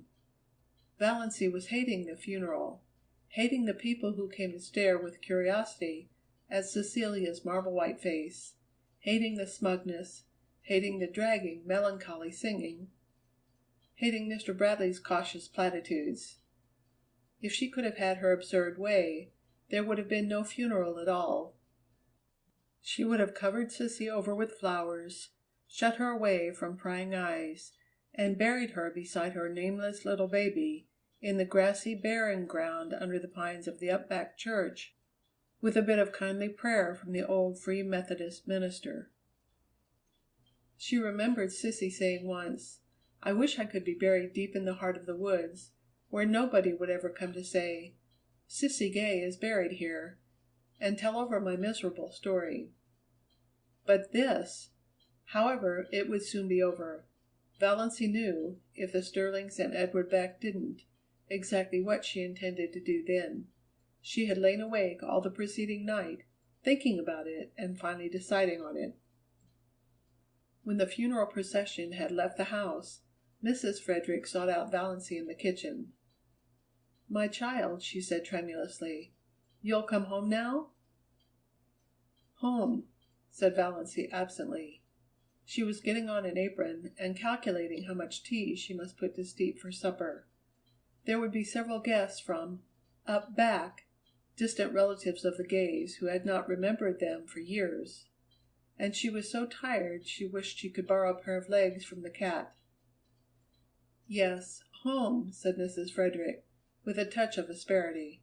"I suppose you won't dream of staying here now, alone with Roaring Abel." "Oh, no, I'm not going to stay here," said Valancy. "Of course I'll have to stay for a day or two, to put the house in order generally. But that will be all. Excuse me, mother, won't you? I've a frightful lot to do. All those up back people will be here to supper." Mrs. Frederick retreated in considerable relief, and the Stirlings went home with lighter hearts. "We will just treat her as if nothing had happened when she comes back," decreed Uncle Benjamin. "That will be the best plan. Just as if nothing had happened." Chapter 25. On the evening of the day after the funeral, Roaring Abel went off for a spree. He had been sober for 4 whole days, and could endure it no longer. Before he went, Valancy told him she would be going away the next day. Roaring Abel was sorry and said so. A distant cousin from up back was coming to keep house for him, quite willing to do so now, since there was no sick girl to wait on. But Abel was not under any delusions concerning her. "She won't be like you, my girl. Well, I'm obliged to you.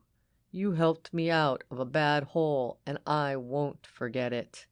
And I won't forget what you did for Sissy. I'm your friend, and if you ever want any of the Stirlings spanked and sought in a corner, send for me. I'm going to wet my whistle, Lord, but I'm dry. Don't reckon I'll be back afore tomorrow night, so if you're going home tomorrow, goodbye now." "I may go home tomorrow," said Valancy, "but I'm not going to Deerwood." "Not going? You'll find the key on the woodshed nail," interrupted Valancy politely and unmistakably. "The dog will be in the barn, and the cat in the cellar. Don't forget to feed her till your cousin comes. The pantry is full, and I made some bread and pies today. Goodbye, Mr. Gay. You have been very kind to me, and I appreciate it." "We've had a damned decent time of it together, and that's a fact," said Roaring Abel. "You're the best small sport in the world, and your little finger is worth the whole Stirling clan tied together. Goodbye, and good luck." Valancy went out to the garden. Her legs trembled a little, but otherwise she felt and looked composed. She held something tightly in her hand. The garden was lying in the magic of the warm, odorous July twilight.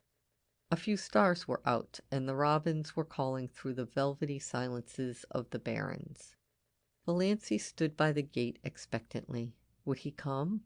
If he did not, he was coming. Valancy heard Lady Jane Grey far back in the woods. Her breath came a little more quickly, nearer and nearer. She could see Lady Jane now, bumping down the lane. Nearer, nearer. He was there. He had sprung from the car and was leaning over the gate, looking at her. "Going home, Miss Stirling?" "I don't know yet," said Valancy slowly. Her mind was made up, with no shadow of turning, but the moment was very tremendous. "I thought I'd run down and ask if there was anything I could do for you," said Barney. Valancy took it with a canter. "Yes, there is something you can do for me," she said evenly and distinctly. "Will you marry me?" For a moment Barney was silent. There was no particular expression on his face. Then he gave an odd laugh. "Come now, I knew luck was just waiting around the corner for me. All the signs have been pointing that way today." "Wait," Valancy lifted her hand. "I'm in earnest. But I want to get my breath after that question. Of course, with my bringing up, I realize perfectly well that this is one of the things a lady should not do." "But why? Why?" "For 2 reasons. Valancy was still a little breathless, but she looked Barney straight in the eyes, while all the dead Stirlings revolved rapidly in their graves, and the living ones did nothing because they did not know that Valancy was at that moment proposing lawful marriage to the notorious Barney Snaith. The first reason is, Valancy tried to say I love you, but could not. She had to take refuge in a pretended flippancy. I'm crazy about you. The second is this. She handed him Dr. Trent's letter. Barney opened it with the air of a man thankful to find some safe, sane thing to do. As he read it, his face changed. He understood, more perhaps than Valancy wanted him to. Are you sure nothing can be done for you? Valancy did not misunderstand the question. Yes. You know Dr. Trent's reputation in regard to heart disease. I haven't long to live, perhaps only a few months, a few weeks. I want to live them. I can't go back to Deerwood. You know what my life was like there, and she managed it this time. I love you. I want to spend the rest of my life with you. That's all. Barney folded his arms on the gate and looked gravely enough at a white, saucy star that was winking at him just over Roaring Abel's kitchen chimney. You don't know anything about me. I may be a murderer. No, I don't. You may be something dreadful. Everything they say of you may be true, but it doesn't matter to me. You care that much for me, Valancy? Said Barney incredulously, looking away from the star and into her eyes, her strange, mysterious eyes. I care that much, said Valancy in a low voice. She was trembling. He had called her by her name for the first time. It was sweeter than another man's caress could have been just to hear him say her name like that. If we are going to get married, said Barney, speaking suddenly in a casual, matter-of-fact voice, some things must be understood. Everything must be understood, said Valancy. I have things I want to hide, said Barney coolly. You are not to ask me about them. I won't, said Valancy. You must never ask to see my mail. Never. And we are never to pretend anything to each other. We won't, said Valancy. You won't even have to pretend you like me. If you marry me, I know you're only doing it out of pity. And we'll never tell a lie to each other about anything, a big lie or a petty lie. Especially a petty lie, agreed Valancy. And you'll have to live on my island. I won't live anywhere else. That's partly why I want to marry you, said Valancy. Barney peered at her. I believe you mean it. Well, let's get married then. Thank you, said Valancy with a sudden return of primness. She would have been much less embarrassed if he had refused her. I suppose I haven't any right to make conditions, but I'm going to make one. You are never to refer to my heart or my liability to sudden death. You are never to urge me to be careful. You are to forget, absolutely forget, that I am not perfectly healthy. I have written a letter to my mother. Here it is. You are to keep it. I have explained everything in it. If I drop dead suddenly, as I likely will do, it will exonerate me in the eyes of your kindred from suspicions of having poisoned you, said Barney with a grin. Exactly, Valancy laughed gaily. Dear me, I'm glad this is over. It has been a bit of an ordeal. You see, I'm not in the habit of going about asking men to marry me. It is so nice of you not to refuse me, or offer to be a brother. I'll go to the port tomorrow and get a license. We can be married tomorrow evening. Dr. Stirling, I suppose. Heavens, no, Valancy shuddered. Besides, he wouldn't do it. He'd shake his forefinger at me, and I'd jilt you at the altar. No, I want my old Mr. Towers to marry me. Will you marry me as I stand? Demanded Barney. A passing car full of tourists honked loudly. It seemed derisively. Valancy looked at him. Blue homespun shirt, nondescript hat, muddy overalls, unshaved. "Yes," she said. Barney put his hands over the gate and took her little cold ones gently in his. "Valancy," he said, trying to speak lightly, "of course I am not in love with you. Never thought of such a thing as being in love. But do you know, I've always thought you were a bit of a dear." Chapter 26. The next day passed for Valancy like a dream. She could not make herself or anything she did seem real. She saw nothing of Barney, though she expected he must go rattling past on his way to the port for a license. Perhaps he had changed his mind. But at dusk the lights of Lady Jane suddenly swooped over the crest of the wooded hill beyond the lane. Valancy was waiting at the gate for her bridegroom. She wore her green dress and her green hat because she had nothing else to wear. She did not look or feel at all bride-like.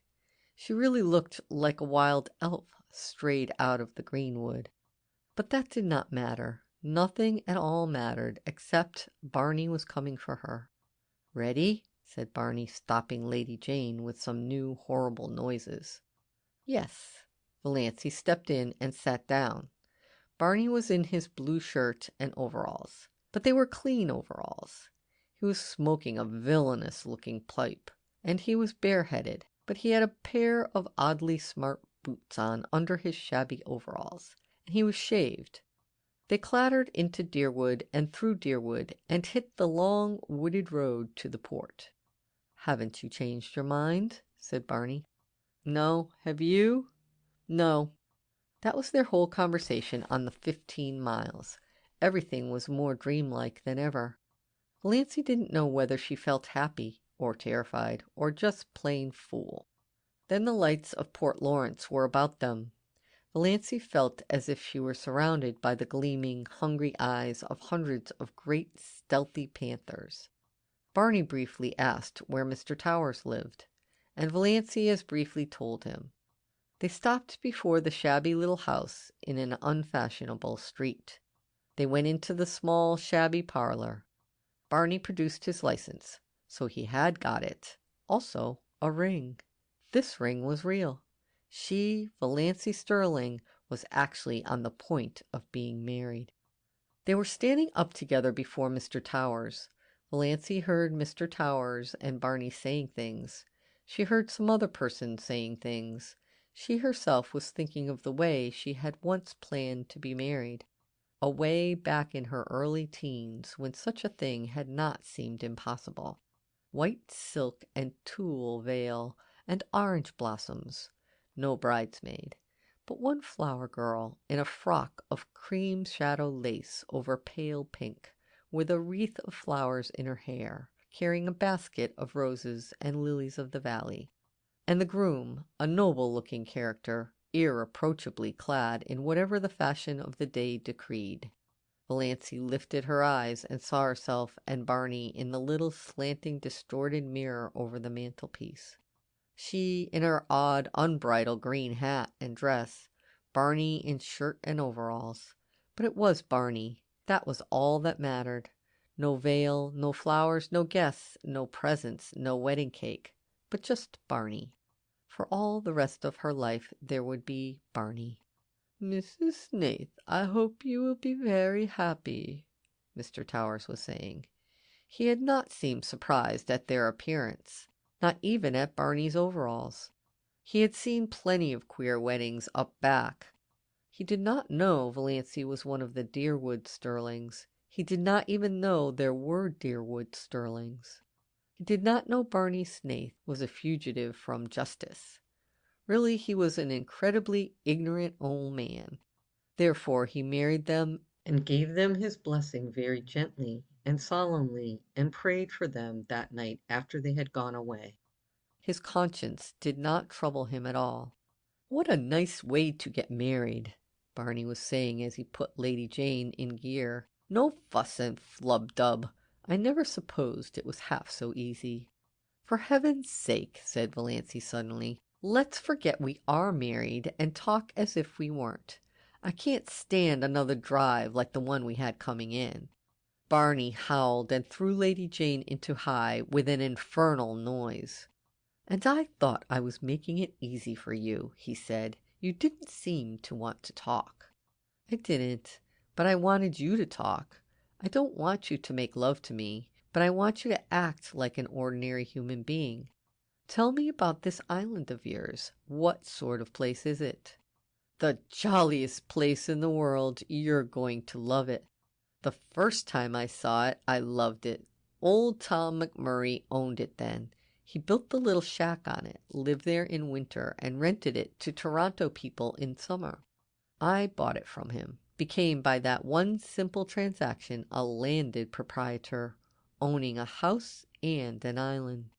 There's something so satisfying in owning a whole island. And isn't an uninhabited island a charming idea?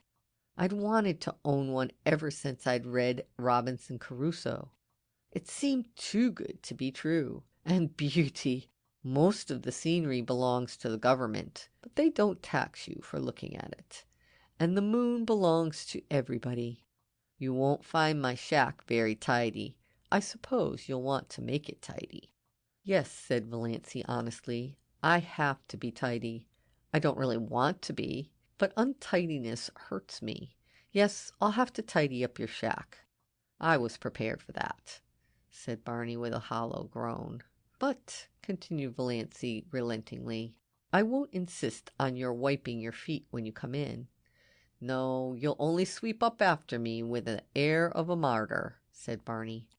"Well, anyway, you can't tidy up the lean-to. You can't even enter it. The door will be locked, and I shall keep the key." "Bluebeard's chamber," said Valancy. "I shan't even think of it. I don't care how many wives you have hanging up in it, so long as they're really dead.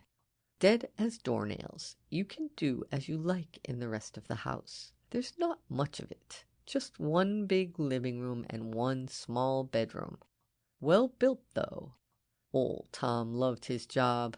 The beams of our house are cedar and the rafters fir. Our living room windows face west and east. It's wonderful to have a room where you can see both sunrise and sunset.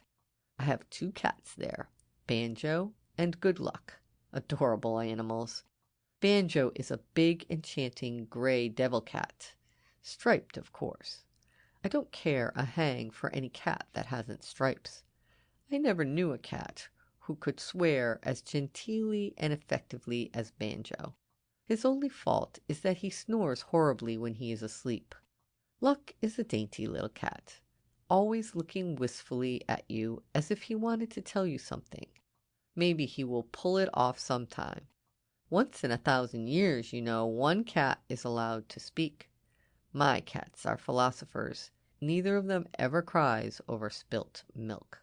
2 old crows live in a pine tree on the point and are reasonably neighborly. Call 'em Nip and Tuck. And I have a demure little tame owl named Leander. I brought him up from a baby, and he lives over on the mainland and chuckles to himself o' nights. And bats? It's a great place for bats at night. Scared of bats? No, I like them. So do I. Nice, queer, uncanny, mysterious creatures. Coming from nowhere, going nowhere. Swoop.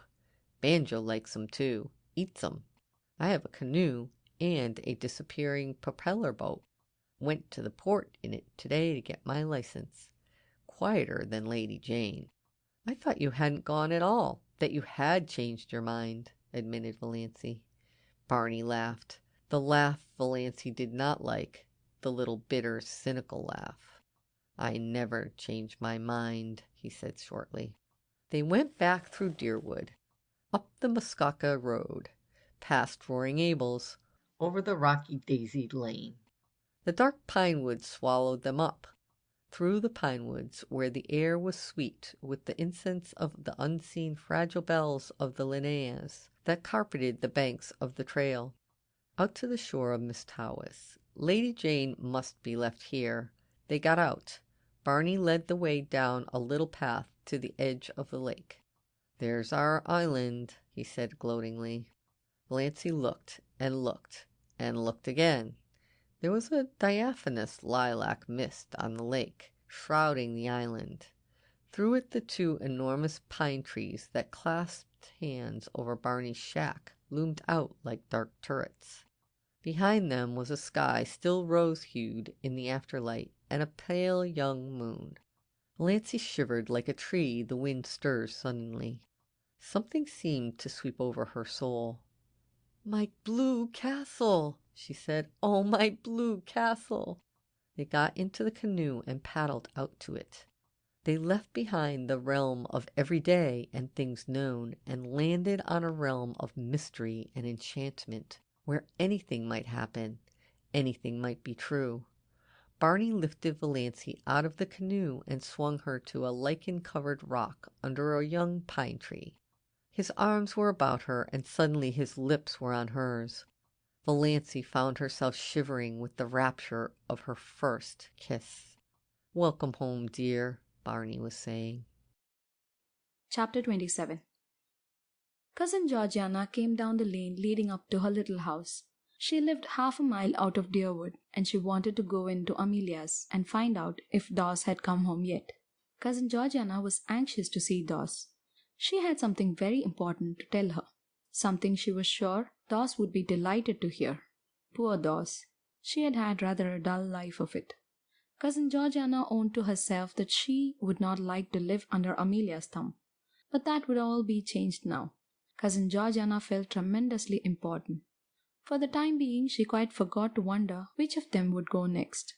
And here was Dawes herself, coming along the road from Roaring Abel's in such a queer green dress and hat. Talk about luck! Cousin Georgiana would have a chance to impart her wonderful secret right away, with nobody else about to interrupt. It was, you might say, Providence. Valancy, who had been living for 4 days on her enchanted island, had decided that she might as well go into Deerwood and tell her relatives that she was married. Otherwise, finding that she had disappeared from Roaring Abel's, they might get out a search warrant for her. Barney had offered to drive her in, but she had preferred to go alone. She smiled very radiantly at Cousin Georgiana, who she remembered as of someone known long time ago had really not been a bad little creature. Valancy was so happy that she could have smiled at anybody, even Uncle James. She was not averse to Cousin Georgiana's company. Already, since the houses along the road were becoming numerous, she was conscious that curious eyes were looking at her from every window. "I suppose you're going home, dear Dawes," said Cousin Georgiana, as she shook hands furtively, eyeing Valancy's dress and wondering if she had any petticoat on at all. "Sooner or later," said Valancy cryptically. "Then I'll go along with you. I've been wanting to see you very especially, Dawes dear. I have something quite wonderful to tell you." "Yes?" said Valancy absently. What on earth was Cousin Georgiana looking so mysterious and important about? But did it matter?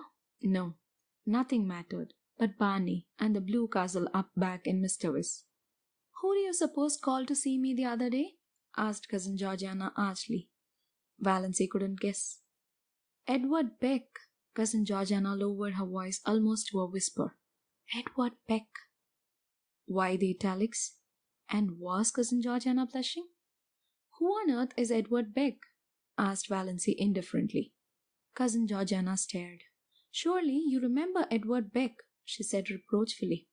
"He lives in that lovely house on the Port Lawrence road, and he comes to our church regularly. You must remember him."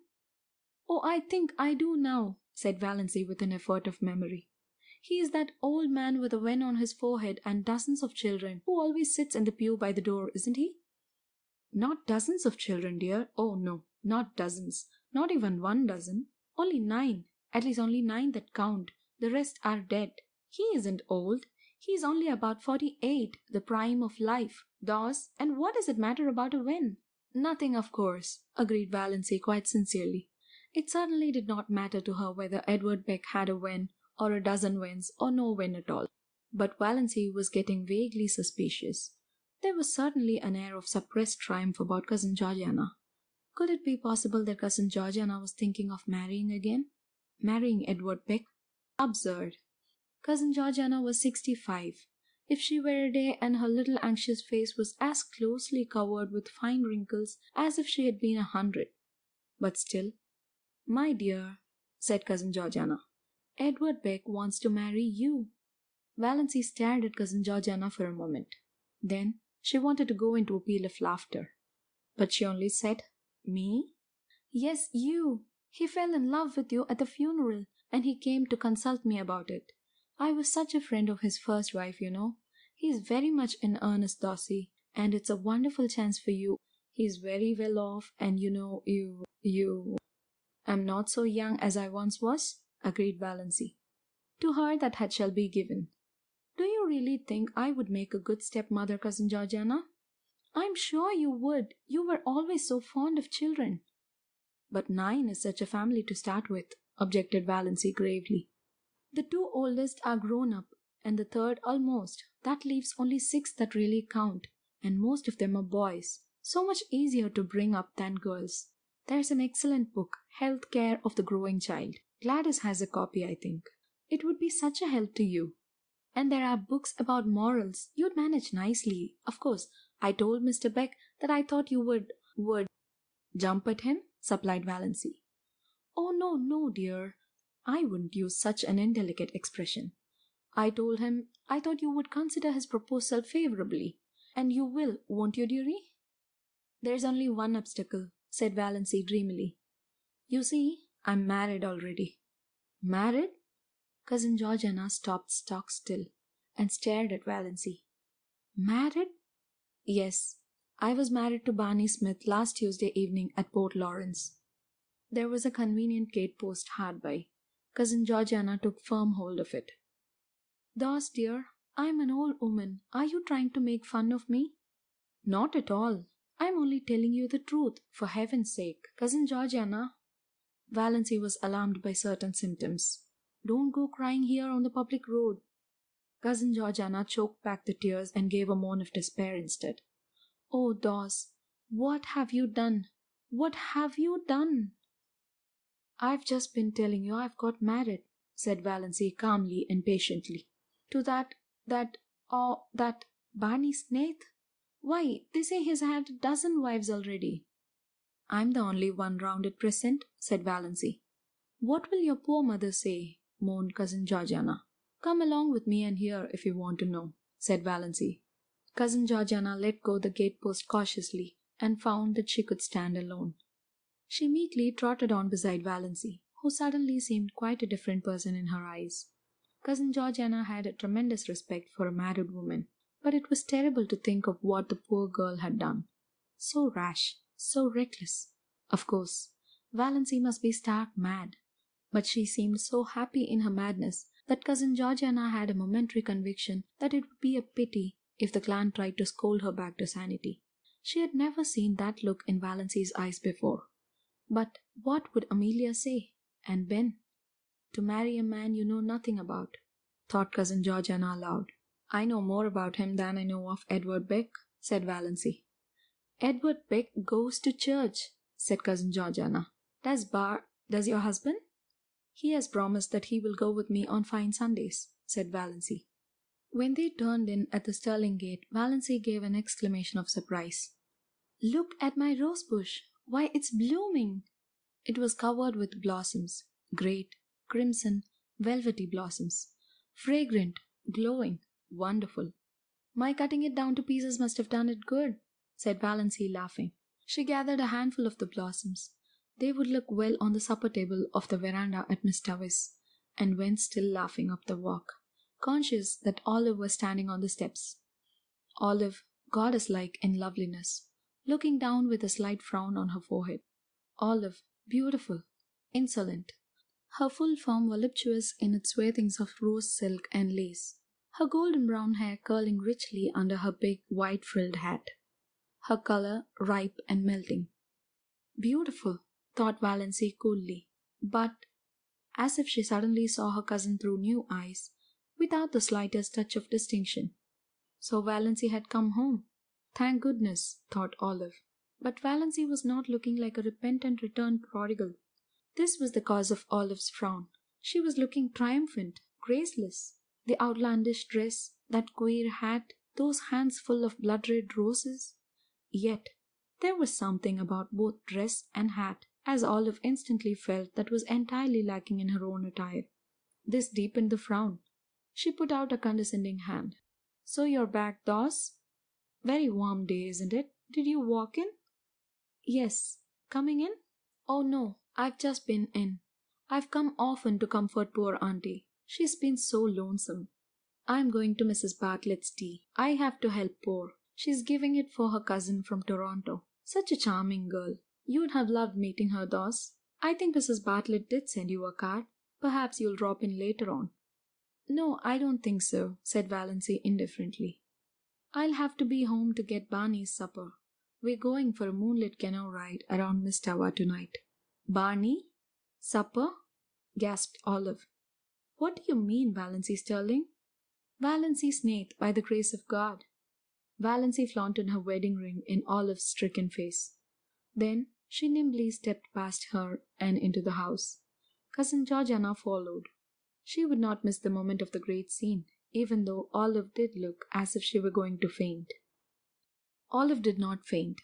She went stupidly down the street to Mrs. Bartlett's. What did those mean? She couldn't have that ring. Oh, what fresh scandal was that wretched girl bringing on her defenseless family now? She should have been shut up long ago. Valancy opened the sitting-room door and stepped unexpectedly right into a grim assemblage of Stirlings. They had not come together of malice prepense. Aunt Wellington and Cousin Gladys and Aunt Mildred and Cousin Sarah had just called in on their way home from a meeting of the Missionary Society. Uncle James had dropped in to give Amelia some information regarding a doubtful investment. Uncle Benjamin had called, apparently, to tell them it was a hot day and ask them what was the difference between a bee and a donkey. Cousin Stickles had been tactless enough to know the answer. One gets all the honey, the other gets all the wax. And Uncle Benjamin was in a bad humor. In all of their minds, unexpressed was the idea of finding out if Valancy had yet come home, and if not, what steps must be taken in that matter. Well, here was Valancy at last, a poised, confident thing, not humble and deprecating as she should have been, and so oddly, improperly young-looking. She stood in the doorway and looked at them. Cousin Georgiana, timorous, expectant, behind her. Valancy was so happy. She didn't hate her people any more. She could even see a number of good qualities in them that she had never seen before, and she was sorry for them. Her pity made her quite gentle. "Well, Mother," she said pleasantly. "So, you've come home at last," said Mrs. Frederick, getting out a handkerchief. She dared not be outraged, but she did not mean to be cheated of her tears. "Well, not exactly," said Valancy. She threw her bomb. "I thought I ought to drop in and tell you I was married. Last Tuesday night, to Barney Snaith." Uncle Benjamin bounced up and sat down again. "God bless my soul," he said dully. The rest seemed turned to stone, except Cousin Gladys, who turned faint. Aunt Mildred and Uncle Wellington had to help her out to the kitchen. She would have to keep up the Victorian traditions, said Valancy with a grin. She sat down uninvited on a chair. Cousin Stickles had begun to sob. "Is there one day in your life that you haven't cried?" asked Valancy curiously. "Valancy," said Uncle James, being the first to recover the power of utterance, "did you mean what you said just now?" "I did." "Do you mean to say that you have actually gone and married that notorious Barney Snaith, that criminal, that—" "I have." "Then," said Uncle James violently, "you are a shameless creature, lost to all sense of propriety and virtue, and I wash my hands entirely of you. I do not want ever to see your face again." "What have you left to say when I commit murder?" asked Valancy. Uncle Benjamin again appealed to God to bless his soul. "That drunken outlaw, that—" A dangerous spark appeared in Valancy's eyes. They might say what they liked too, and of her, but they should not abuse Barney. "Say damn, and you'll feel better," she suggested. "I can express my feelings without blasphemy, and I tell you, you have covered yourself with eternal disgrace and infamy by marrying that drunkard. You would be more endurable if you got drunk occasionally. Barney is not a drunkard. He was seen drunk in Port Lawrence, pickled to the gills," said Uncle Benjamin. "If that is true, and I don't believe it, He had a good reason for it. Now, I suggest that you all stop looking tragic and accept the situation. I'm married. You can't undo that, and I'm perfectly happy. I suppose we ought to be thankful he has really married her, said Cousin Sarah, by way of trying to look on the bright side. If he really has, said Uncle James, who had just washed his hands of Valancy. Who married you? Mr. Towers of Port Lawrence. By a free Methodist? Groaned Mrs. Frederick, as if to have been married by an imprisoned Methodist would have been a shade less disgraceful. It was the first thing she had said. Mrs. Frederick didn't know what to say. The whole thing was too horrible, too nightmarish. She was sure she must wake up soon, after all their bright hopes at the funeral. It makes me think of those, what do you call them? Said Uncle Benjamin helplessly. Those yarns, of fairies taking babies out of their cradles. Valancy could hardly be a changeling at 29, said Aunt Wellington satirically. She was the oddest looking baby I ever saw anyway, averred Uncle Benjamin. I said so at the time, you remember, Amelia? I said I have never seen such eyes in a human head. I'm glad I never had any children, said Cousin Sarah. If they don't break your heart in one way, they do it in another. Isn't it better to have your heart broken than to have it wither up? Queried Valancy. Before it could be broken, it must have felt something splendid. That would be worth the pain. Dippy, clean Dippy, muttered Uncle Benjamin, with a vague, unsatisfactory feeling that somebody had said something like that before. Valancy, said Mrs. Frederick solemnly, do you ever pray to be forgiven for disobeying your mother? I should pray to be forgiven for obeying you so long, said Valancy stubbornly. But I don't pray about that at all. I just thank God every day for my happiness. I would rather, said Mrs. Frederick, beginning to cry rather belatedly, see you dead before me than listen to what you have told me today. Valancy looked at her mother and aunts and wondered if they could ever have known anything of the real meaning of love. She felt sorrier for them than ever. They were so very pitiable, and they never suspected it. Barney Snaith is a scoundrel to have deluded you into marrying him, said Uncle James violently. Oh, I did the deluding. I asked him to marry me, said Valancy with a wicked smile. Have you no pride? Demanded Aunt Wellington. Lots of it. I am proud that I have achieved a husband by my own unaided efforts. Cousin Georgiana here wanted to help me to Edward Beck. Edward Beck is worth $20,000 and has the finest house between here and Port Lawrence, said Uncle Benjamin. That sounds very fine, said Valancy scornfully. But it isn't worth that, she snapped her fingers, compared to feeling Barney's arms around me and his cheek against mine. Oh, Dawes, said Cousin Stickles. Cousin Sarah said, Oh, Dawes. Aunt Wellington said, Valancy, you need not be indecent. Why? It surely isn't indecent to like to have your husband put his arm around you. I should think it would be indecent if you didn't. Why expect decency from her? Inquired Uncle James sarcastically. She has cut herself off from decency forevermore. She has made her bed. Let her lie on it. Thanks, said Valancy very gratefully.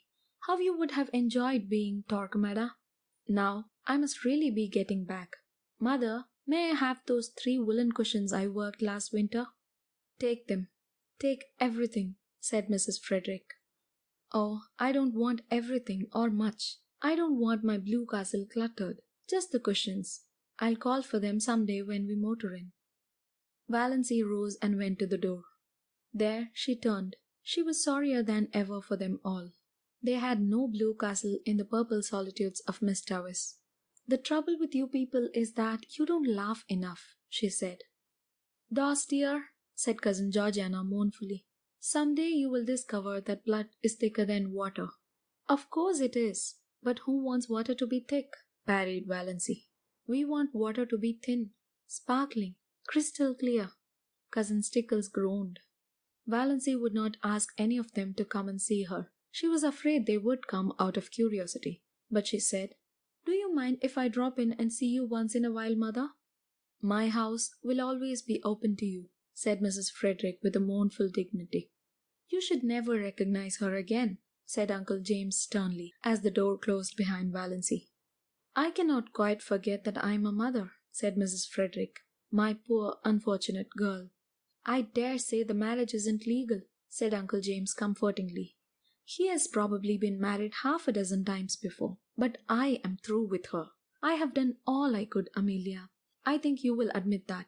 Henceforth, Uncle James was terribly solemn about it. Valancy is to me as one dead. Mrs. Barney Snaith, said Cousin Georgiana, as if trying it out to see how it would sound. He has a score of aliases, no doubt, said Uncle Benjamin. For my part, I believe the man is half Indian. I haven't a doubt they are living in a wigwam. If he has married her under the name of Snaith, and it isn't his real name, wouldn't that make the marriage null and void? Asked Cousin Stickles hopefully. Uncle James shook his head. No, it is the man who marries, not the name. You know, said Cousin Gladys, who had recovered and returned, but was still shaky. I had a distinct premonition of this at Herbert's silver dinner. I remarked it at the time, when she was defending Snaith. You remember, of course. It came over me like a revelation. I spoke to David when I went home about it. What, demanded Aunt Wellington of the universe, has come over Valancy? Valancy? The universe did not answer, but Uncle James did. Isn't there something coming up of late about secondary personalities cropping out? I don't hold with many of those new-fangled notions, but there may be something in this one. It would account for her incomprehensible conduct. Valancy is so fond of mushrooms, sighed Cousin Georgiana. I'm afraid she'll get poisoned eating toadstools by mistake living up back in the woods. There are worse things than death, said Uncle James, believing that it was the first time in the world that such statement had been made. Nothing can ever be the same again, sobbed Cousin Stickles. Valancy, hurrying along the dusty road back to cool Miss Davis and her purple island, had forgotten all about them, just as she had forgotten that she might drop dead at any moment if she hurried. Section 28. Summer passed by. The Stirling clan, with the insignificant exception of Cousin Georgiana, had tacitly agreed to follow Uncle James's example and look upon Valancy as one dead. To be sure, Valancy had an unquiet, ghostly habit of recurring resurrections when she and Barney clattered through Deerwood and out to the port in that unspeakable car. Valancy, bareheaded, with stars in her eyes. Barney, bareheaded, smoking his pipe.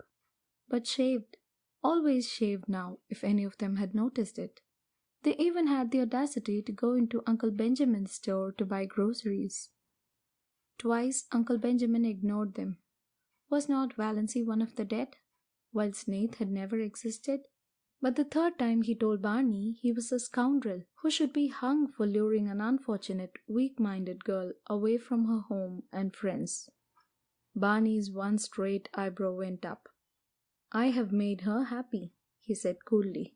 And she was miserable with her friends, so that's that. Uncle Benjamin stared. It had never occurred to him that women had to be, or ought to be, made happy. You pup, he said. Why be so unoriginal? Queried Barney amiably. Anybody could be a pup. Why not think of something worthy of the Stirlings? Besides, I'm not a pup. I'm really quite a middle-aged dog. 35 if you're interested in knowing. Uncle Benjamin remembered just in time that Valancy was dead. He turned his back on Barney. Valancy was happy, gloriously and entirely so. She seemed to be living in a wonderful house of life, and every day opened a new mysterious room. It was in a world which had nothing in common with the one she had left behind. A world where time was not, which was young with immortal youth, where there was neither past nor future, but only the present. She surrendered herself utterly to the charm of it.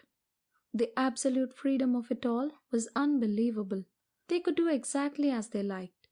No Mrs. Grundy, no traditions, no relatives or in-laws. Peace, perfect peace with loved ones far away, as Barney quoted shamelessly.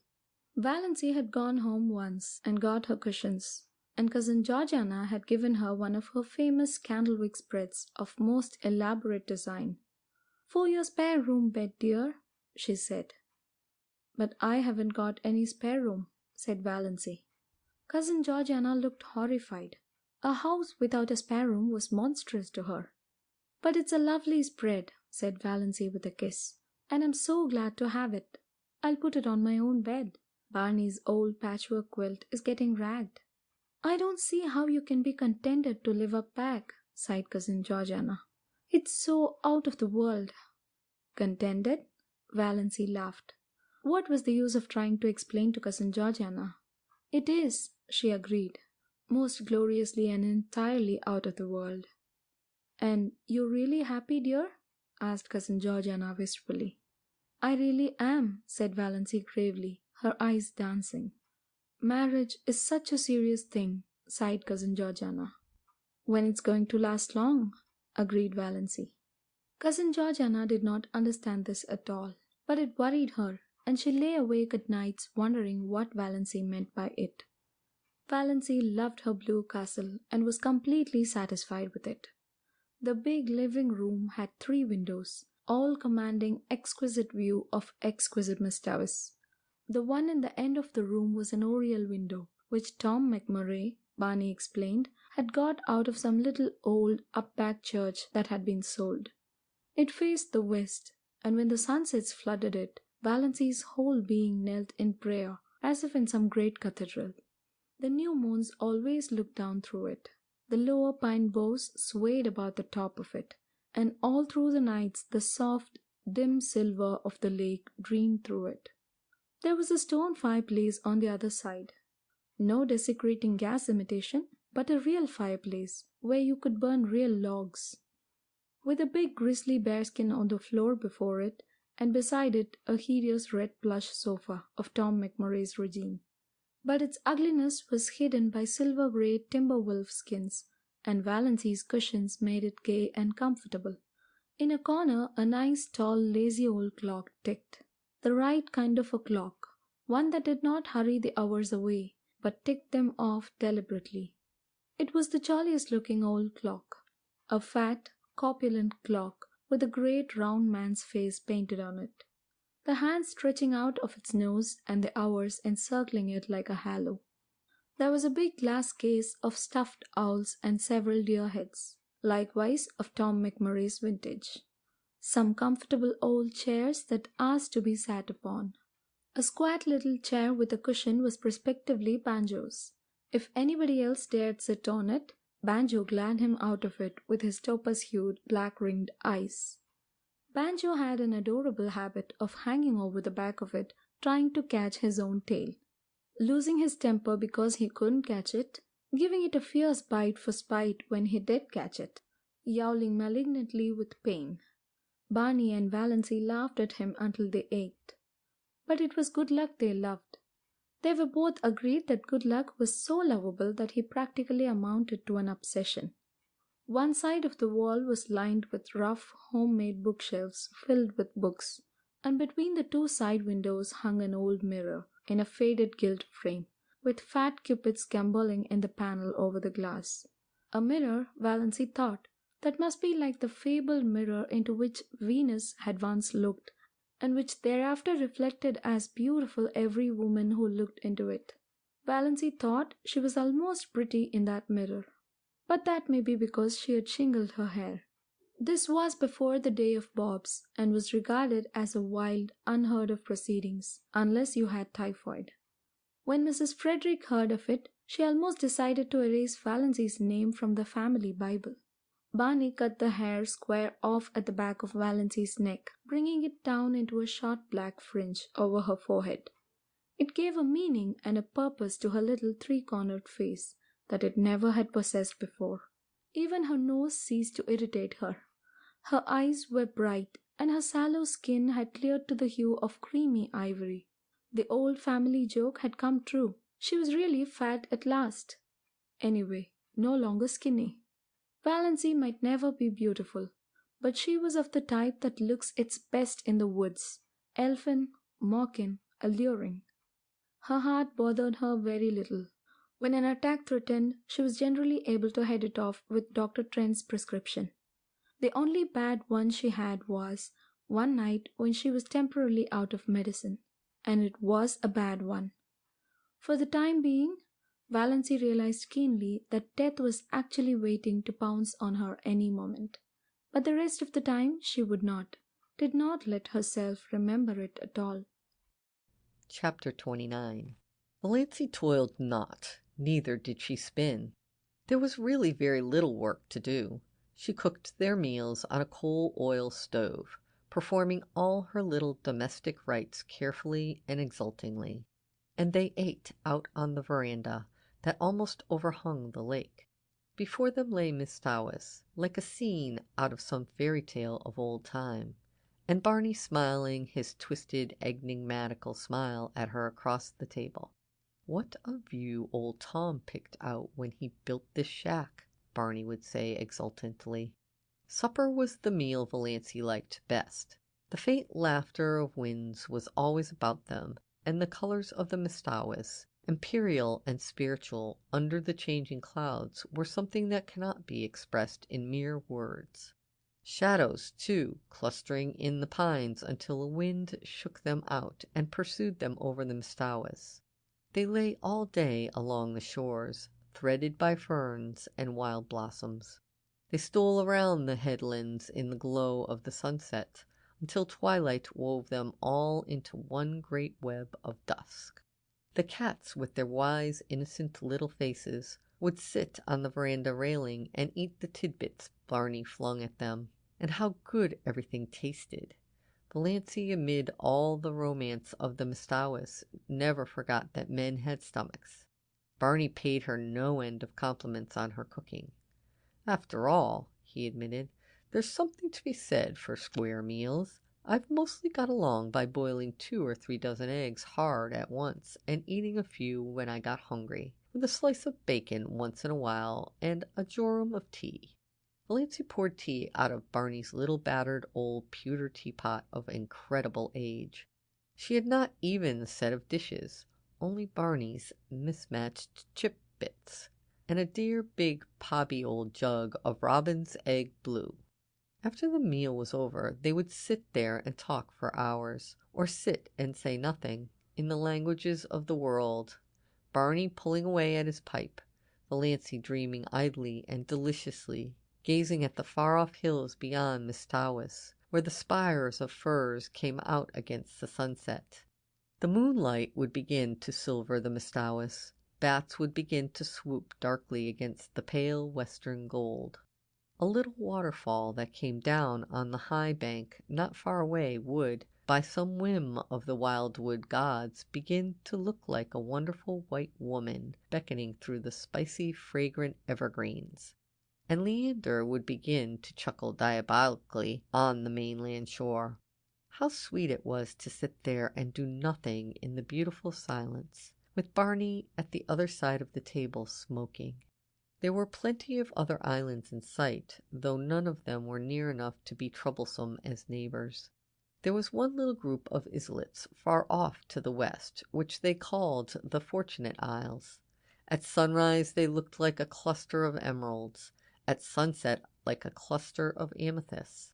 They were too small for houses, but the lights on the larger islands would bloom out all over the lake, and bonfires would be lighted on their shores, streaming up into the wood shadows, and throwing great blood-red ribbons over the waters.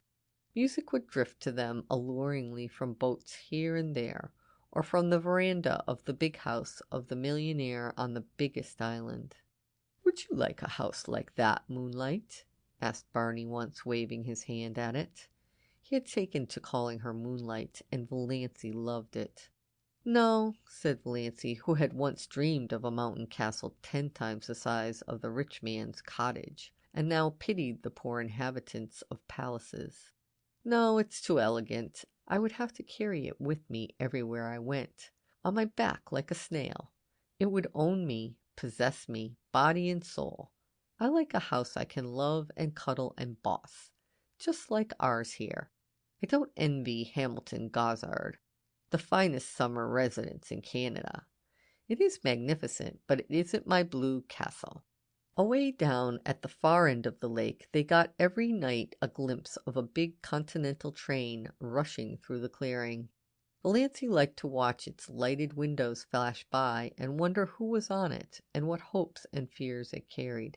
She also amused herself by picturing Barney and herself going to the dances and dinners in the houses on the islands, but she did not want to go in reality. Once they did go to a masquerade dance in the pavilion at one of the hotels up the lake, and had a glorious evening, but slipped away in their canoe before unmasking time, back to the Blue Castle. "It was lovely, but I don't want to go back again," said Valancy. So many hours a day Barney shut himself in the Bluebeard's chamber. Valancy never saw the inside of it.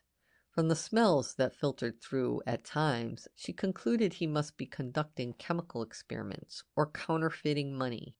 Valancy supposed there must be smelly processes in making counterfeit money, but she did not trouble herself about it. She had no desire to peer into the locked chambers of Barney's house of life. His past and his future concerned her not, only this rapturous present. Nothing else mattered. Once he went away and stayed away 2 days and nights. He had asked Valancy if she would be afraid to stay alone, and she had said she would not. He never told her where he had been. She was not afraid to be alone, but she was horribly lonely.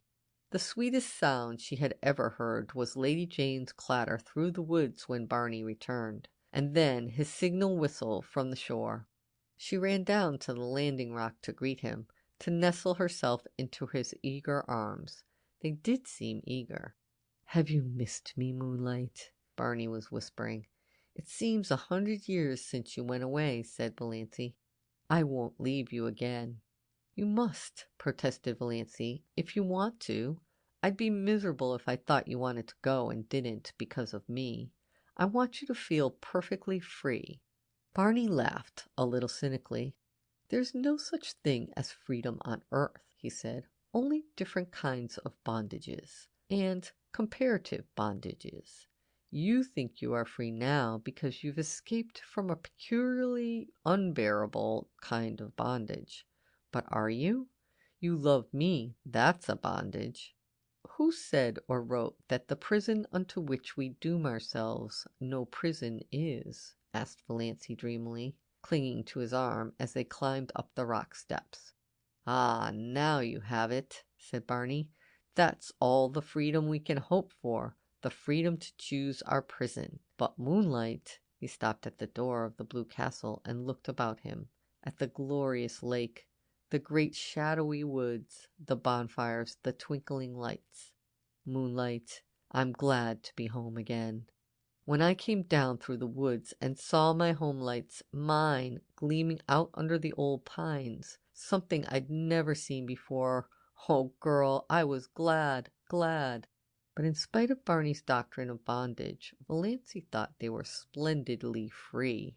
It was amazing to be able to sit up half the night and look at the moon if you wanted to be late for meals if you wanted to. She, who had always been rebuked so sharply by her mother and so reproachfully by Cousin Stickles if she were 1 minute late. Dawdle over meals as long as you wanted to. Leave your crusts if you wanted to. Not come home at all for meals if you wanted to. Sit on a sun-warm rock and paddle your bare feet in the hot sand if you wanted to. Just sit and do nothing in the beautiful silence if you wanted to. In short, do any fool thing you wanted to whenever the notion took you. If that wasn't freedom, what was?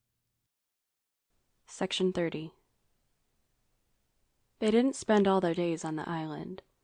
They spent more than half of them wandering at will through the enchanted Muskoka country. Barney knew the woods as a book, and he taught their lore and craft to Valancy. He could always find trail and haunt of the shy wood people. Valancy learned the different fairy likenesses of the mosses, the charm and exquisiteness of woodland blossoms. She learned to know every bird at sight and mimic its call, though never so perfectly as Barney. She made friends with every kind of tree. She learned to paddle a canoe as well as Barney himself. She liked to be out in the rain, and she never caught cold.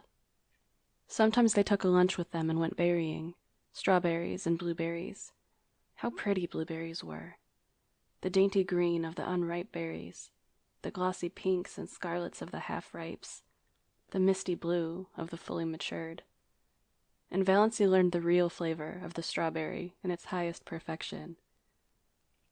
There was a certain sunlit dell on the banks of Mistawis, along which white birches grew on one side, and on the other still, changeless ranks of young spruces. There were long grasses at the roots of the birches, combed down by the winds and wet with morning dew late into the afternoon. Here they found berries that might have graced the banquets of Lucullus, great ambrosial sweetnesses hanging like rubies to long rosy stalks. They lifted them by the stalk and ate them from it, uncrushed and virgin, tasting each berry by itself with all its wild fragrance and suffered therein. When Valancy carried any of these berries home, that elusive essence escaped, and they became nothing more than the common berries of the marketplace. Very kitchenly good indeed, but not as they would have been, eaten in their birch dell until her fingers were stained as pink as Aurora's eyelids. Or they went after water lilies. Barney knew where to find them, in the creeks and bays of Mistawis. Then the Blue Castle was glorious with them, every receptacle that Valancy could contrive filled with the exquisite things. If not water lilies, then cardinal flowers, fresh and vivid from the swamps of Mistawis, where they burned like ribbons of flame. Sometimes they went trouting on little nameless rivers or hidden brooks on whose banks naiads might have sunned their white, wet limbs. Then all they took with them were some raw potatoes and salt. They roasted the potatoes over a fire, and Barney showed Valancy how to cook the trout by wrapping them in leaves, coating them with mud, and baking them in a bed of hot coals. Never were such delicious meals. Valancy had such an appetite it was no wonder she put flesh on her bones. Or they just prowled and explored through the woods that always seemed to be expecting something wonderful to happen. At least, that was the way Valancy felt about them. Down the next hollow, over the next hill, you would find it. "We don't know where we're going, but isn't it fun to go?" Barney used to say. Once or twice night overtook them, too far from their blue castle to get back, but Barney made a fragrant bed of bracken and fir boughs, and they slept on it dreamlessly, under a ceiling of old spruces with moss hanging from them, while beyond them moonlight and the murmur of pines blended together so that one could hardly tell which was light and which was sound. There were rainy days, of course, when Muskoka was a wet green land, days when showers drifted across Mistawis like pale ghosts of rain, and they never thought of staying in because of it. Days when it rained in right good earnest and they had to stay in. Then Barney shut himself in Bluebeard's chamber, and Valancy read or dreamed on the wolfskins with Good Luck purring beside her, and Banjo watching them suspiciously from his own peculiar chair. On Sunday evenings they paddled across to a point of land and walked from there through the woods to the little Free Methodist church. One felt really too happy for Sunday. Valancy had never really liked Sundays before. And always, Sundays and weekdays, she was with Barney. Nothing else really mattered. And what a companion he was. How understanding, how jolly, how Barney-like. That summed it all up. Valancy had taken some of her $200 out of the bank and spent it on pretty clothes. She had a little smoke blue chiffon, which she always put on when they spent the evenings at home. Smoke blue with touches of silver about it. It was after she began wearing it that Barney began calling her Moonlight. Moonlight and blue twilight. That is what you look like in that dress. I like it. It belongs to you. You aren't exactly pretty, but you have some adorable beauty spots. Your eyes, and that little kissable dent just between your collarbones. You have the wrist and ankle of an aristocrat. That little head of yours is beautifully shaped. And when you look backward over your shoulder, you're maddening, especially in twilight or moonlight. An elf maiden, a wood sprite. You belong to the woods. Moonlight, you should never be out of them. In spite of your ancestry, there is something wild and remote and untamed about you. And you have such a nice, sweet, throaty, summery voice. Such a nice voice for lovemaking. Sure, and you've kissed the Blarney Stone, scoffed Valancy. But she tasted these compliments for weeks. She got a pale green bathing suit, too, a garment which would have given her clan their deaths if they had ever seen her in it. Barney taught her how to swim. Sometimes she put her bathing dress on when she got up and didn't take it off until she went to bed, running down to the water for a plunge whenever she felt like it, and sprawling on the sun-warm rocks to dry. She had forgotten all the old humiliating things that used to come up against her in the night, the injustices and the disappointments. It was as if they had all happened to some other person, not to her, Valancy Snaith, who had always been happy. "I understand now what it means to be born again," she told Barney. Holmes speaks of grief staining backward through the pages of life, but Valancy found her happiness had stained backward likewise, and flooded with rose color her whole previous drab existence. She found it hard to believe that she had ever been lonely and unhappy and afraid. "When death comes, I shall have lived," thought Valancy. "I shall have had my hour." And her dust pile. One day Valancy had heaped up the sand in the little island cove in a tremendous cone and stuck a gay little Union Jack on top of it. "What are you celebrating?" Barney wanted to know. "I'm just exorcising an old demon," Valancy told him. Chapter 31. Autumn came. Late September with cool nights. They had to forsake the veranda, but they kindled a fire in the big fireplace and sat before it with jest and laughter. They left the doors open, and Banjo and Good Luck came and went at pleasure. Sometimes they sat gravely on the bearskin rug between Barney and Valancy. Sometimes they slunk off into the mystery of the chill night outside. The stars smoldered in the horizon mists through the old oriel. The haunting, persistent croon of the pine trees filled the air. The little waves began to make soft, sobbing splashes on the rocks below them in the rising winds. They needed no light but the firelight that sometimes leaped up and revealed them, sometimes shrouded them in shadow. When the night wind rose higher, Barney would shut the door and light a lamp and read to her poetry and essays and gorgeous dim chronicles of ancient wars. Barney never would read novels. He vowed they bored him. But sometimes she read them herself, curled up on the wolf skins, laughing aloud in peace. For Barney was not one of those aggravating people who could never hear you smiling audibly over something you've read without inquiring placidly, "What's the joke?" October, with a gorgeous pageant of color around Bestowis into which Valancy plunged her soul. Never had she imagined anything so splendid. A great, tinted peace. Blue, wind-winnowed skies, sunlight sleeping in the glades of that fairyland. Long, dreamy purple days, padding idly in their canoe along shores and up the rivers of crimson and gold. A sleepy, red hunter's moon. Enchanted tempests that stripped the leaves from the trees and heaped them along the shores, flying shadows of clouds. What had all the smug, opulent lands out front to compare with this? November, with uncanny witchery in its changed trees, with murky red sunsets flaming in smoky crimson behind the westering hills, with dear days when the austere woods were beautiful and gracious in a dignified serenity of folded hands and closed eyes, days full of a fine pale sunshine that sifted through the late leafless gold of the juniper trees and glimmered among the gray beeches, lighting up evergreen banks of moss and washing the colonnades of the pines, days with a high-sprung sky of flawless turquoise, days when an exquisite melancholy seemed to hang over the landscape and dream about the lake, but days, too, of the wild blackness of great autumn storms, followed by dank, wet, streaming nights when there was witch laughter in the pines and fitful moans among mainland trees. What cared they?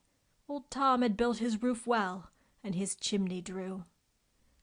Warm fire, books, comfort, safety from storm, our cats on the rug. Moonlight, said Barney, would you be any happier now if you had $1 million? No, nor half so happy. I'd be bored by conventions and obligations then. December, early snows and Orion, the pale fires of the Milky Way. It was really winter now, wonderful, cold, starry winter. how Valancy had always hated winter. Dull, brief, uneventful days, long, cold, companionless nights. Cousin Stickles with her back that had to be rubbed continually. Cousin Stickles making weird noises, gargling her throat in the mornings. Cousin Stickles whining over the price of coal. Her mother probing, questioning, ignoring, endless colds and bronchitis or the dread of it, Redford's liniment and purple pills. But now, she loved winter. Winter was beautiful up back, almost intolerably beautiful.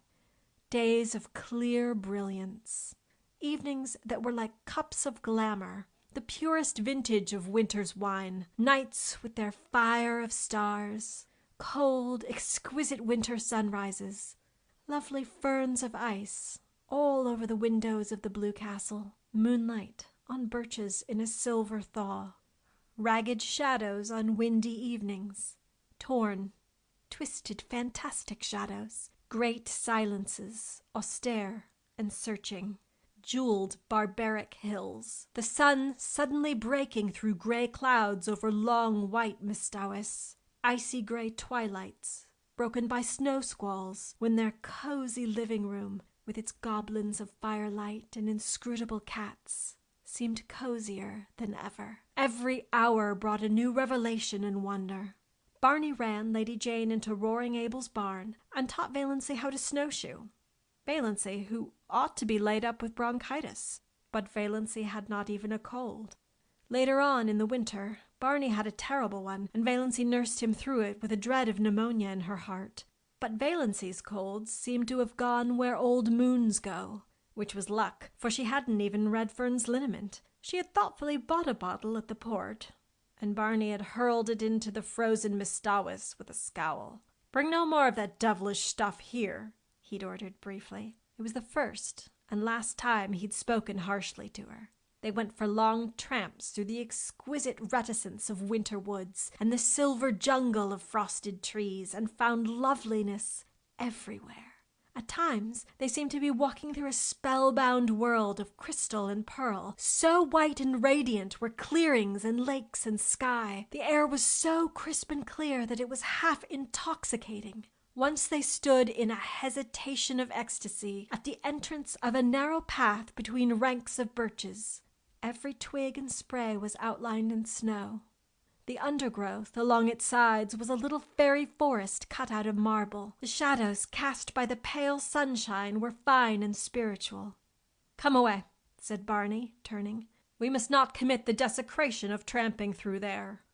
One evening they came upon a snowdrift, far back in an old clearing, which was in the exact likeness of a beautiful woman's profile. Seen too close by, the resemblance was lost, as in the fairy tale of the Castle of St. John. Seen from behind, it was a shapeless oddity. But at just the right distance and angle, the outline was so perfect that when they came suddenly upon it, gleaming out against the dark background of spruce in the glow of winter sunset, they both exclaimed in amazement. There was a low, noble brow, a straight, classic nose, lips and chin, and cheek curve modeled as if some goddess of old time had sat to the sculptor, and a breast of such cold, swelling purity as the very spirit of the winter woods might display. "All the beauty that old Greece and Rome sung, painted tonight," quoted Barney. "And to think, no human eyes save ours have seen or will see it," breathed Valancy, who felt at times as if she were living in a book by John Foster. As she looked around her, she recalled some passages she'd marked in the new Foster book Barney had brought her from the port, with an adjuration not to expect him to read or listen to it. "All the timings of winter woods are extremely delicate and elusive," recalled Valancy. "When the brief afternoon wanes and the sun just touches the tops of the hills, there seems to be all over the woods an abundance, not of color, but of the spirit of color. There is really nothing but pure white, after all, but one has the impression of fairy-like blendings of rose and violet, opal and heliotrope on the slopes, in the dingles and along the curves of the forest land. You feel sure the tint is there, but when you look at it directly, It's gone. From the corner of your eye, you're aware that it is lurking over yonder, in a spot where there was nothing but pale purity a moment ago. Only just when the sun is setting is there a fleeting moment of real color.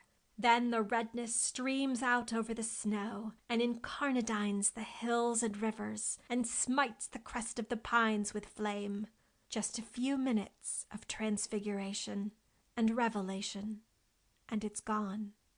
"I wonder if John Foster ever spent a winter in Miss Dawes," said Valancy. "Not likely," scoffed Barney. "People who write tosh like that generally write it in a warm house on some smug city street." "You are too hard on John Foster," said Valancy severely. "No one could have written that little paragraph I read you last night without having seen it first. You know he couldn't." "I didn't listen to it," said Barney morosely. "You know I told you I wouldn't."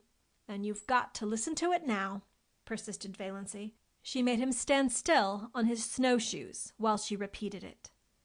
"She is a rare artist, this old Mother Nature, who works for the joy of working, and not in any spirit of vain show. Today the fir woods are a symphony of greens and grays, so subtle that you cannot tell where one shade begins to be the other. Gray trunk, green bough, gray-green moss above the white, gray-shadowed floor. Yet the old gypsy doesn't like unrelieved monotones. She must have a dash of color. See it, a broken dead fir bough of a beautiful red-brown swinging among the beards of moss." "Good Lord! Do you learn all that fellow's books by heart?" was Barney's disgusted reaction as he strode off. "John Foster's books were all that saved my soul alive the past 5 years," averred Valancy. "Oh, Barney, look at that exquisite filigree of snow in the furrows of that old elm tree trunk." When they came out to the lake, they changed from snowshoes to skates and skated home. For a wonder, Valancy had learned when she was a little schoolgirl to skate on the pond behind the Deerwood School. She never had any skates of her own, but some of the other girls had lent her theirs, and she seemed to have a natural knack of it. Uncle Benjamin had once promised her a pair of skates for Christmas, but when Christmas came, he'd given her rubbers instead. She'd never skated since she grew up, but the old trick came back quickly, and glorious were the hours she and Barney spent skimming over the white lakes and past the dark islands, where the summer cottages were closed and silent. Tonight they flew down Miss Dawes before the wind in an exhilaration that crimsoned Valancy's cheeks under her white tarn. And at the end was her dear little house on the island of pines, with a coating of snow on its roof sparkling in the moonlight. Its windows glinted impishly at her in the stray gleams. "Looks exactly like a picture book, doesn't it?" said Barney. They had a lovely Christmas. No rush, no scramble, no niggling attempts to make ends meet. No wild effort to remember whether she hadn't given the same kind of present to the same person 2 Christmases before. No mob of last-minute shoppers. No dreary family reunions, where she sat mute and unimportant. No attacks of nerves. They decorated the blue castle with pine boughs, and Valancy made delightful little tinsel stars and hung them up amid the greenery. She cooked a dinner to which Barney did full justice, while Good Luck and Banjo picked the bones. "A land that can produce a goose like that is an admirable land," vowed Barney. "Canada forever."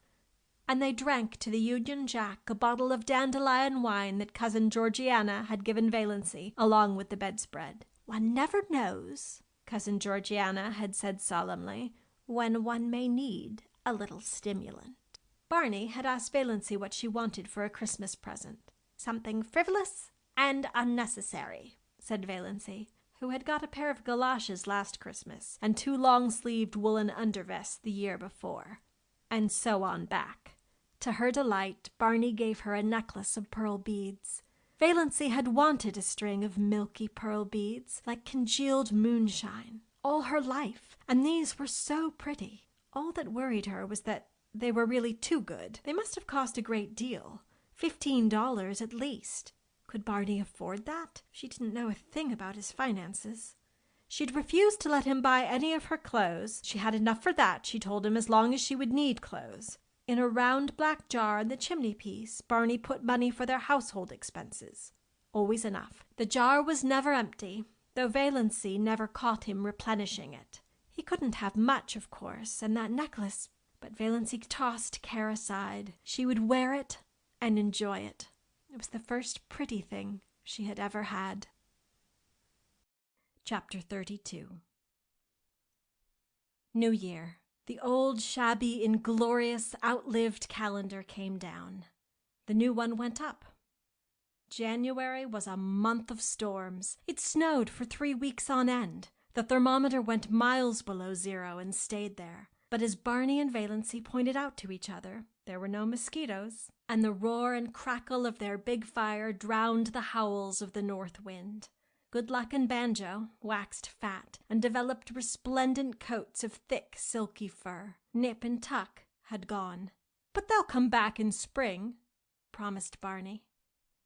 There was no monotony. Sometimes they had dramatic little private spats that never even thought of becoming quarrels. Sometimes Roaring Abel dropped in, for an evening or a whole day, with his old tartan cap and his long red beard coated with snow. He generally brought his fiddle and played for them, to the delight of all except Banjo, who would go temporarily insane and retreat under Valancy's bed. Sometimes Abel and Barney talked while Valancy made candy for them. Sometimes they sat and smoked in silence a la Tennyson and Carlyle until the blue castle reeked and Valancy fled to the open.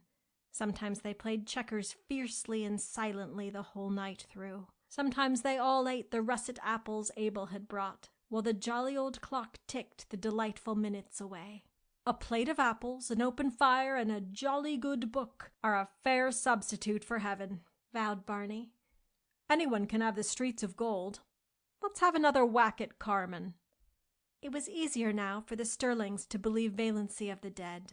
Not even dim rumors of her having been over at the port came to trouble them, though she and Barney used to skate there occasionally to see a movie and eat hot dogs shamelessly at the corner stand afterwards. Presumably, none of the Stirlings ever thought about her, except Cousin Georgiana, who used to lie awake worrying about poor Doss.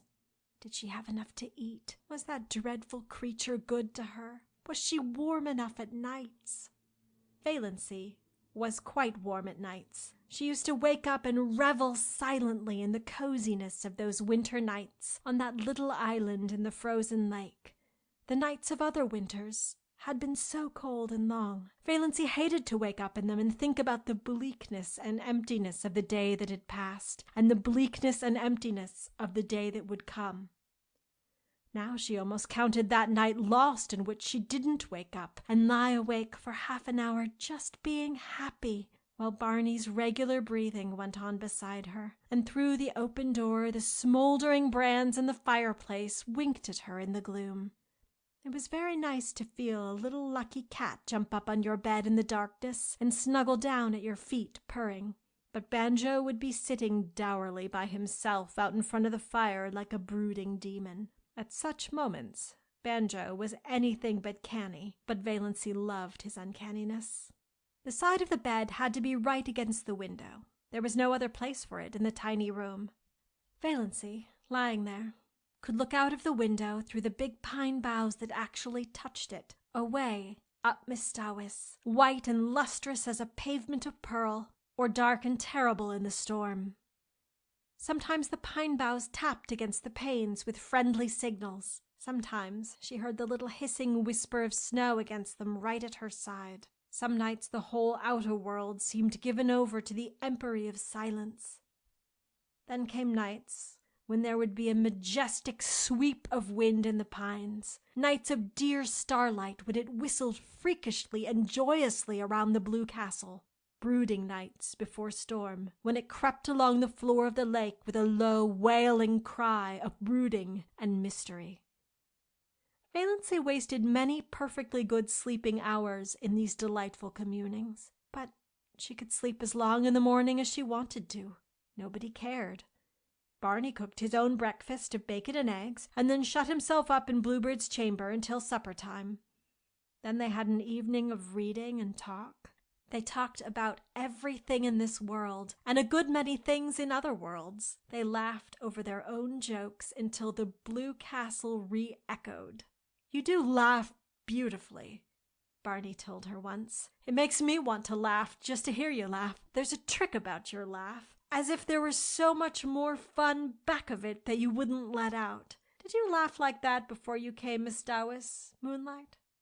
"I never laughed at all, really. I used to giggle foolishly when I felt I was expected to, but now the laugh just comes." It struck Valancy more than once that Barney himself laughed a great deal oftener than he used to, and that his laugh had changed. It had become wholesome. She rarely heard the little cynical note in it now. Could a man laugh like that who had crimes on his conscience? Yet Barney must have done something.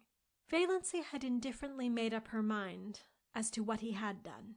She concluded that he was a defaulting bank cashier. She'd found in one of Barney's books an old clipping cut from a Montreal paper in which a vanished defaulting cashier was described. The description applied to Barney, as well as to a half-dozen other men Valancy knew, and from some casual remarks he dropped from time to time, she concluded that he knew Montreal rather well. Valancy had it all figured out in the back of her mind. Barney had been in a bank. He was tempted to take some money to speculate, meaning, of course, to put it back. He had got in deeper and deeper, until he found there was nothing for it but flight. It had happened so to scores of men. He had, Valancy was absolutely certain, never meant to do wrong. Of course, the name of the man in the clipping was Bernard Craig, but Valancy had always thought that Snaith was an alias. Not that it mattered. Valancy had only one unhappy night that winter. It came in late March, when most of the snow had gone and Nip and Tuck had returned. Barney had gone off in the afternoon for a long woodland tramp, saying he'd be back by dark if all went well. Soon after he had gone, it had begun to snow.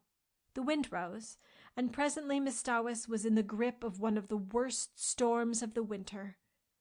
It tore up the lake and struck at the little house. The dark, angry woods on the mainland scowled at Valancy, menace in the toss of their boughs, threats in their windy gloom, terror in the roar of their hearts. The trees on the island crouched in fear.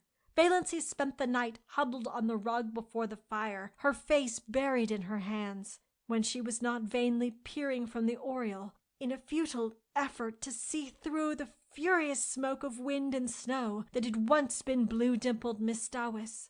Where was Barney?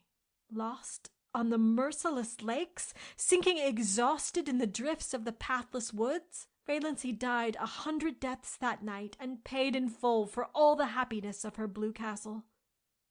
When morning came, the storm broke and cleared. The sun shone gloriously over Miss Dowis, and at noon Barney came home.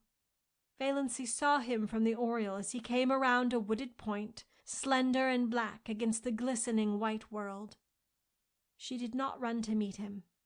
Something happened to her knees, and she dropped down on Banjo's chair. Luckily, Banjo got out from under in time, his whiskers bristling with indignation. Barney found her there, her head buried in her hands. "Barney, I thought you were dead," she whispered. Barney hooted. "After 2 years of the Klondike, did you think a baby storm like this could get me? I spent the night in that old lumber shanty over by Muskoka. Bit cold, but snug enough. Little goose, your eyes look like burnt holes in a blanket. Did you sit up here all night worrying over an old woodsman like me?" "Yes," said Valancy. "I couldn't help it. The storm seemed so wild. Anybody might have been lost in it. When I saw you come round the point, something happened to me. I don't know what. It was as if I had died and come back to life. I can't describe it any other way."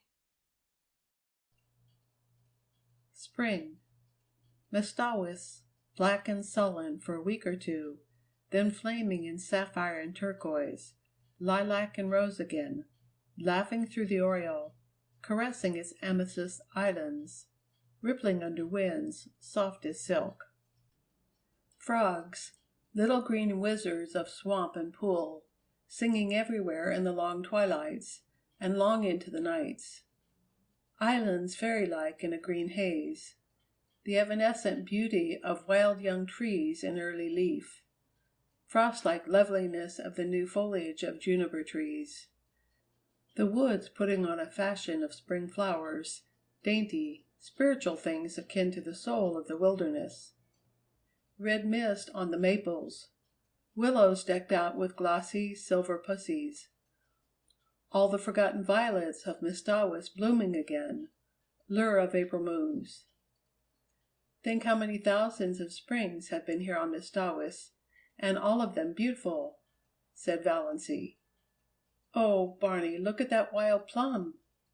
I will. I must quote from John Foster. There's a passage in one of his books. I've reread it 100 times. He must have written it before a tree just like that. Behold the young wild plum tree, which has adorned herself after immemorial fashion in a wedding veil of fine lace. The fingers of wood pixies must have woven it, for nothing like it ever came from an earthly loom. I vow the tree is conscious of its loveliness. It is bridling before our very eyes, as if its beauty were not the most ephemeral thing in the woods, as it is the rarest and most exceeding, for today it is and tomorrow it is not. Every south wind purring through the boughs will winnow away in a shower of slender petals. But what matter? Today it is queen of the wild places, and it is always today in the woods. I'm sure you feel much better since you've got that out of your system, said Barney heartlessly. Here's a patch of dandelions, said Valancy, unsubdued. Dandelions shouldn't grow in the woods, though. They haven't any sense of the fitness of things at all. They are too cheerful and self-satisfied. They haven't any of the mystery and reserve of the real wood flowers. In short, they've no secrets, said Barney. But wait a bit. The woods will have their own way, even with those obvious dandelions. In a little while, all that obtrusive yellowness and complacency will be gone, and we'll find here misty, phantom-like globes hovering over those long grasses in full harmony with the traditions of the forest. That sounds John Fosterish, teased Valancy. What have I done that deserved a slam like that? Complained Barney. One of the earliest signs of spring was the renaissance of Lady Jane. Barney put her on roads that no other car would look at, and they went through deer wood in mud to the axles. They passed several Stirlings, who groaned and reflected that now spring was come and they would encounter that shameless pair everywhere. Valancy, prowling about Deerwood shops, met Uncle Benjamin on the street, but he did not realize until he had gone 2 blocks further on that the girl in the scarlet-collared blanket coat, with cheeks reddened in the sharp April air, and the fringe of black hair over laughing, slanted eyes, was Valancy. When he did realize it, Uncle Benjamin was indignant. What business had Valancy to look like a young girl? The way of the transgressor was hard. Had to be. Scriptural and proper. Yet Valancy's path couldn't be hard. She wouldn't look like that if it were. There was something wrong. It was almost enough to make a man turn modernist. Barney and Valancy clanged on to the port, so that it was dark when they went through Deerwood again. At her old home, Valancy, seized with a sudden impulse, got out, opened the little gate, and tiptoed around to the sitting-room window. There sat her mother and Cousin Stickles, drearily, grimly knitting, baffling and inhuman as ever. If they had looked the least bit lonesome, Valancy would have gone in. But they did not. Valancy would not disturb them for worlds. Valancy had 2 wonderful moments that spring. One day, coming home through the woods, with her arms full of trailing arbutus and creeping spruce, she met a man who she knew must be Allen Tierney. Allen Tierney, the celebrated painter of beautiful women. He lived in New York in winter, but he owned an island cottage at the northern end of Mistawis, to which he always came the minute the ice was out of the lake. He was reputed to be a lonely, eccentric man. He never flattered his sitters. There was no need to, for he would not paint anyone who required flattery. To be painted by Ellen Tierney was all the cachet of beauty a woman could desire. Valancy had heard so much about him that she couldn't help turning her head back over her shoulder for another shy, curious look at him. A shaft of pale spring sunlight fell through a great pine athwart her bare black head and her slanted eyes. She wore a pale green sweater and had bound a fillet of lenna vine about her hair. The feathery fountain of trailing spruce overflowed her arms and fell around her. Allen Tierney's eyes lighted up. "I've had a caller," said Barney the next afternoon, when Valancy had returned from another flower quest. "Who?" Valancy was surprised but indifferent. She began filling a basket with arbutus. "Allen Tierney. He wants to paint you, Moonlight." "Me?" Valancy dropped her basket and her arbutus. "You're laughing at me, Barney." "I'm not. That's what Tierney came for, to ask my permission to paint my wife as the spirit of Muskoka, or something like that." But," stammered Valancy, "Allen Tierney never paints any but beautiful women," finished Barney. "Conceited. QED, Mistress Barney Snaith is a beautiful woman." "Nonsense," said Valancy, stooping to retrieve her arbutus. "You know that's nonsense, Barney. I know I'm a heap better looking than I was a year ago, but I'm not beautiful." "Allen Tierney never makes a mistake," said Barney. "You forget, Moonlight, that there are different kinds of beauty. Your imagination is obsessed by the very obvious type of your cousin Olive. Oh, I've seen her. She's a stunner. But you never catch Allen Tierney wanting to paint her. In the horrible but expressive slang phrase, she keeps all her goods in the shop window. But, in your subconscious mind, you have a conviction that nobody can be beautiful who doesn't look like Olive. Also, you remember your face as it was in the days when your soul was not allowed to shine through it. Tierney said something about the curve of your cheek as you looked back over your shoulder. You know, I've often told you it was distracting. And he's quite batty about your eyes. If I wasn't absolutely sure it was solely professional, he's really a crabbed old bachelor, you know, I'd be jealous." "Well, I don't want to be painted," said Valancy. "I hope you told him that." "I couldn't tell him that. I didn't know what you wanted. But I told him I didn't want my wife painted, hung up in a salon for a mob to stare at, belonging to another man. For, of course, I couldn't buy the picture. So even if you had wanted to be painted, Moonlight, your tyrannous husband would not have permitted it. Tierney was a bit squiffy. He isn't used to being turned down like that. His requests are almost like royalties." "But we are outlaws," laughed Valancy. "We bow to no decrees. We acknowledge no sovereignty." In her heart she thought unashamedly, "I wish Olive could know that Allen Tierney wanted to paint me. Me! Little old maid Valancy Stirling, that was." Her second wonder moment came one evening in May. She realized that Barney actually liked her. She had always hoped he did, but sometimes she had a little, disagreeable, haunting dread that he was just kind and nice and chummy out of pity. Knowing that she hadn't long to live, and determined she should have a good time as long as she did live, but away back in his mind rather looking forward to freedom again, with no intrusive woman creature in his island fastness, and no chattering thing beside him in his woodland prowls. She knew he could never love her. She did not even want him to. If he loved her, he would be unhappy when she died. Valancy never flinched from the plain word. No passing away for her, and she did not want him to be the least unhappy. But neither did she want him to be glad, or relieved. She wanted him to like her, and miss her as a good chum. but she had never been sure until this night that he did. They had walked over the hills in the sunset.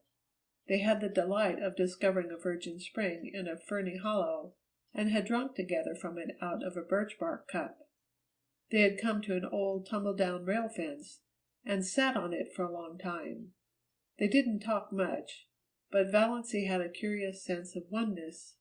She knew that she couldn't have felt that if he hadn't liked her. "You nice little thing," said Barney suddenly.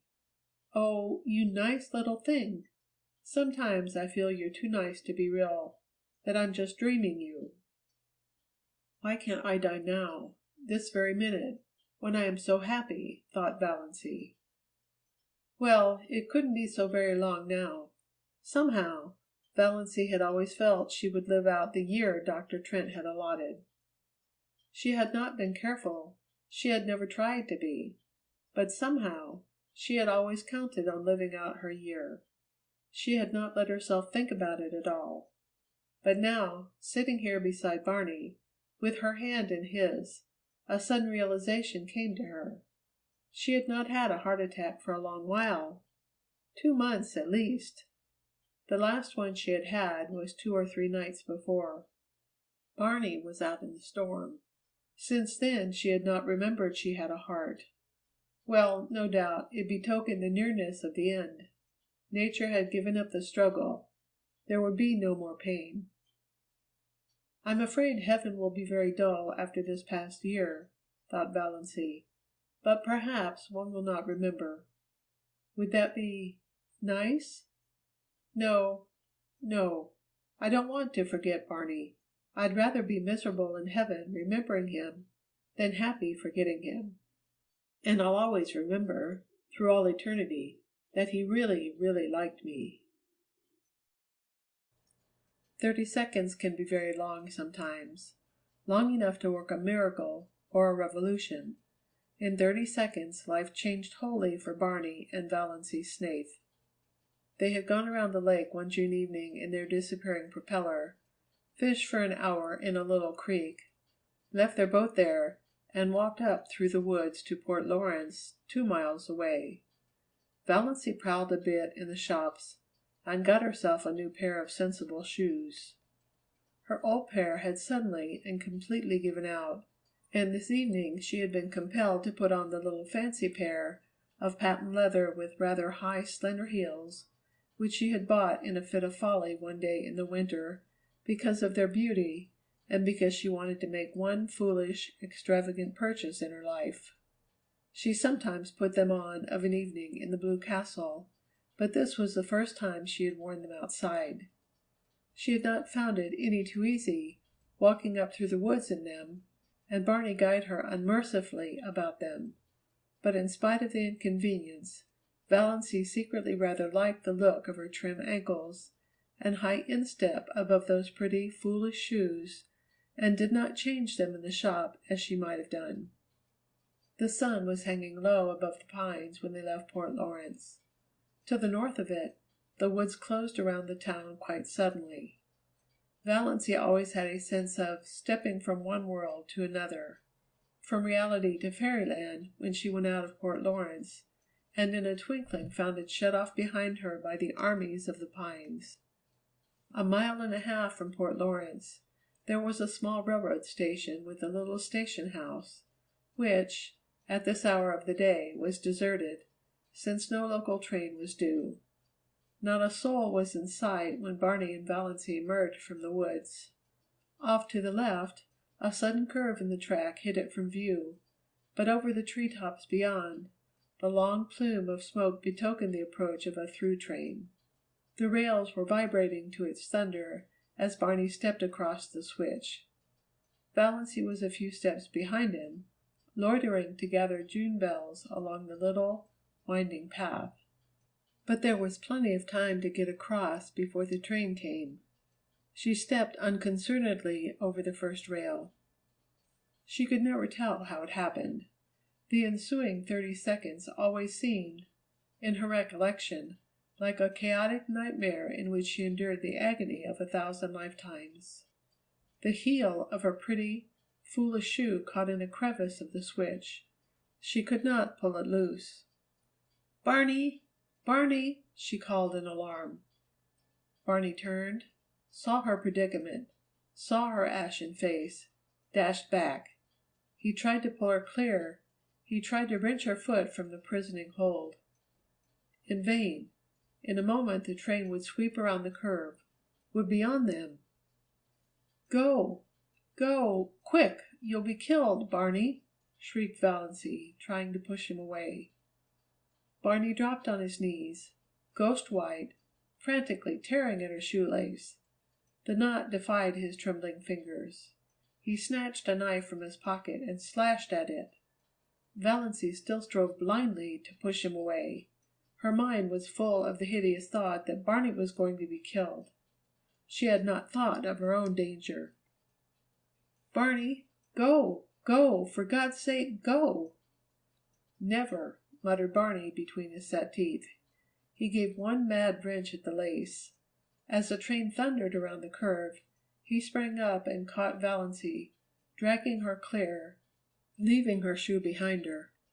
The wind from the train, as it swept by, turned to icy cold the streaming perspiration on his face. "Thank God!" he breathed. For a moment they stood stupidly staring at each other, two white, shaken, wild-eyed creatures. Then they stumbled over to the little seat at the end of the station house and dropped on it. Barney buried his face in his hands and said not a word. Valancy sat, staring straight ahead of her with unseeing eyes at the great pine woods, the stumps of the clearing, the long, gleaming rails. There was only one thought in her dazed mind, a thought that seemed to burn it, as a shaving of fire might burn her body. Dr. Trent had told her, over a year ago, that she had a serious form of heart disease, that any excitement might be fatal. If that were so, why was she not dead now? This very minute she had just experienced as much and as terrible excitement as most people experience in a lifetime, crowded into that endless 30 seconds. Yet she had not died of it. She was not an iota the worse for it. A little wobbly at the knees, as anyone would have been, a quicker heartbeat, as anyone would have, nothing more. Why? Was it possible Dr. Trent had made a mistake? Valancy shivered as if a cold wind had suddenly chilled her to the soul. She looked at Barney, hunched up beside her. His silence was very eloquent. Had the same thought occurred to him?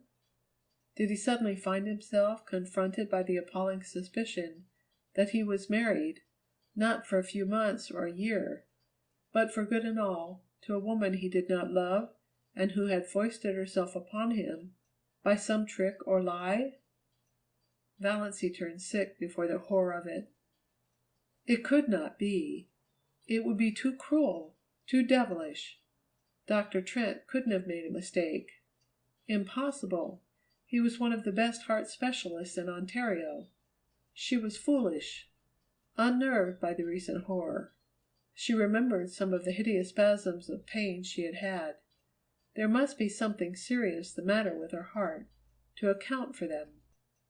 But she had not had any for nearly 3 months. Why? Presently Barney bestirred himself.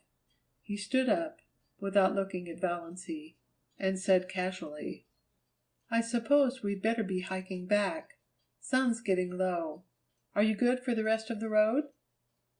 "I think so," said Valancy, miserably. Barney went across the clearing and picked up the parcel he had dropped, the parcel containing her new shoes.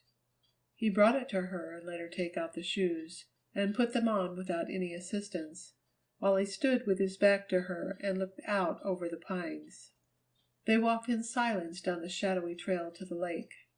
In silence Barney steered his boat into the sunset miracle that was Mistawis. In silence they went around feathery headlands and across coral bays, and silver rivers where canoes were slipping up and down in the afterglow. In silence they went past cottages, echoing with music and laughter.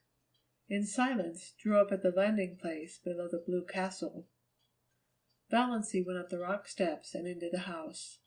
She dropped miserably on the first chair she came to, and sat there staring through the oriel, oblivious of Good Luck's frantic purrs of joy and Banjo's savage glares of protest at her occupancy of his chair.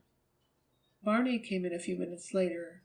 He did not come near her, but he stood behind her and asked gently if she felt any the worse for her experience. Valancy would have given her a year of happiness to have been able honestly to answer, "Yes." "No," she said flatly. Barney went into Bluebeard's chamber and shut the door. She heard him pacing up and down, up and down.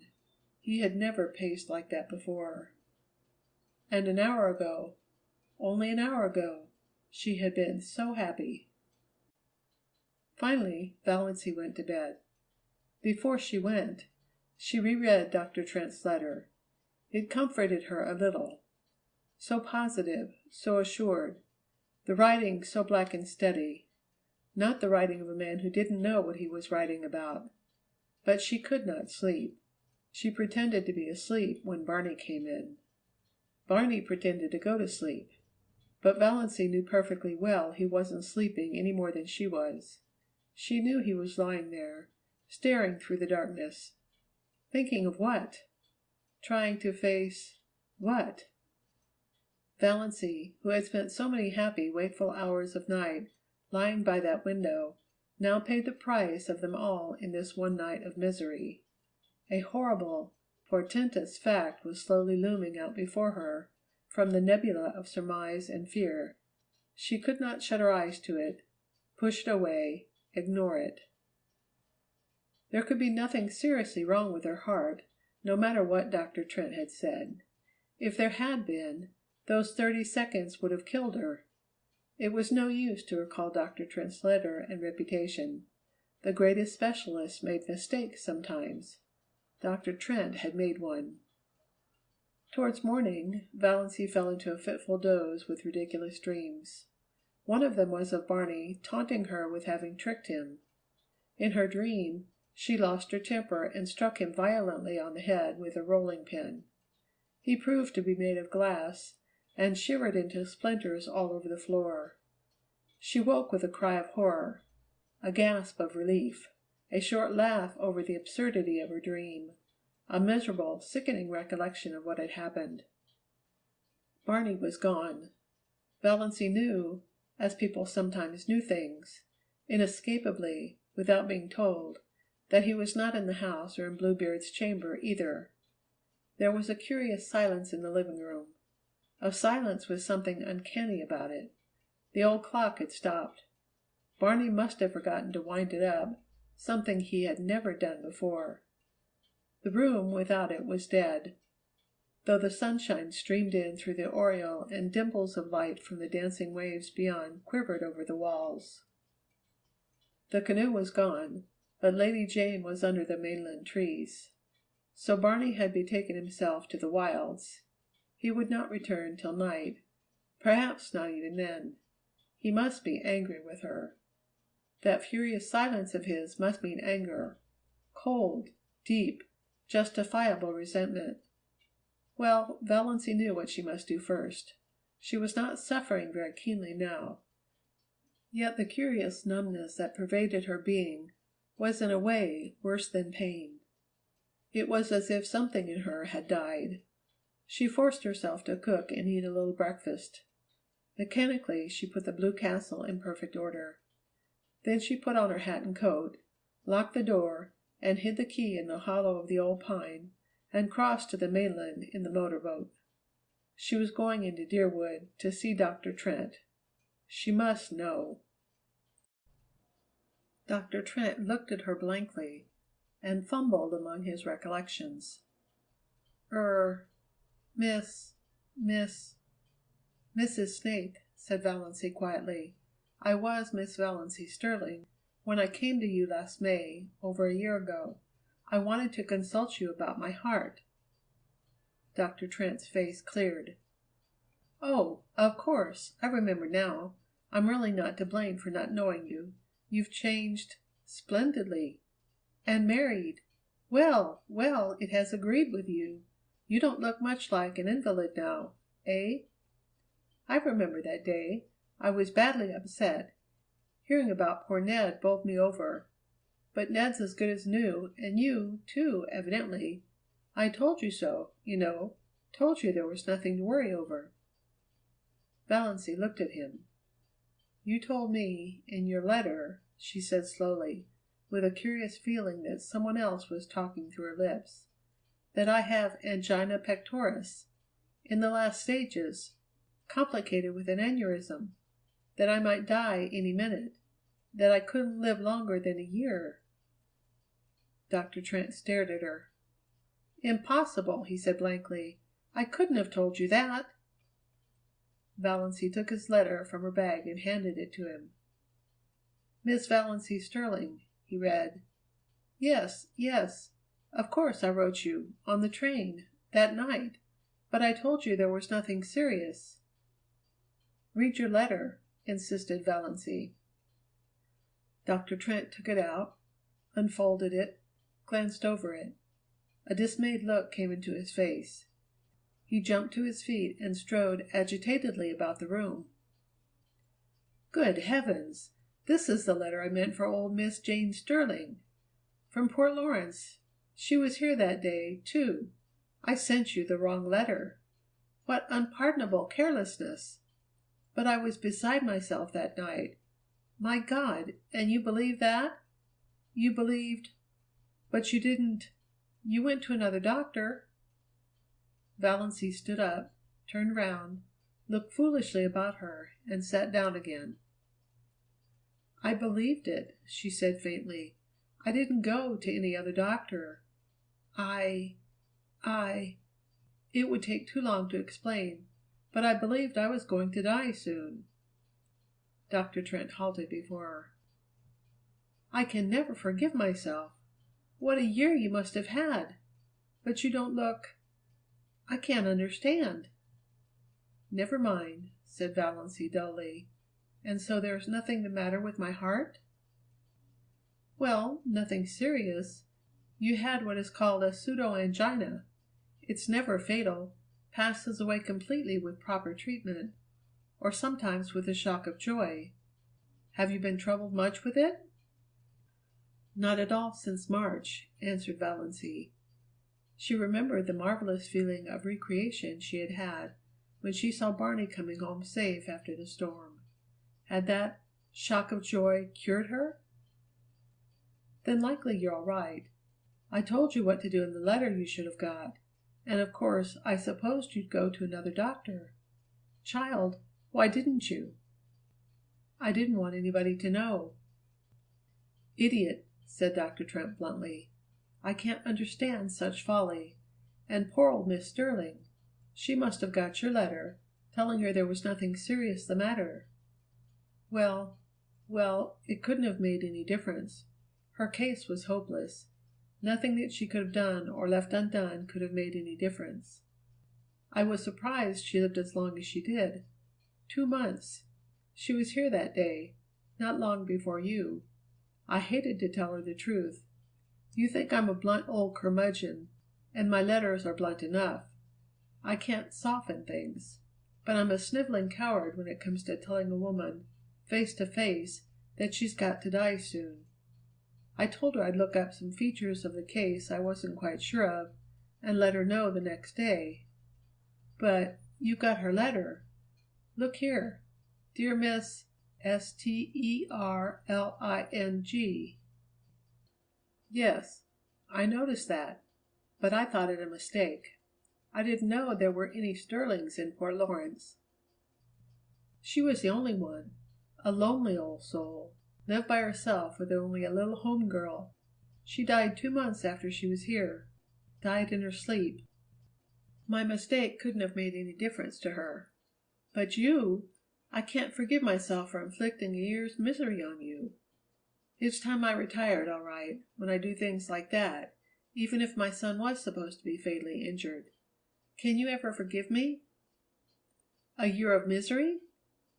Valancy smiled a tortured smile, as she thought of all the happiness Dr. Trent's mistake had bought her. But she was paying for it now. Oh, she was paying! If to feel was to live, she was living with a vengeance. She let Dr. Trent examine her and answered all his questions. When he told her she was fit as a fiddle and would probably live to be 100, she got up and went away silently. She knew that there were a great many horrible things outside waiting to be thought over. Dr. Trent thought she was odd. Anybody would have thought, from her hopeless eyes and woebegone face, that he had given her a sentence of death instead of life. Snaith? Snaith? Who the devil had she married? He had never heard of Snaiths in Deerwood. And she had been such a sallow, faded little old maid. Gad, but marriage had made a difference in her, anyhow, whoever Snaith was. Snaith? Dr. Trent remembered. That rapscallion Upback. Had Valancy Stirling married him? And her clan had let her? Well, probably that solved the mystery. She had married in haste and repented at leisure, and that was why she wasn't overjoyed at learning she was a good insurance prospect, after all. Married? To God knew whom, or what? Jailbird? Defaulter? Fugitive from justice? It must be pretty bad if she had looked to death as a release, poor girl. But why were women such fools? Dr. Trent dismissed Valancy from his mind, though to the day of his death he was ashamed of putting those letters into the wrong envelopes. Valancy walked quickly through the back streets and through Lover's Lane. She did not want to meet anyone she knew. She didn't want to meet even people she didn't know. She hated to be seen. Her mind was so confused, so torn, so messy. She felt that her appearance must be the same. She drew a sobbing breath of relief as she left the village behind, and found herself on the Upback Road. There was little fear of meeting anyone she knew here. The cars that fled by her with raucous shrieks were filled with strangers. One of them was packed with young people, who whirled past her singing uproariously, "My wife has the fever, oh then! My wife has the fever, oh then! My wife has the fever, oh I hope it won't leave her, for I want to be single again." Valancy flinched as if one of them had leaned from the car and cut her across the face with a whip. She had made a covenant with death, and death had cheated her. Now life stood mocking her. She had trapped Barney, trapped him into marrying her, and divorce was so hard to get in Ontario, so expensive, and Barney was poor. With life, fear had come back into her heart. Sickening fear. Fear of what Barney would think, would say. Fear of the future that must be lived without him. Fear of her insulted, repudiated clan. She had had one draught from a divine cup, and now it was dashed from her lips, with no kind, friendly death to rescue her. She must go on living and longing for it. Everything was spoiled, smirched, defaced. Even that year in the Blue Castle, even her unashamed love for Barney. It had been beautiful because death waited. Now it was only sordid because death was gone. How could anyone bear an unbearable thing? She must go back and tell him. Make him believe she had not meant to trick him. She must make him believe that. She must say good-bye to her Blue Castle and return to the brick house on Elm Street. Back to everything she had thought left behind forever. The old bondage, the old fears. But that did not matter. All that mattered, now, was that Barney must somehow be made to believe she had not consciously tricked him. When Valancy reached the pines by the lake, she was brought out of her daze of pain by a startling sight. There, parked by the side of the old, battered, ragged Lady Jane, was another car. A wonderful car. A purple car. Not a dark royal purple, but a blatant, screaming purple. It shone like a mirror, and its interior plainly indicated the car caste of Vere de Vere. In the driver's seat sat a haughty chauffeur in livery, and in the tonneau sat a man who opened the door and bounced out nimbly as Valancy came down the path to the landing place. He stood under the pines waiting for her, and Valancy took in every detail of him. A stout, short, pudgy man, with a broad, rubicund, good-humored face, a clean-shaven face, though an unparalyzed little imp at the back of Valancy's paralyzed mind suggested the thought, such a face should have a fringe of white whisker around it. Old-fashioned, steel-rimmed spectacles on prominent blue eyes, a pursy mouth, a little round, knobby nose. Where, groped Valancy, had she seen that face before? It seemed as familiar to her as her own. The stranger wore a green hat and a light fawn overcoat over a suit of a loud check pattern. His tie was a brilliant green of lighter shade. On the plump hand he outstretched to intercept Valancy, an enormous diamond winked at her. But he had a pleasant fatherly smile, and in his hearty, unmodulated voice was a ring of something that attracted her. "Can you tell me, miss, if that house yonder belongs to Mr. Redfern? And if so, how can I get to it?" Redfern? A vision of bottles seemed to dance before Valancy's eyes. Long bottles of bitters, round bottles of hair tonic, square bottles of liniment, short, corpulent little bottles of purple pills, and all of them bearing that very prosperous, beaming moon face and steel-rimmed spectacles on the label. Dr. Redfern. "No," said Valancy faintly. "No, that house belongs to Mr. Snaith." Dr. Redfern nodded. "Yes, I understand Burney's been calling himself Snaith. Well, it's his middle name. Was his poor mother's. Bernard Snaith Redfern. That's him. And now, miss, can you tell me how to get over to that island? Nobody seems to be home there. I've done some waving and yelling. Henry there wouldn't yell. He's a one-job man. But old Doc Redfern can yell with the best of them yet, and ain't above doing it. Raised nothing but a couple of crows. Guess Burney's out for the day." "He was away when I left this morning," said Valancy. "I suppose he hasn't come home yet." She spoke flatly and tonelessly. This last shock had temporarily bereft her of whatever little power of reasoning had been left her by Dr. Trent's revelation. In the back of her mind the aforesaid little imp was jeeringly repeating a silly old proverb. It never rains but it pours. But she was not trying to think. What was the use? Dr. Redfern was gazing at her in perplexity. "When you left this morning? Do you live over there?" He waved his diamond at the blue castle. "Of course," said Valancy stupidly. "I'm his wife." Dr. Redfern took out a yellow silk handkerchief, removed his hat, and mopped his brow. He was very bald, and Valancy's imp whispered, "Why be bald? Why lose your manly beauty? Try Redfern's hair vigor. It keeps you young."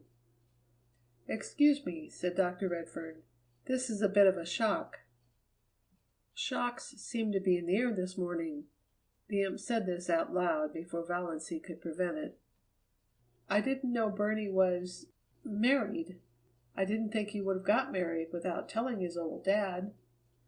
Were Dr. Redfern's eyes misty? Amid her own dull ache of misery and fear and dread, Valancy felt a pang of pity for him. "Don't blame him," she said hurriedly. It wasn't his fault. It was all my doing." "You didn't ask him to marry you, I suppose," twinkled Dr. Redfern. "He might have let me know. I'd have got acquainted with my daughter-in-law before this if he had. But I'm glad to meet you now, my dear, very glad. You look like a sensible young woman. I used to sort of fear Barney'd pick out some pretty bit of fluff just because she was good-looking. They were all after him, of course. Wanted his money, eh? Didn't like the pills and the bitters but liked the dollars, eh? Wanted to dip their pretty little fingers in old Doc's millions, eh?" "Millions?" said Valancy faintly. She wished she could sit down somewhere. She wished she could have a chance to think. She wished she and the Blue Castle could sink to the bottom of Mistawas and vanish from human sight forevermore. "Millions," said Dr. Redfern complacently, "and Burney chucks them for that." Again he shook the diamond contemptuously at the Blue Castle. "Wouldn't you think he'd have more sense? And all on account of a white bit of a girl. He must have got over that feeling, anyhow, since he's married. You must persuade him to come back to civilization. All nonsense wasting his life like this. Ain't you going to take me over to your house, my dear? I suppose you've some way of getting there." "Of course," said Valancy stupidly. She led the way down to the little cove, where the disappearing propeller boat was snuggled. "Does your man want to come, too?" "Who? Henry? Not he. Look at him sitting there disapproving. Disapproves of the whole expedition. The trail up from the road nearly gave him a conniption. Well, it was a devilish road to put a car on. Whose old bus is that up there?" "Barney's." "Good Lord! Does Barney Redfern ride in a thing like that? It looks like the great-great-grandmother of all the Fords." "It isn't a Ford. It's a gray Slosson," said Valancy spiritedly. For some occult reason, Dr. Redfern's good-humored ridicule of dear old Lady Jane stung her to life. A life that was all pain, but still life. Better than the horrible half-dead and half-aliveness of the past few minutes, or years. She waved Dr. Redfern curtly into the boat and took him over to the Blue Castle. The key was still in the old pine. The house still silent and deserted. Valancy took the doctor through the living room to the western veranda. She must at least be out where there was air. It was still sunny, but in the southwest a great thundercloud, with white crests and gorges of purple shadow, was slowly rising over Mistawas. The doctor dropped with a gasp on a rustic chair and mopped his brow again. "Warm, eh? Lord, what a view! Wonder if it would soften Henry if he could see it." "Have you had dinner?" asked Valancy. "Yes, my dear. Had it before we left Port Lawrence. Didn't know what sort of wild hermit's hollow we were coming to, you see. Hadn't any idea I was going to find a nice little daughter-in-law here, all ready to toss me up a meal. Cats, eh? Puss, puss!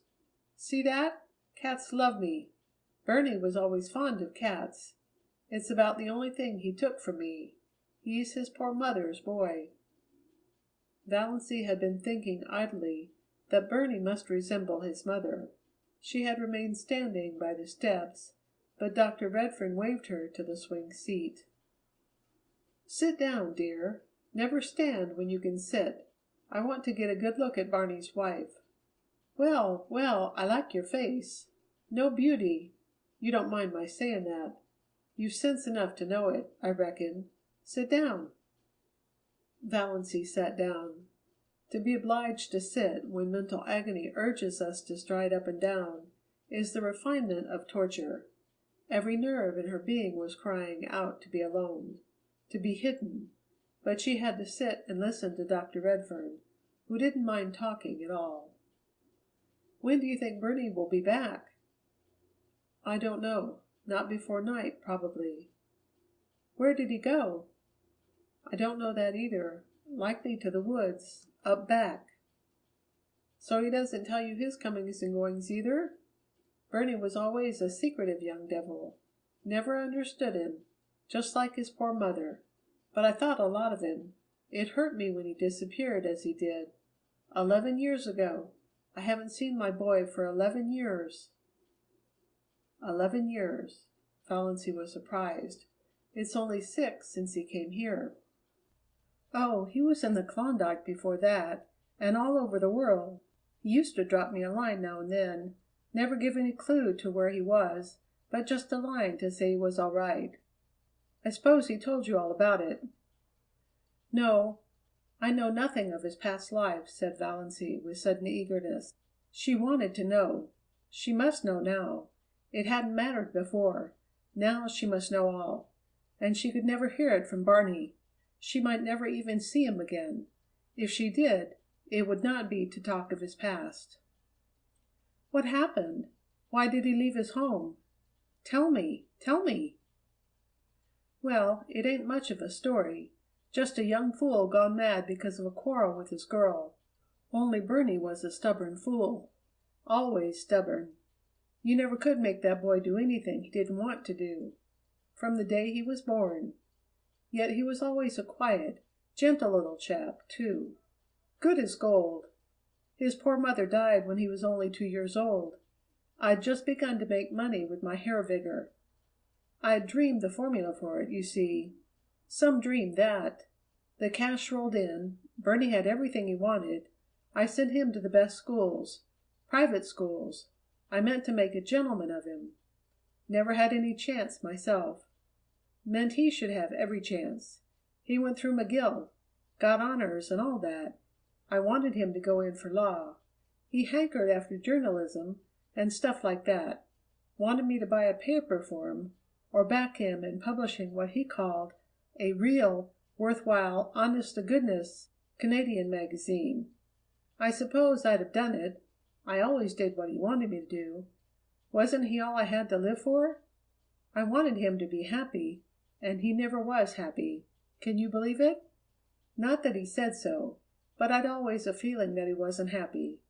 Everything he wanted, all the money he could spend, his own bank account, travel, seeing the world, but he wasn't happy, not till he fell in love with Ethel Traverse. Then he was happy for a little while. The cloud had reached the sun, and a great, chill, purple shadow came swiftly over Mestawis. It touched the blue castle, rolled over it. Valancy shivered. Yes, she said, with painful eagerness, though every word was cutting her to the heart. What was she like? Prettiest girl in Montreal, said Dr. Redfern. Oh, she was a looker, all right. Gold hair, shiny as silk, great, big, soft black eyes, skin like milk and roses. Don't wonder Bernie fell for her. And brains as well. She wasn't a bit of fluff. B.A. from McGill. A thoroughbred, too. One of the best families. But a bit lean in the purse, eh? Bernie was mad about her. Happiest young fool you ever saw. Then the bust-up. What happened? Valancy had taken off her hat and was absently thrusting a pin in and out of it. Good Luck was purring beside her. Banjo was regarding Dr. Redfern with suspicion. Nip and Tuck were lazily cawing in the pines. Mestawis was beckoning. Everything was the same. Nothing was the same. It was 100 years since yesterday. Yesterday, at this time, she and Barney had been eating a belated dinner here with laughter. Laughter? Valancy felt that she had done with laughter forever. And with tears, for that matter. She had no further use for either of them. Blast if I know, my dear. Some fool quarrel, I suppose. Bernie just lit out, disappeared. He wrote me from the Yukon. Said his engagement was broken and he wasn't coming back, and not to try to hunt him up because he was never coming back. I didn't. What was the use? I knew Bernie. I went on piling up money because there wasn't anything else to do. But I was mighty lonely. All I lived for was them little notes now and then from Bernie. Klondike, England, South Africa, China, everywhere. I thought maybe he'd come back some day to his lonesome old dad. Then 6 years ago even the letters stopped. I didn't hear word of or from him till last Christmas. Did he write? No, but he drew a check for $15,000 on his bank account. The bank manager is a friend of mine, one of my biggest shareholders. He'd always promised me he'd let me know if Bernie drew any checks. Bernie had $50,000 there, and he'd never touched a cent of it till last Christmas. The check was made out to Ainsley's, Toronto. Ainsley's? Valancy heard herself saying, Ainsley's? She had a box on her dressing table with the Ainsley trademark. Yes, the big jewelry house there. After I'd thought it over a while, I got brisk.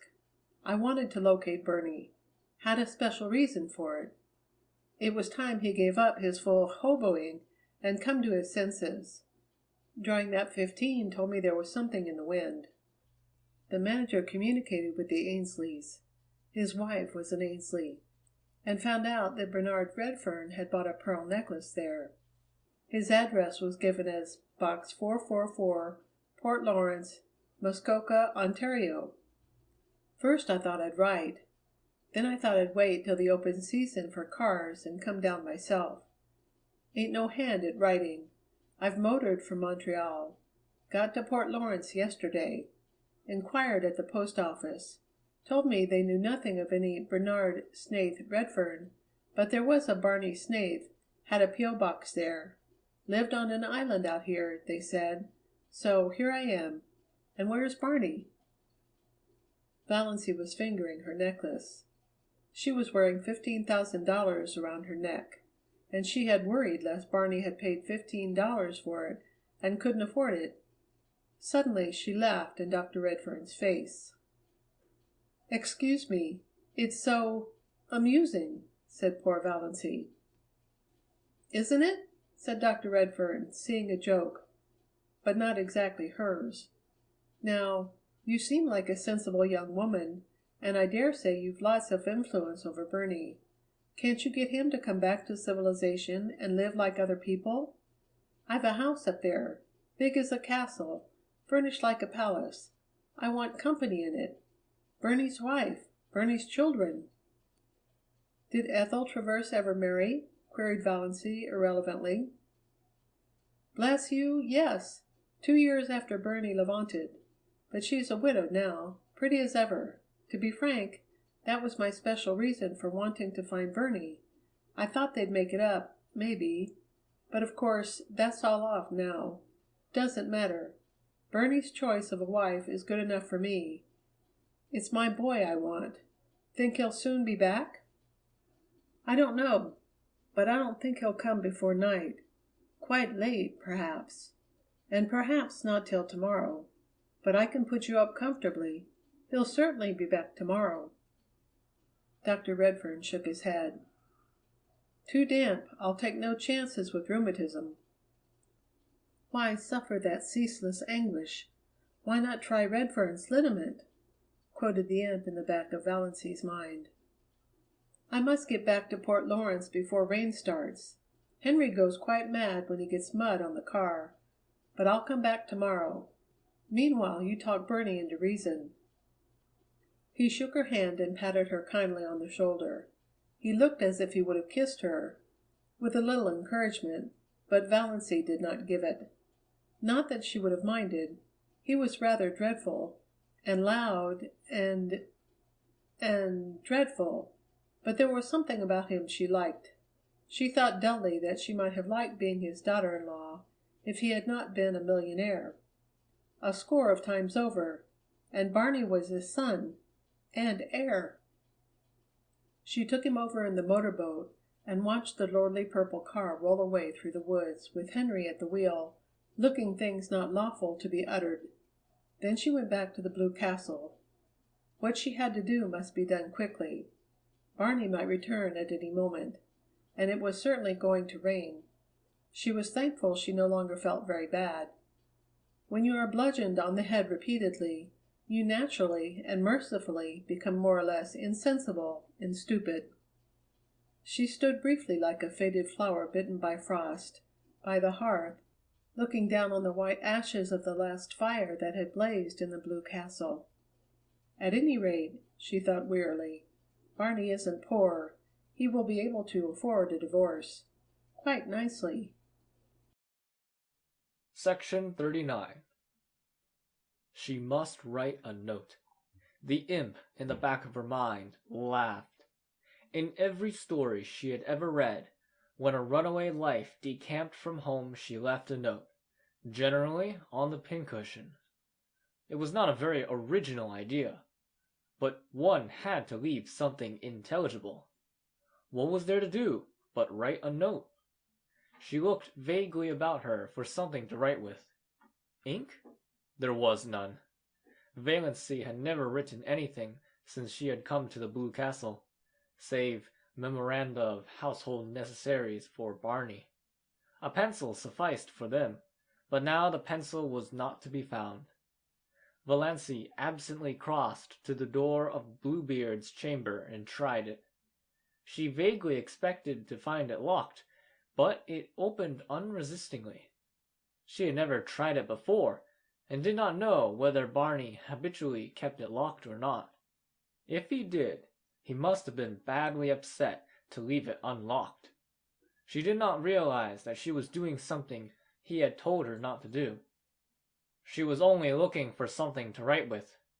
All her faculties were concentrated on deciding just what she would say and how she would say it.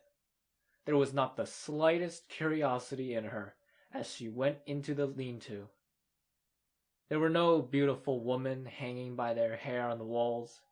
It seemed a very harmless apartment, with a commonplace little sheet iron stove in the middle of it, its pipe sticking out through the roof.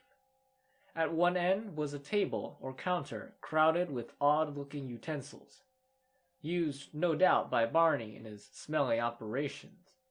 Chemical experiments, probably, she reflected dully. At the other end was a big writing desk and swivel chair. The side walls were lined with books. Valancy went blindly to the desk. There she stood motionless for a few minutes, looking down at something that lay on it. A bundle of galley proofs. The page on top bore the title Wild Honey, and under the title were the words, by John Foster. The opening sentence, Pines are the trees of myth and legend. They strike their roots deep into the traditions of an older world, but wind and star love their lofty tops. What music when old Aeolus draws his bow across the branches of the pines. She had heard Barney say that one day when they walked under them. So Barney was John Foster. Valancy was not excited. She had absorbed all the shocks and sensations that she could compass for one day. This affected her neither one way nor the other. She only thought, so this explains it. It was a small matter that had, somehow, stuck in her mind more persistently than its importance seemed to justify. Soon after Barney had brought her John Foster's latest book, she had been in a Port Lawrence bookshop and heard a customer ask the proprietor for John Foster's new book. The proprietor had said curtly, "Not out yet. Won't be out till next week." Valancy had opened her lips to say, "Oh, yes, it is out," but closed them again. After all, it was none of her business. She supposed the proprietor wanted to cover up his negligence in not getting the book in promptly. Now she knew. The book Barney had given her had been one of the author's complimentary copies, sent in advance. Well, Valancy pushed the proofs indifferently aside and sat down in the swivel chair. She took up Barney's pen, and a vile one it was, pulled up a sheet of paper to her, and began to write. She could not think of anything to say except bald facts. Dear Barney, I went to Dr. Trent this morning and found out he had sent me the wrong letter by mistake. There never was anything serious the matter with my heart, and I am quite well now. I did not mean to trick you. Please believe that. I could not bear it if you did not believe that. I am very sorry for the mistake. But surely you can get a divorce if I leave you. Is desertion a ground for divorce in Canada? Of course, if there is anything I can do to help or hasten it, I will do it gladly, if your lawyer will let me know. I thank you for all your kindness to me. I shall never forget it. Think as kindly of me as you can, because I did not mean to trap you. Goodbye. Yours gratefully, Valancy. It was very cold and stiff, she knew. but to try to say anything else would be dangerous, like tearing away a dam. She didn't know what torrent of wild incoherences and passionate anguish might pour out. In a postscript she added, "Your father was here today. He is coming back tomorrow. He told me everything. I think you should go back to him. He is very lonely for you." She put the letter in an envelope, wrote Barney across it, and left it on the desk. On it she laid the string of pearls. If they had been the beads she believed them, she would have kept them in memory of that wonderful year. But she could not keep the $15,000 gift of a man who had married her out of pity, and whom she was now leaving. It hurt her to give up her pretty bauble. That was an odd thing, she reflected. The fact that she was leaving Barney did not hurt her. Yet. It lay at her heart like a cold, insensible thing. If it came to life, Valancy shuddered and went out. She put on her hat and mechanically fed Good Luck and Banjo. She locked the door and carefully hid the key in the old pine. Then she crossed to the mainland in a disappearing propeller. She stood for a moment on the bank, looking at her blue castle. The rain had not yet come, but the sky was dark, and Mr. was gray and sullen. The little house under the pines looked very pathetic, a casket rifled of its jewels, a lamp with its flame blown out. I shall never again hear the wind crying over Mr. Wyss at night, thought Valancy. This hurt her, too. She could have laughed to think that such a trifle could hurt her at such a time. Section 40. Valancy paused a moment on the porch of the brick house in Elm Street. She felt that she ought to knock like a stranger. Her rosebush, she idly noticed, was loaded with buds. The rubber plant stood beside the prim door. A momentary horror overcame her, a horror of the existence to which she was returning. Then she opened the door and walked in. I wonder if the prodigal son ever felt really at home again, she thought. Mrs. Frederick and Cousin Stickles were in the sitting-room. Uncle Benjamin was there, too. They looked blankly at Valancy, realizing at once that something was wrong. This was not the saucy, impudent thing who had laughed at them in this very room last summer. This was a gray-faced woman with the eyes of a creature who had been stricken by a mortal blow. Valancy looked indifferently around the room. She had changed so much, and it had changed so little. The same pictures hung on the walls. The little orphan who knelt at her never-finished prayer by the bed, whereon reposed the black kitten that never grew up into a cat. The grey steel engraving of Quatre Bras, where the British regiment forever stood at bay. The crayon enlargement of the boyish father she had never known. There they all hung in the same places. The green cascade of Wandering Jew still tumbled out of the old granite saucepan on the window-stand. The same elaborate, never-used pitcher stood at the same angle on the sideboard shelf. The blue and gilt vases that had been among her mother's wedding presents still primly adorned the mantelpiece, flanking the china clock of bureaus and besprayed ware that never went. The chairs in exactly the same places. Her mother and Cousin Stickles, likewise unchanged, regarding her with stony unwelcome. Valancy had to speak first. "I've come home, Mother," she said tiredly. "So I see." Mrs. Frederick's voice was very icy. She had resigned herself to Valancy's desertion. She had almost succeeded in forgetting there was a Valancy. She had rearranged and organized her systematic life without any reference to an ungrateful, rebellious child. She had taken her place again in a society which ignored the fact that she had ever had a daughter and pitied her, if it pitied her at all, only in discreet whispers and asides. The plain truth was that, by this point, Mrs. Frederick did not want Valancy to come back, did not want ever to see or hear of her again. And now, of course, Valancy was here, with tragedy and disgrace and scandal trailing after her visibly. "So I see," said Mrs. Frederick. "May I ask why?" "Because I'm not going to die," said Valancy huskily.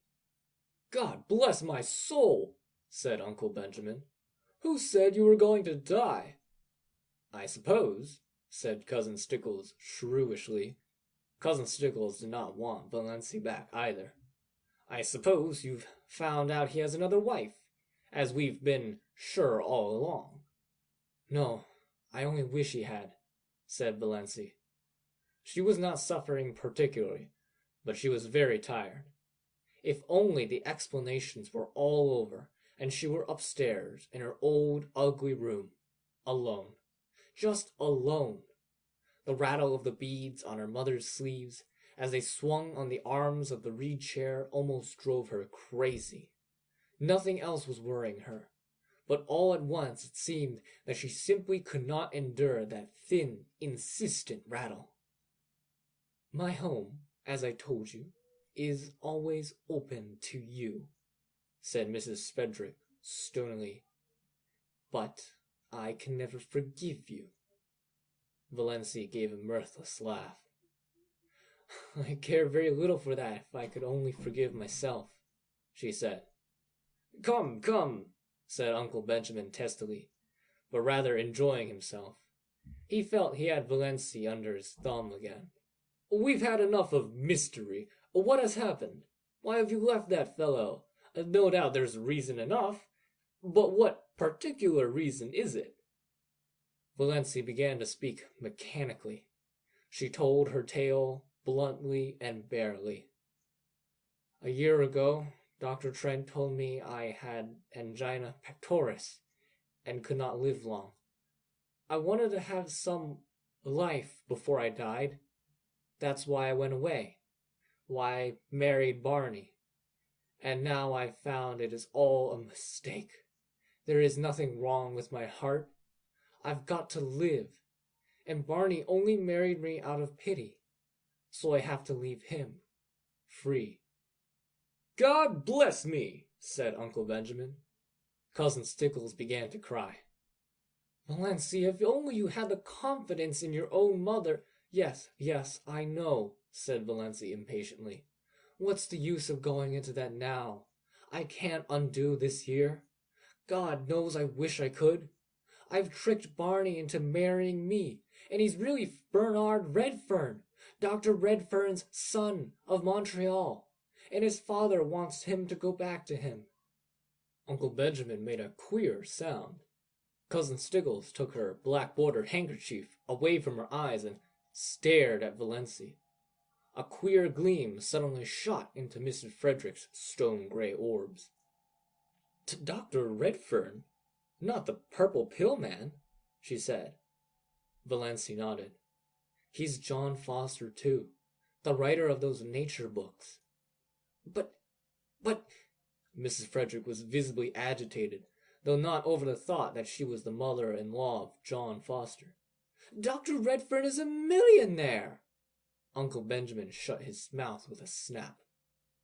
10 times over," he said. Valancy nodded. "Yes, Barney left home years ago, because of, some trouble, some disappointment. Now he will likely go back. So you see, I had to come home. He doesn't love me. I can't hold him to a bond he was tricked into." Uncle Benjamin looked incredibly sly. "Did he say so?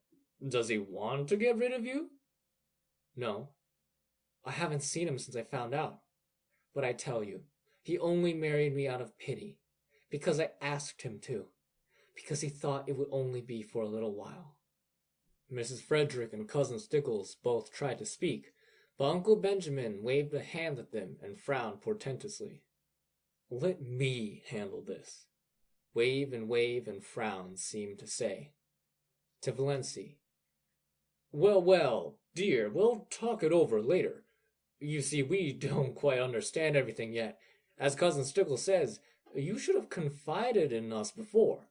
Later on, I dare say we can find a way out of this." "You think Barney can easily get a divorce, don't you?" said Valancy eagerly. Uncle Benjamin silenced with another wave the exclamation of horror he knew was trembling on Mrs. Frederick's lips. "Trust to me, Valancy. Everything will arrange itself.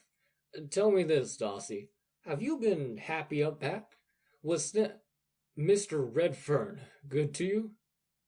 "I have been very happy, and Barney was very good to me," said Valancy, as if reciting a lesson. She remembered when she studied grammar at school, she had disliked the past and perfect tenses. They had always seemed so pathetic. "I have been—" It was all over and done with. "Then don't worry, little girl." How amazingly paternal Uncle Benjamin was. "Your family will stand behind you.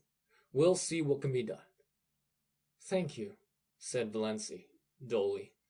Really, it was quite decent of Uncle Benjamin. "Can I go and lie down a little while? I'm tired." "Of course you're tired." Uncle Benjamin patted her hand gently. Very gently. "All worn out and nervous. Go and lie down, by all means. You'll see things in quite a different light after you've had a good sleep." He held the door open. As she went through, he whispered, "What is the best way to keep a man's love?" Valancy smiled wanly, but she had come back to the old life, the old shackles. "What?" she asked as meekly as of yore. "Not to return it," said Uncle Benjamin with a chuckle. He shut the door and rubbed his hands, nodded, and smiled mysteriously round the room. "Poor little Doss," he said pathetically. "Do you really suppose that Snaith can actually be Dr. Redfern's son?" gasped Mrs. Frederick. "I see no reason for doubting it. She says Dr. Redfern has been there. Why, the man is rich as wedding cake. Amelia, I've always believed there was more in Doss than most people thought. You kept her down too much, repressed her. She never had a chance to show what was in her. And now she's landed a millionaire for a husband." "But," hesitated Mrs. Frederick, they told terrible tales about him." "All gossip and invention, all gossip and invention. It's always been a mystery to me why people should be so ready to invent and circulate slanders about other people they know absolutely nothing about. I can't understand why you paid so much attention to gossip and surmise. Just because he didn't choose to mix up with everybody, people resented it. I was surprised to find what a decent fellow he seemed to be that time he came into the store with Valancy. I discounted all the yarns then and there." "But he was seen dead drunk in Port Lawrence once," said Cousin Stickles, doubtfully, yet as one very willing to be convinced to the contrary. "Who saw him?" demanded Uncle Benjamin truculently. "Who saw him? Old Jemmy Strang said he saw him. I wouldn't take old Jemmy Strang's word on oath. He's too drunk himself half the time to see straight. He said he saw him lying drunk on a bench in the park. Pshaw! Redfern's been asleep there. Don't worry over that." "But his clothes and that awful old car," said Mrs. Frederick uncertainly. "Eccentricities of genius," declared Uncle Benjamin. "You heard Doss say he was John Foster? I'm not up in literature myself, but I heard a lecturer from Toronto say that John Foster's books had put Canada on the literary map of the world." "I suppose we must forgive her," yielded Mrs. Frederick. "Forgive her?" Uncle Benjamin snorted. "Really, Amelia was an incredibly stupid woman. No wonder poor Dawes had gone sick and tired of living with her. Well, yes, I think you'd better forgive her. The question is, will Snaith forgive us? What if she persists in leaving him?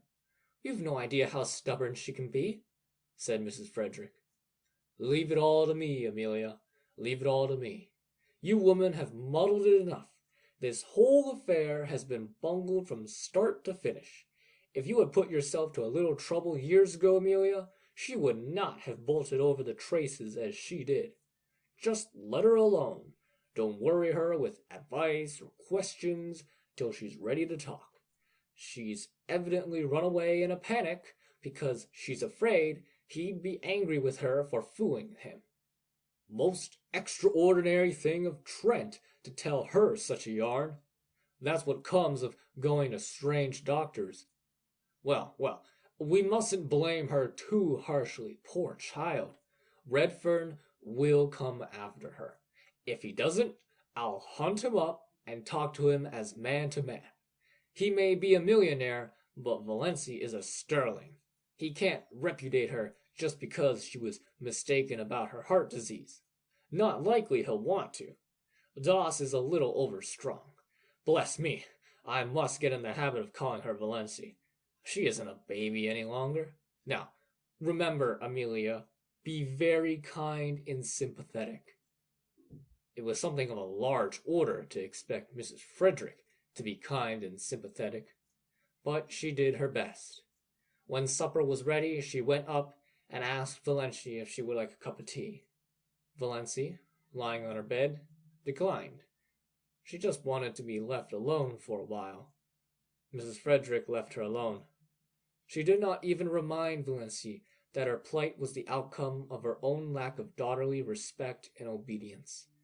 One could not exactly say things like that to the daughter-in-law of a millionaire. Chapter 41. Valancy looked dully about her old room. It, too, was so exactly the same that it seemed almost impossible to believe in the changes that had come to her since she had last slept in it. It seemed somehow indecent that it should be so much the same. There was Queen Louise everlastingly coming down the stairway, and nobody had let the forlorn puppy in out of the rain. Here was the purple paper blind and the greenish mirror. Outside, the old carriage shop with its blatant advertisements. Beyond it, the station with the same derelicts and flirtation flappers. Here the old life waited for her, like some grim ogre that bided his time and licked his chops. A monstrous horror of it suddenly possessed her. When night fell and she had undressed and got into bed, the merciful numbness passed away, and she lay in anguish and thought of her island under the stars. The camp-fires, all their little household jokes and phrases and catchwords, their furry beautiful cats, the lights agleam on the fairy islands, canoes skimming over Mistowis in the magic of morning, white birches shining among the dark spruces like beautiful women's bodies, winter snows and rose-red sunset fires, lakes drunken with moonshine, all the delights of her lost paradise. She would not let herself think of Barney, only of these lesser things. She could not endure to think of Barney. Then she thought of him inescapably. She ached for him. She wanted his arms around her, his face against hers, his whispers in her ear. She recalled all his friendly looks and quips and jests, his little compliments, his caresses. She counted them all over as a woman might count her jewels. Not one did she miss from the first day they had met. These memories were all she could have now. She shut her eyes and prayed. Let me remember everyone, God. Let me never forget one of them. Yet it would be better to forget. This agony of longing and loneliness would not be so terrible if one could forget. And Ethel Travers, that shimmering witch woman with her white skin and black eyes and shining hair. The woman Barney had loved, the woman whom he still loved. Hadn't he told her he never changed his mind? Who was waiting for him in Montreal, who was the right wife for a rich and famous man. Barney would marry her, of course, when he got his divorce. How Valancy hated her and envied her. Barney had said "I love you" to her. Valancy had wondered what tone Barney would say "I love you" in, how his dark blue eyes would look when he said it. Ethel Travers knew. Valancy hated her for the knowledge, hated and envied her. She can never have those hours in the Blue Castle. They are mine, thought Valancy savagely. Ethel would never make strawberry jam, or dance to old Abel's fiddle, or fry bacon for Barney over a campfire. She would never come to the little Miss Stowey's shack at all. What was Barney doing, thinking, feeling now? Had he come home and found her letter? Was he still angry with her, or a little pitiful? Was he lying on their bed, looking out on stormy Miss Stowey's and listening to the rain streaming down on the roof? Or was he still wandering in the wilderness, raging at the predicament in which he found himself? Hating her? Pain took her and wrung her like some great pitiless giant. She got up and walked the floor. Would morning never come to end this hideous night? And yet, what could morning bring her? The old life without the old stagnation that was at least bearable. The old life with the new memories, the new longings, the new anguish. "Oh, why can't I die?" moaned Valancy. Chapter 42. It was not until early afternoon the next day that a dreadful old car clanked up Elm Street and stopped in front of the brick house. A hatless man sprang from it and rushed up the steps. The bell was rung as it had never been rung before, vehemently, intensely. The ringer was demanding entrance, not asking it. Uncle Benjamin chuckled as he hurried to the door. Uncle Benjamin had just dropped in to enquire how dear Dos Valancy was. Dear Dos Valancy, he had been informed, was the same. She had come down for breakfast, which she didn't eat, gone back to her room, come down for dinner, which she didn't eat, gone back to her room. That was all. She had not talked, and she had been let kindly, considerately alone. "Very good. Redfern will be here today," said Uncle Benjamin. And now Uncle Benjamin's reputation as a prophet was made. Redfern was here, and mistakably so. "Is my wife here?" he demanded of Uncle Benjamin without preface. Uncle Benjamin smiled expressively. "Mr. Redfern, I believe? Very glad to meet you, sir. Yes, that naughty little girl of yours is here.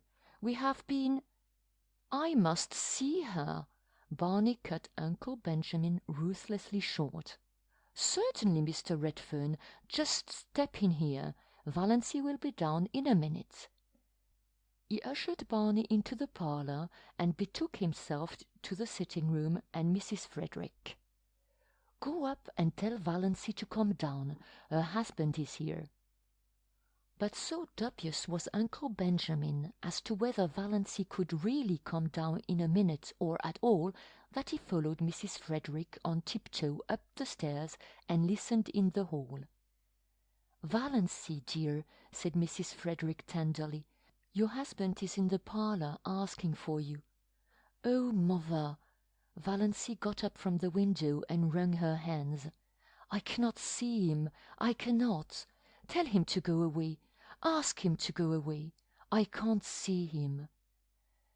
"Tell her," hissed Uncle Benjamin through the keyhole, "that Redfern says he won't go away until he has seen her." Redfern had not said anything of the kind, but Uncle Benjamin thought he was that sort of a fellow. Valancy knew he was. She understood that she might as well go down first as last. She did not even look at Uncle Benjamin as she passed him on the landing. Uncle Benjamin did not mind. Rubbing his hands and chuckling, he retreated to the kitchen, where he genially demanded of Cousin Stickles, "Why are good husbands like bread?" Cousin Stickles asked why. "Because women need them," beamed Uncle Benjamin. Valancy was looking anything but beautiful when she entered the parlour. Her white night had played fearful havoc with her face. She wore an ugly old brown and blue gingham, having left all her pretty dresses in the Blue Castle. But Barney dashed across the room and caught her in his arms. "Valancy, darling, oh, you darling little idiot!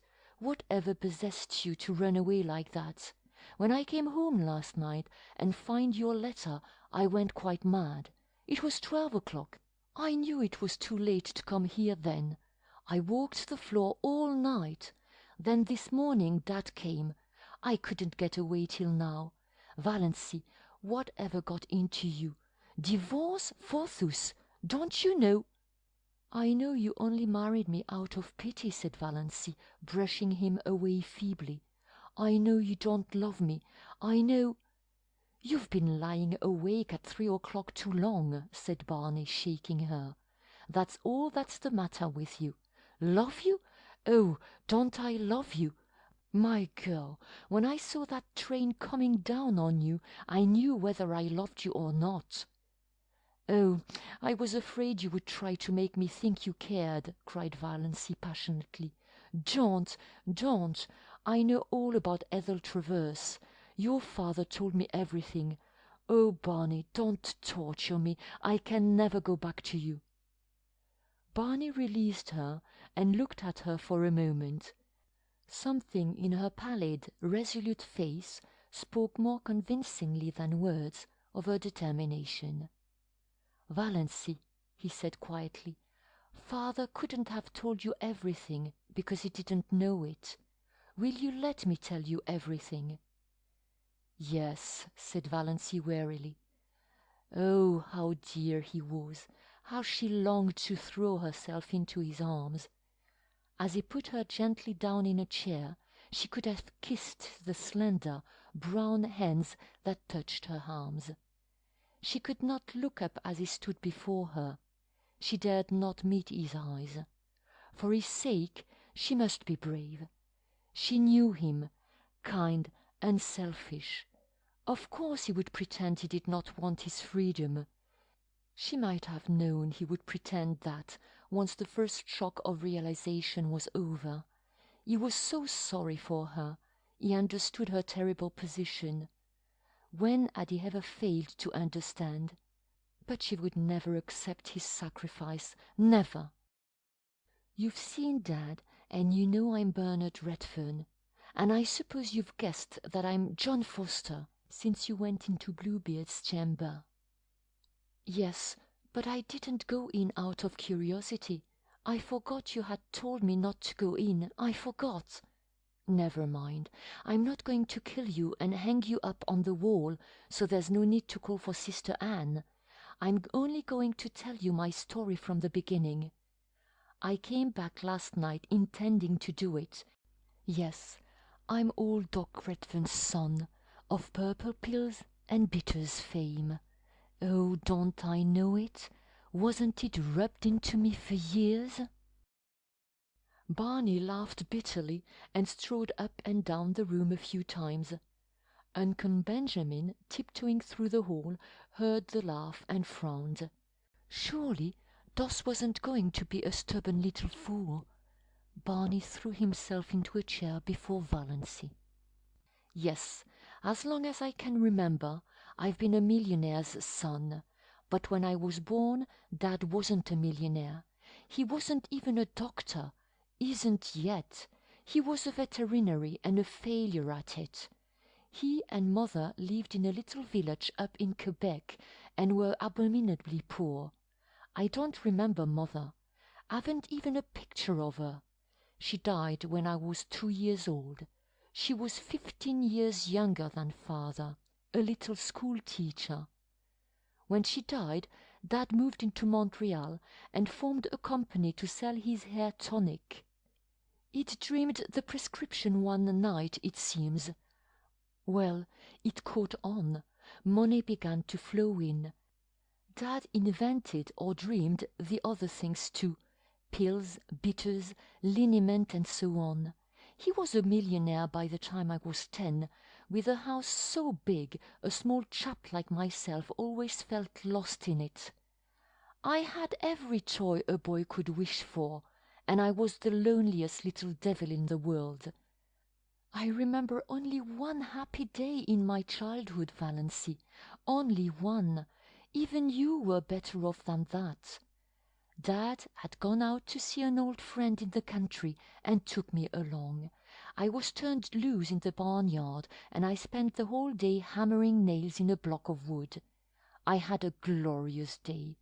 When I had to go back to my room full of playthings in the big house in Montreal, I cried, but I didn't tell Dad why. I never told him anything.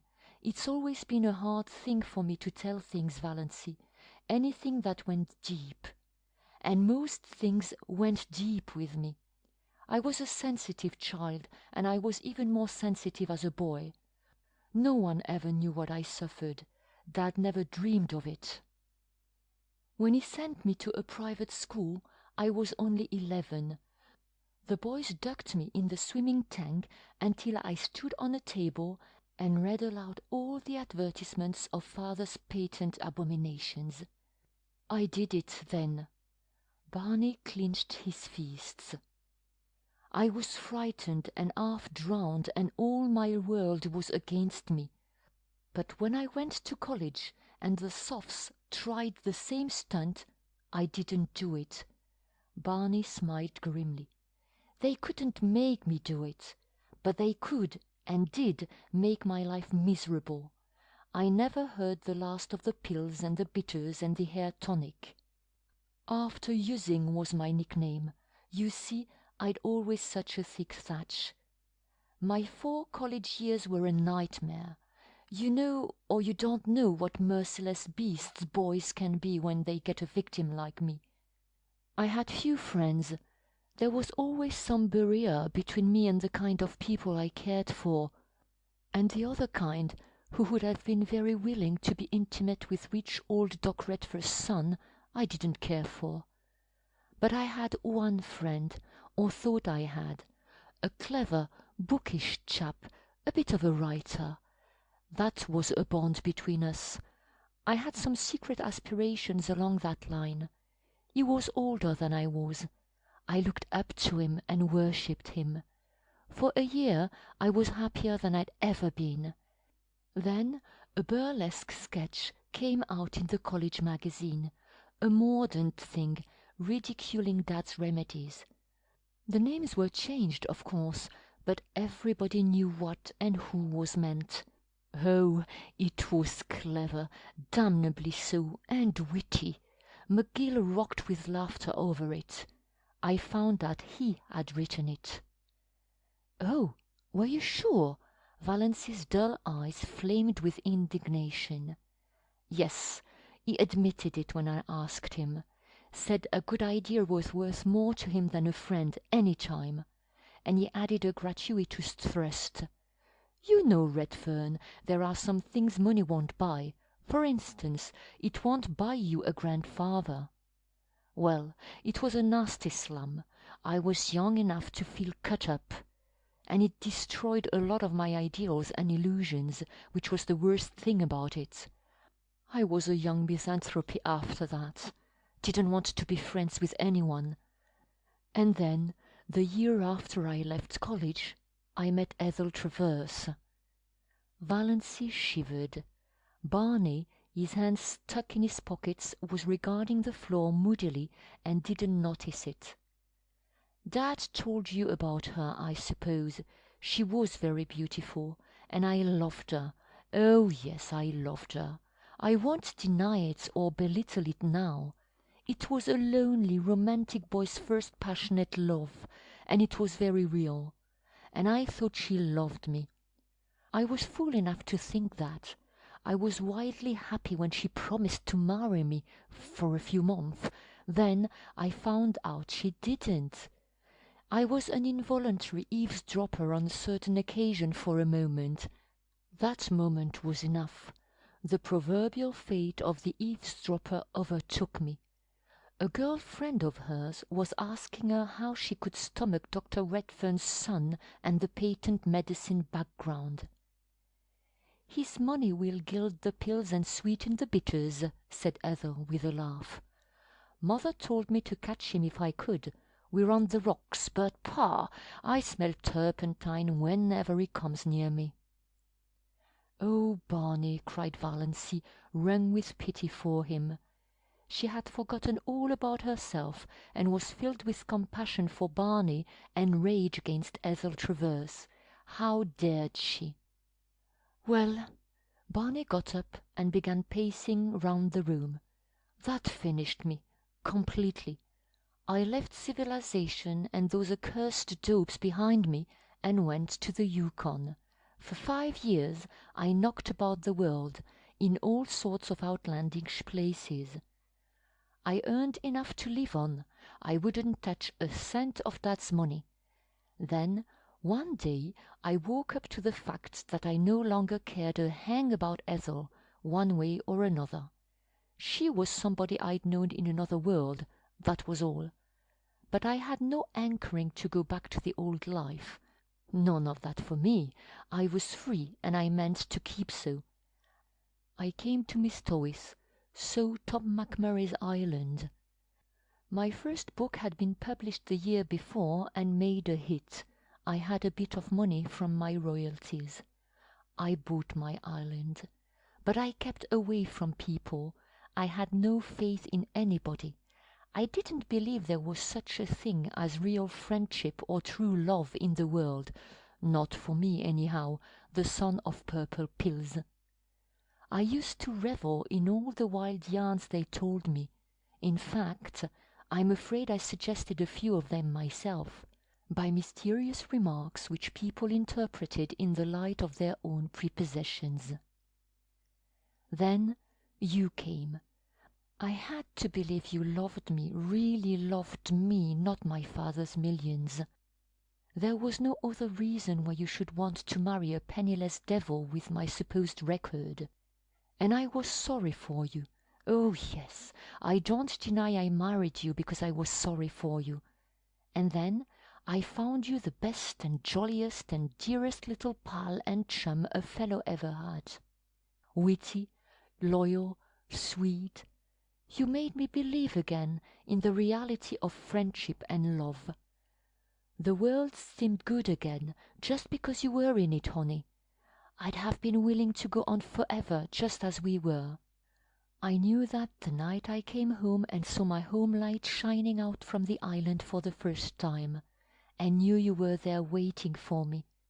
After being homeless all my life, it was beautiful to have a home, to come home hungry at night and know there was a good supper and a cheery fire, and you. But I didn't realize what you actually meant to me till that moment at the switch. Then it came like a lightning flash. I knew I couldn't live without you, that if I couldn't pull you loose in time, I'd have to die with you. I admit it bowled me over, knocked me silly. I couldn't get my bearings for a while. That's why I acted like a mule. But the thought that drove me to the tall timber was the awful one that you were going to die. I'd always hated the thought of it, but I supposed there wasn't any chance for you, so I put it out of my mind. Now I had to face it. You were under sentence of death, and I couldn't live without you. When I came home last night, I had made up my mind that I'd take you to all the specialists in the world, that something surely could be done for you, I felt sure you couldn't be as bad as Dr. Trent thought, when those moments on the track hadn't even hurt you. And I found your note and went mad with happiness and a little terror for fear you didn't care much for me after all and had gone away to get rid of me. But now it's all right, isn't it, darling? Was she, Valancy, being called darling? I can't believe you care for me, she said helplessly. I know you can't. What's the use, Barney? Of course you're sorry for me. Of course you want to do the best you can to straighten out the mess. But it can't be straightened out that way. You couldn't love me. She stood up and pointed tragically to the mirror over the mantel. Certainly not even Alan Tierney could have seen beauty in this woeful, haggard little face reflected there. Barney didn't look at the mirror. He looked at Valancy as if he would like to snatch her or beat her. Love you? Girl, you're in the very core of my heart. I hold you there like a jewel. Didn't I promise you I'd never tell you a lie? Love you! I love you with all there is of me to love. Heart, soul, brain, every fibre of my body and spirit thrilling to the sweetness of you. There's nobody in the world for me but you, Valancy. You're a good actor, Barney, said Valancy with a wan little smile. Barney looked at her. So you don't believe me yet? I can't. Oh, damn, said Barney violently. Valancy looked up, startled. She had never seen this Barney, scowling, eyes black with anger, sneering lips, dead-white face. You don't want to believe it, said Barney in the silk-smooth voice of ultimate rage. You're tired of me. You want to get out of it, free from me. You're ashamed of the pills and a liniment just as she was. Your sterling pride can't stomach them. It was all right as long as you thought you hadn't long to live. A good lark, you could put up with me. But a lifetime with old Doc Redfer's son is a different thing. Oh, I understand perfectly. I've been very dense, but I understand at last. Valancy stood up. She stared into his furious face. Then she suddenly laughed. You darling, she said. You do mean it. You do really love me. You wouldn't be so enraged if you didn't. Barney stared at her for a moment. Then he caught her in his arms with the little low laugh of the triumphant lover. Uncle Benjamin, who had been frozen with horror at the keyhole, suddenly thawed out and tiptoed back to Mrs. Frederick and Cousin Stickles. Everything is all right, he announced jubilantly. Dear little Doss, he would send for his lawyer right away and alter his will again. Doss should be his sole heiress. To her that had should certainly be given. Mrs. Frederick, returning to her comfortable belief in an overruling Providence, got out the family Bible and made an entry under marriages. Chapter 43. But Barney, protested Valancy after a few minutes, your father somehow gave me to understand that you still loved her. He would. Dad holds the championship for making blunders. If there's a thing that's better left unsaid, you can trust him to say it. But he isn't a bad old soul, Valancy. You'll like him. I do now. And his money isn't tainted money. He made it honestly. His medicines are quite harmless. Even his purple pills do people whole heaps of good when they believe in them. But I'm not fit for your life, sighed Valancy. I'm not clever or well-educated, or... My life is in Miss Dawas and all the wild places of the world. I'm not going to ask you to live the life of a society woman. Of course, we must be a bit of the time with Dad. He's lonely and old. But not in this big house of his, pleaded Valancy. I can't live in a palace. Can't come down to that after your blue castle, grinned Barney. Don't worry, sweet. I couldn't live in that house myself. It has a white marble stairway with gilt banisters and looks like a furniture shop with the labels off. Likewise, it's the pride of Dad's heart. We'll get a little house somewhere outside of Montreal, in the real country, near enough to see Dad often. I think we'll build one for ourselves. A house you build for yourself is so much nicer than a hand-me-down. But we'll spend our summers in Mistawis and our autumns traveling. I want you to see the Alhambra. It's the nearest thing to the blue castle of your dreams I can think of. And there's an old-world garden in Italy where I want to show you the moon rising over Rome through the dark cypress trees. Will that be any lovelier than the moon rising over Mistawis? Not lovelier, but a different kind of loveliness. There's so many kinds of loveliness.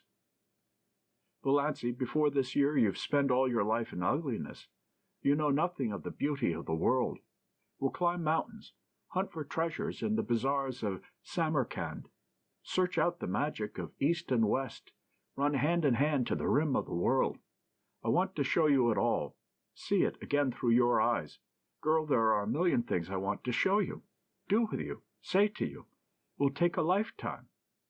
And we must see about that picture by Tierney, after all.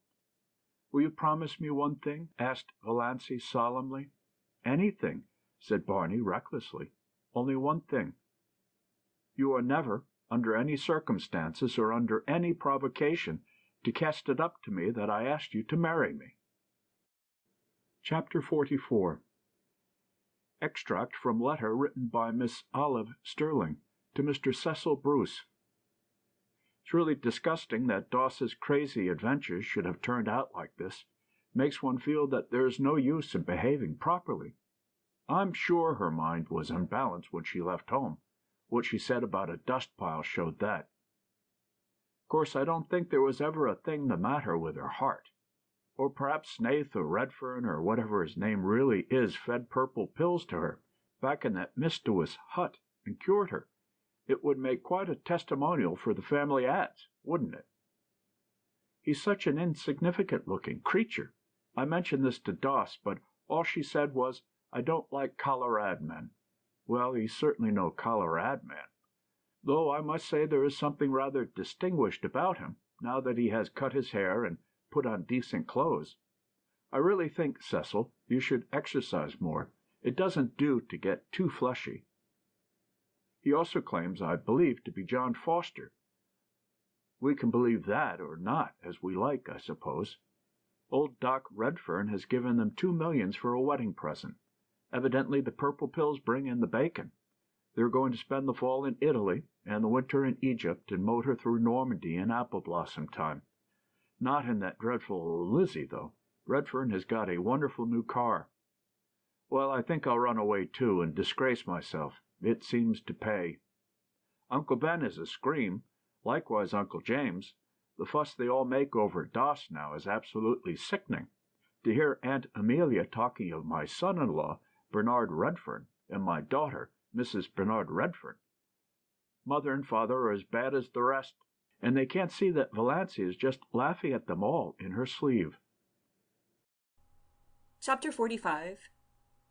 Valancy and Barney turned under the mainland pines, in the cool dusk of the September night, for a farewell look at the blue castle. Mistawis was drowned in sunset lilac light, incredibly delicate and elusive. Nip and Tuck were cawing lazily in the old pines. Goodluck and Banjo were mewed and mewing in separate baskets in Barney's new, dark green car, en route to Cousin Georgiana's. Cousin Georgiana was going to take care of them until Barney and Valancy came back. Aunt Wellington and Cousin Sarah and Aunt Amelia had also entreated the privilege of looking after them, but to Cousin Georgiana was it given. Valancy was in tears. Don't cry, Moonlight. We'll be back next summer, and now we're off for a real honeymoon. Valancy smiled through her tears.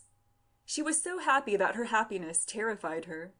But despite the delights before her, the glory that was Greece and the grandeur that was Rome, lure of the ageless Nile, glamour of the Riviera, mosque and palace and minaret, she knew perfectly well that no spot or palace or home in the world could ever possess the sorcery of her blue castle. The End. End of chapter 45.